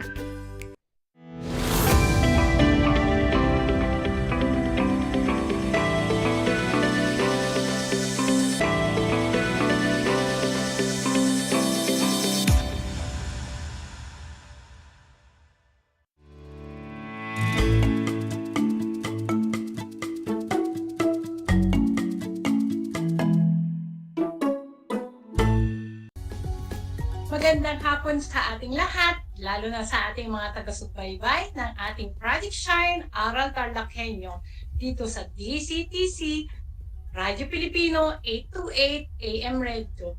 Magpapanood din ito sa RTV Tarlac Channel 26. Ako po ang inyong segment host, Diana Bifacun, Master Teacher 1 mula sa bayan ng Hirona, isa ring kasalo enthusiast. Ngayong hapon, mapalad tayo na tayo ay magkakasamang muli at sasamahan tayo ng mga magagaling at talagang expert pagdating sa araling panlipunan. Okay, uunahin na natin ang ating Principal 2 ng Paniki North Central School na isa ring kasalo enthusiast, walang iba kundi si Dr. Love Baragas. Magandang hapon, Dr. Love. Hello, magandang hapon po, Miss Diana Facun. Magandang hapon po sa lahat ng mga ating tagapakinig at tagapagsubaybay ng RTV, Aral TarlakHenyo. Pagbati po sa mga taga-paniki, mga kapwa Panikenyo at Tarlakhenyo. Kasama din po natin ang Head Teacher 6 ng Tarlac National High School. Walang iba ang napakasipag at napakahusay na si Sir Jomar J. Pansipra. Good afternoon, Sir Jomar! Magandang hapon po, Ma'am Diana. Isang pagbati ng kapayapaan sa lahat ng mga mag-aaral, sa aking mga kapwa-guro, sa mga magulang, at sa lahat ng mga taga-subaybay po ng napakabuluhang programang ito. Gayun din, isang maalab na hapon po sa aking mga kapwa-kasamahan na mga AP Learning Specialists, mga AP Leaders, Head Teachers. Maraming salamat po sa pag-tune in at iniimbitahan ko po kayo na makinig maigi dahil nakatitiyak ako na marami tayong matututuhan sa ating paksa ngayong hapong ito kasama ang aking kapwa-panelist, Dr. Lovelia Paragas. Okay, kumusta naman kayo dyan, Ma'am Love at saka Sir Jomar? Umuulan ba dyan? Hindi naman umuulan dito, Ma'am Dayan. Payapa at maayos ang paligid. Ay, Sir Jomar. Dito naman, medyo tumila na yung ulan kanina, ma'am, pero kanina malakas ang ulan dito. Kaya nag-aalala ko baka magkaroon ng power interruption. Pero so far, so good, ma'am. Okay, salamat naman. Pero kahit anumang ulan o gaano man ito kalakas, ay hindi ito magpapatigil sa ating desire para i-share sa mga kabataan, sa ating mga nakikinig, sa ating mga manonood, ang isang napakagandang topic na kung saan tayo ay pag-uusapan natin ang kasaysayan ng bayan ng Paniki. Tamang-tama yan, Sir Jomar at saka Dr. Love, di ba? Kayo, both of you are from Paniki. At ako naman ay, although from Hirona ko, yung aking baryo ay yung boundary ng Paniki at saka Hirona. So, sa kabilang kanto, Paniki na sa amin. So, very close din ang Paniki sa atin. So, ang pag-uusapan natin ngayong hapong ito ay tungkol sa kasaysayan ng Paniki. Ang Paniki, gaya ng ibang lugar sa lalawigan ng Tarlac, ay isang makasaysayang lugar. Okay, bakit nga ba ang pagkakatatag ng Paniki ay napakahalagang pangyayari sa probinsya? Para ipaliwanag ito, maaari nating tanungin si Dr. Love tungkol dito. Dr. Love, maaari mo bang ipaliwanag kung bakit napakahalaga ng pagkakatatag ng Paniki sa kasaysayan ng probinsya ng Tarlac? Dr. Love? Opo, ma'am. Salamat, Ma'am Dayan. Alam niyo ba na talagang mahalaga ang pagkakatatag ng Paniki sa kasaysayan ng lalawigan ng Tarlac? Matatandaan natin sa mga unang talakayan dito sa kasalo sa radyo na ang hilagang bahagi ng Tarlac ay bahagi ng lalawigan ng Pangasinan. So bago pa pangalan ng Paniki ang ating bayan, ito muna ay nakilala noon bilang Manggang Mariit. Opo, tama ang narinig ninyo, Manggang Mariit. Ito ang unang sityong nabuo sa timog na bahagi ng Pangasinan. Ulitin ko po, una itong sityo sa timog ng Pangasinan. Ang Pangasinan kasi ay mayroong mga 7 sityo.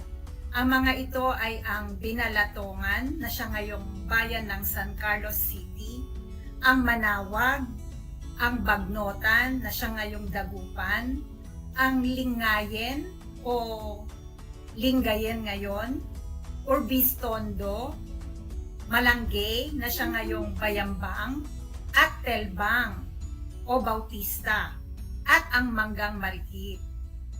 Nakita na ito ni Martin de Goiti, isang Kastilang pinuno noong 1571. So ano nga bang ibig sabihin ng Manggang Marikit? May matandang kwento na sa lugar na ito naninirahan ang isang napakarikit o napakagandang dalaga. Siya ay may dalawang masugid na tagahanga o manliligaw. Hindi alam ng dalaga ngayon kung sino sa kanilang dalawa ang sasagutin, sapagkat parehas niya silang gusto. Kaya ang ginawa ng dalaga, sinagot niya silang dalawa. So, salawahan si dalaga. Kaya nang malaman ng dalawang binata ang ginawa ng dalaga, naghiganti ang mga binata. Ang magandang dalaga ay ibinitin sa puno ng mangga sa may plaza. Kaya doon po nakuha ang pangalang Manggang Marikit. Oh, ganun pala, Dr. Love. Manggang Marikit ang tawag nung unang panahon. So, Manggang Marikit, paniki. So, paano naging paniki? So, Sir Jomar, baka pwede mo namang i-share sa amin kung ano yung na found out mo, ano yung na-research mo. Paano yung Manggang Marikit, paano siya nabago sa kasalukuyan itong pangalan? Isang napakagandang katanungan yan, Ma'am Diana. Maraming mga Ilocano mula sa Hilaga ang nakipagkalakalan sa may bandang timog ng Manggang Marikit. Ang mga Ilocano ay namangha sa mga paniki na nakabitin sa mga puno ng malalawak na gubat malapit sa ilog sa may bandang timog ng Manggang Marikit. Dahil sa napakaraming paniki na makikita roon, ang Manggang Marikit ay pinalitan ng pampaniki. Sa salitang Iloco, ito ay nangangahulugang paniki. Noong dumating ang mga Kastila sa pampaniki, nahihirapan silang bigkasin yung pampaniki. Kaya ang ginawa nila, mas pinaiksi nila ito. So mula sa Manggang Marikit na naging pampaniki, ito ay naging Pueblo de Paniki o bayan ng Paniki. Yun po, Ma'am Diane. Wow, ganun pala yun. Kaya akala ko nung una, Sir Jomar, Dr. Love, kasi di ba pag yung boundary ninyo, pag pupunta ka sa Paniki, mayroong revolto doon ng Paniki. Akala ko pa lang yung design. So may significant pala ito sa history. So,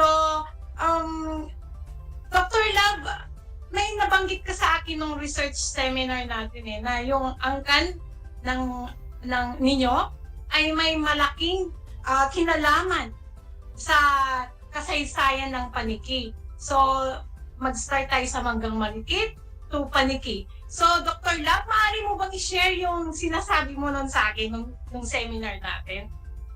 Okay, tama ka dyan, Madam Dayan.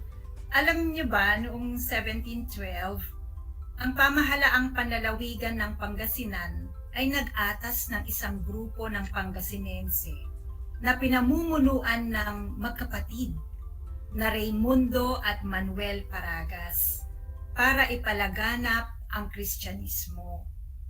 Tumira sila sa Manggang Marikit at itinatag nila ang Pueblo de Paniki.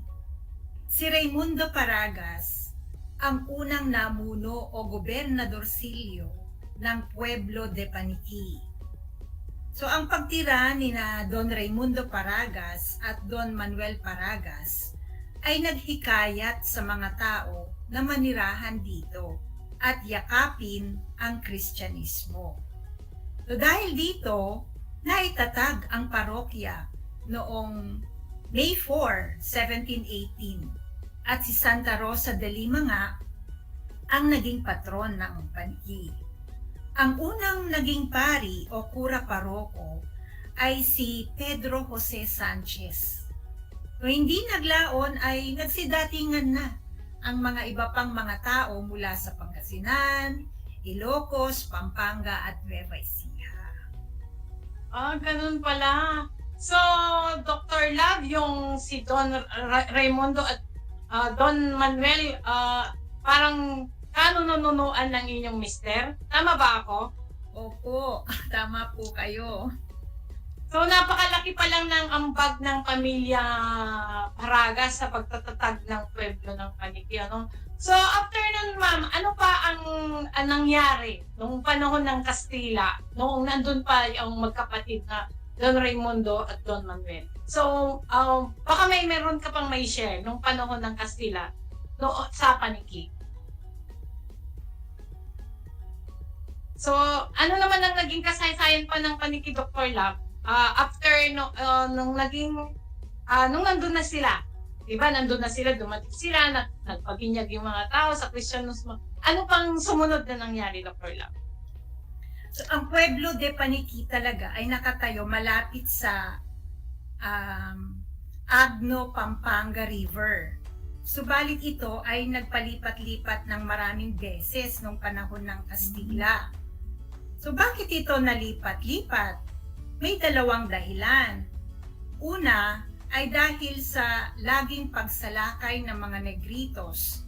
Pangalawa ay ang pag-aalsa ni Juan Caragay, isang tagapaglingkod ng simbahan sa Dagupan, natutol sa mga Kastila noong 1719. So sa pag-aalala na baka pumunta sa Pueblo de Paniki si Caragay at doon magtago, si Don Raimundo Paragas at ang kanyang mga tao ay lumipat pakanluran ng Tarlac River at nakarating nga sila sa lugar na kung tawagin ngayon ay Nagmisaan. So ang Nagmisaan noon ay lugar na tahimik, mainam para sa agrikultura, subalit malayo ito sa komersyo at kapitolyo ng Lingayen. Kaya si Don Raimundo at ang mga tao ay hindi nagtagal doon.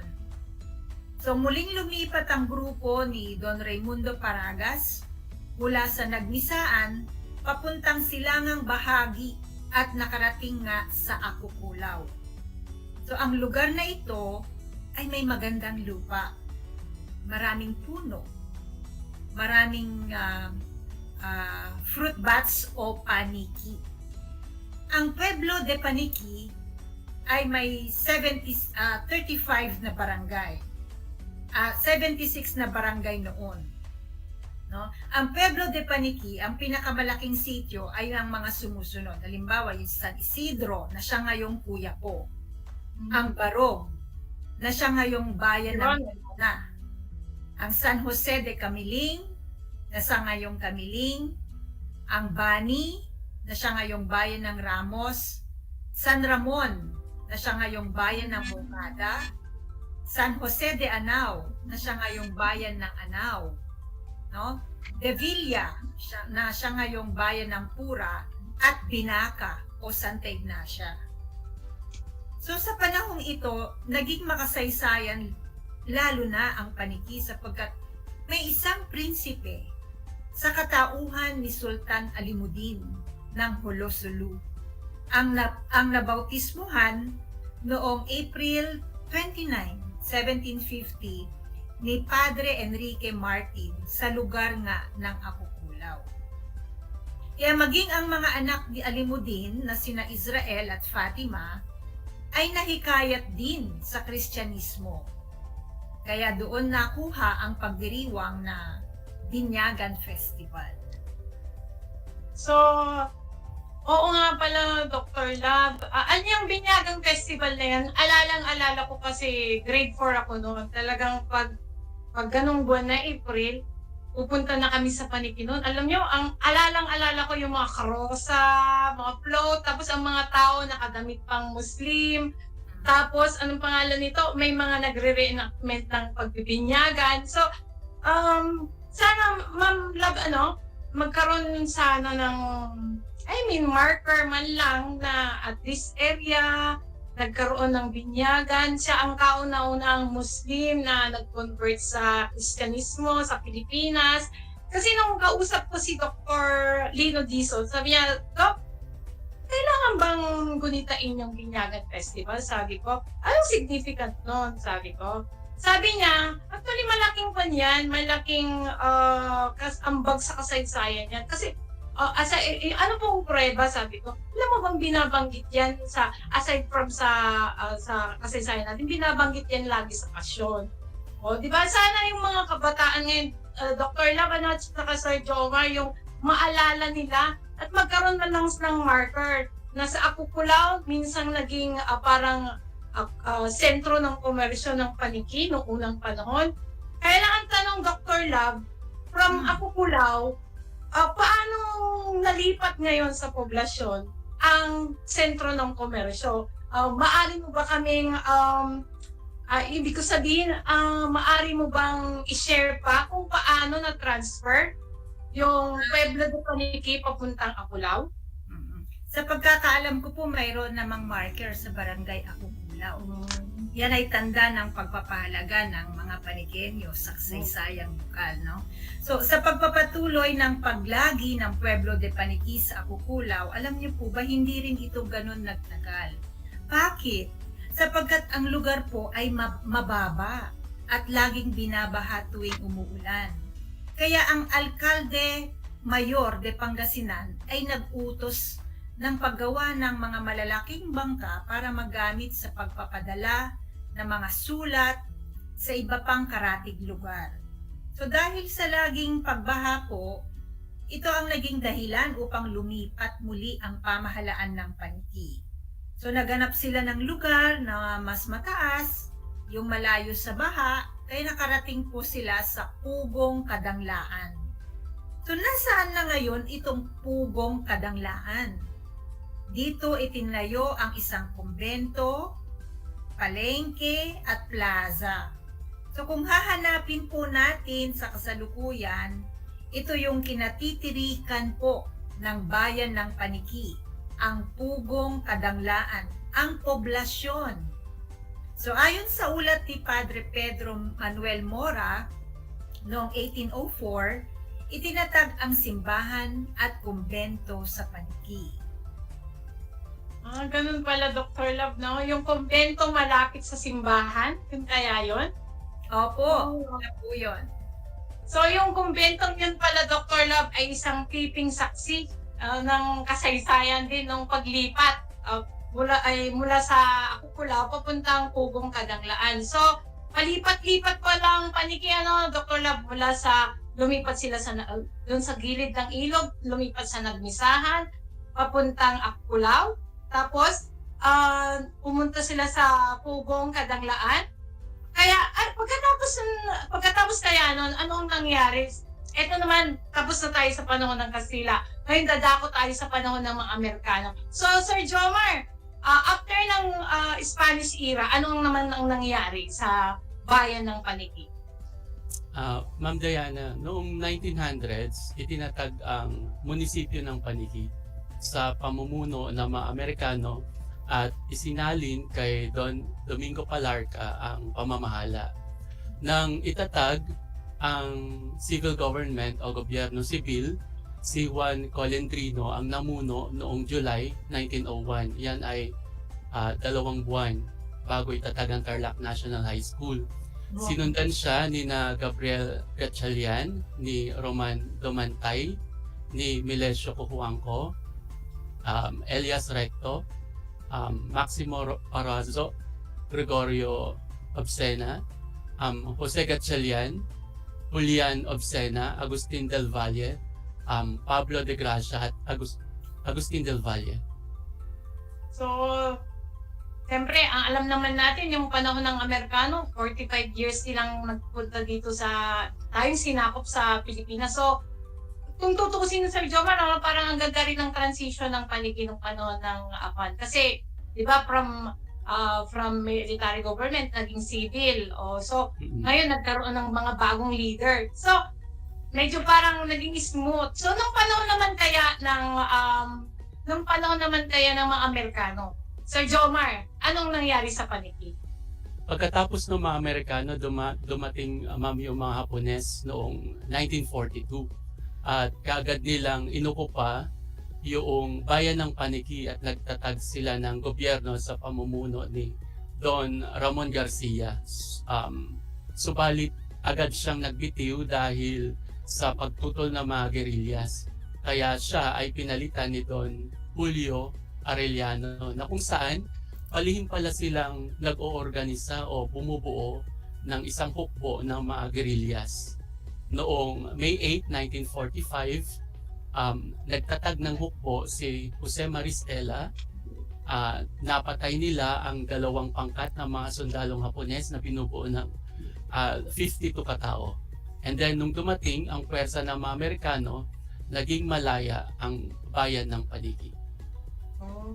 So yun yung transition, Sir Jomar, nung bumalik ang puwerto nila Douglas MacArthur. Okay, isa rin sa mga napalayang lugar ay ang Paniki. So, Dr. Lab, meron kang i-share na trivia, di ba? So, ano ba talaga ang tamang spelling o tamang pangalan ng Paniki? So, pwede mo bang i-share, Dr. Lab? Sige po. So ito naman po ang trivia tungkol sa pangalan ng Paniki. Ano po? So alam niyo ba nung panahon ng Commonwealth o panahon ng panunungkulan ni Pangulong Manuel L. Quezon, nabago ulit ang pangalan ng Paniki. Ginawa itong Paniki bilang pagsunod sa Commonwealth Government Philippinization of Places in the Philippines. Letter K po yun, yung Paniki, spelled as P-A-N-I-K-I. So ngunit ito ay ibinalik mula sa Paniki na letter K at naging Paniki na P-A-N-I-Q-U-I sa pamahalaan ni Pangulong Manuel A. Rojas. So yan ang munting trivia ng pangalang Paniki. Bukod sa marikit, pampaniki, meron pa palang transition from K to Q, balik sa Q. So, ang tawag dito, napakaganda ng sinabi nyo, Dr. Labne, na ngayon, natapos na yung panahon ng Kastila, panahon ng Amerikano, panahon ng Hapones. Lumako naman tayo sa kasalukuyang katayuan ng Paniki. Kumusta na ang Paniki ngayon, ma'am? Pagdating sa komersyo, pagdating sa infrastruktura, ano pong masasabi ninyo, Dr. Lab? Napakagandang katanungan po niyan at masarap sagutin din, no? Dahil ako ay nabubuhay sa kasalukuyan, no? So sa kasalukuyan, ang bayan ng Paniki ay isang first-class municipality ng lalawigan ng Tarlac. So ang mabilis na pagdami ng mga negosyong itinatayo sa bayan ng Paniki ay kasama na dito ang pag-usbong ng iba't ibang industriya. Nagiging mabilis din ang paglago at pag-unlad ng buhay ng mga tao na humigit kumilang 100,000 Panikenyans. So dahil na rin ito sa pagtutulungan ng mga tao at sa mga namumuno sa bayan ng Paniki. So ang bayan ay binubuo ng 35 na barangay na may mga elementarya at mga primaryang paaralan na bumubuo ng 3 distrito. Ito nga po ay ang Paniki North, ang Paniki South at Paniki West. So may mga pribadong paaralan din tulad ng CIT Colleges, St. Rose Catholic School, Pio Domingo Montessori, Paniki Christian School, St. Vincent School Foundation, Central Luzon High School at iba pa. So may mga pampublikong pang-sekundaryang paaralan din tulad ng Eduardo Cocoanco National Vocational High School, ang Balawang National High School, at ang Ventimiglia High School. So mayroon ding mga kolehiyo sa ating bayan, no? Nandiyan dyan ang CIT Colleges, ICF Colleges, at St. Paul Colleges. Isa na palang first-class municipality ang Paniki. Ito ay nangangahulugan lang na maunlad na talaga at patuloy pa itong umaangat. Sa pangkalatan, ano po ba ang karaniwang kinabubuhay ng ating kababayan, Dr. Love? Ano yung mga source of income nila? Okay po. Ayon sa datos, pagsasaka pa rin ang pangunahing ikinabubuhay ng mga tao sa paniki, no? Pangunahing tanim pa rin ang palay, mais, tubo, singkamas, kamote at iba pang mga gulay. Pero bukod dito, marami na ring mga industriya po ang umusbong sa bayan ng paniki tulad ng mga naglalakihang mga establishmento o mga mall, no? Marami ring mga profesional na panikenyo ang naghahanap buhay sa mga opisina, sa bangko, paaralan, at ang iba naman ay sa pagnenegosyo. Tulad naman ng itlog, pagkain, lumber and hardware, at pag-aangkat ng mga pangunahing materyales sa mga pangunahing pangangailangan. So, Ma'am Dian, sa aking naisulat na thesis noong 1995 na may pamagat na The Genealogy of Don Jose C. Cojuangco Sr. and its Legacy to the Province of Tarlac, ay nakasulat po ang malaking ambag ng pamilya Cojuangco sa kabuhayan at pag-unlad ng bayang paniki, no? Sa larangan ng pagsasaka at pagbibigay ng mga trabaho, hindi lang sa mga panikenyo, kundi maging sa mga Tarlakenyo. Wow! Dr. Lab, pabasa mo rin sa akin yung sulat mo, ha? Nakapagsulat na po pala kayo ng lokal na kasaysayan ng paniki. So sana, Dr. Jomar, no? Sir Jomar, mabigyan tayo ni Dr. Lab ng copy na yon. Oo, So, kailangan talagang- natin copy na yan, ma'am. Opo, pwedeng-pwede. Nandito, nakatago pa.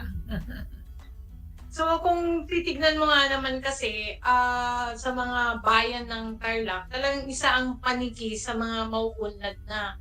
So pagdating sa agrikultura, pagdating sa industrialisasyon, maraming pabrika, maraming mall na ngayon sa paniki. So maliban pa doon, ano pa kaya ang maari nating tanungin o malaman sa paniki? May mga sikat ba mga personalidad o may mga tao na mayroong kinalaman sa kasaysayan na pwede nating i-claim na from paniki ang mga taong ito? Sir Jomar, baka may pwede kang i-share? Sige, Ma'am Diana. Ang paniki ay tahanan ng mga sikat na tao tulad ng pamilya Cojuangco sa pamumuno ni Ingkong Jose Cojuangco at ang kanyang pamilya. Ang kanyang anak na si Doña Isidra Cojuangco ang nagtatag ng Paniki Sugar Mills noong 1928 at ang pamilya rin nila ang nagtatag ng Philippine Bank of Commerce. Sa paniki rin ipinanganak ang kauna-unahang babaeng Pangulo ng Pilipinas, ang dating Pangulong Corazon C. Aquino. Dito rin nagmula ang namayapang ambassador at ang ating minamahal na si Eduardo Danding Cojuangco Jr. Siya yung nanguna sa Project Free o yung flagship to reach educational excellence. At ito ay libreng pag-aaral ng mga guro sa postgraduate studies. At syempre, ang minamahal din natin ang namayapang Congressman Charlie Cojuangco na siyang tumulong sa Schools Division of Tarlac Province para mabuo natin itong Project Shine, Aral TarlakHenyo. So, hindi lang pala yung mga, ibig sabihin, hindi lang yung pangalan ang maganda, hindi lang yung pangalan ang makasaysayan, kundi yung pamilya, yung angkan, at mga personalidad. Imaginin mo, ang kauna-unahang pangulong babae ng Pilipinas ay pinanganak pala sa paniki. Akala ko naman sa Luisita siya pinanganak pala sa paniki. So, ganun din ang ating minamahal na si Ambassador Danding Cojuangco. Okay, natutusin, ako ay produkto ng Project Free. Ako rin. So, ganun din ang ating namayapang si Congressman Charlie Cojuangco. Pero yung ating Project Shine na kanyang tinulong sa ating division ay hindi kailanman makakalimutan yun. Yung effort na ibahagi ang ating edukasyon. Bagamat sa panahon ng pandemya, naisip nilang ibigay yung paggamit yung kanilang istasyon para ang mga ganitong mga segment, mga episode na kung saan ito ay educational sa mga bata. Hindi lang sa kanilang lesson, kundi pati rin sa kasaysayan ng ating probinsya. So, napakaganda ng ating talakayan ngayon, Sir Jomar, Dr. Lab, na? Opo, So, maraming salamat sa pagkakataon na ibinigay sa akin. Binabati ko po, kunin ko na ang itong pagkakataon na to, ang Local Government Unit of Paniki, ang mga guro ng Paniki, ang mga mag-aaral ng Paniki, lahat po ng mga tagapakinig sa bayan ng Paniki. Sana po nakapagbahagi kami ng kaunting kaalaman sa inyo sa larangan ng kasaysayan ng Paniki. Gayon din po ang aking PSDS, kung siya man po ay nakikinig. Pagbati po sa inyo, Madam. Sir Jomar? Maraming salamat po sa pagbibigay ng pagkakataon ngayon na ma-share ang aming kaalaman sa kasaysayan ng Paniki. Sir Lambert, salamat po sa mga kasamahan namin sa Schools Division of Tarlac Province. Maraming salamat po. Sana nakikinig ang mga taga Santa Ines, Paniki, Tarlac, ang aking baryo. Opo. Kamusta po kayo dyan? Opo. Sir Lambert, maraming salamat sa pagkakataong ibinigay. Sa pamumuno rin ng ating executive sa DEPED, Sir Ronaldo Pozon, Madam Selena Vega, and Sir Arman Capili. Okay, so muli po, ako po ang inyong segment host. Natapos na naman ito, 30 minutes na. So ako po si Diana B. Pacun, na nag-iiwan ng katagang ang pagkaaral ng kasaysayang lokal ay gaan upang maunawaan ang nakaraan, mabigyang kahulugan ang kasalukuyan, at mapaghandaan ang hinaharap. Ito rin ang daan upang ganap na maunawaan ang pambansang kasaysayan na siyang daan sa pagiging makadiyos, makatao, makakalikasan, at makabansa. Muli, maraming salamat! Paalam!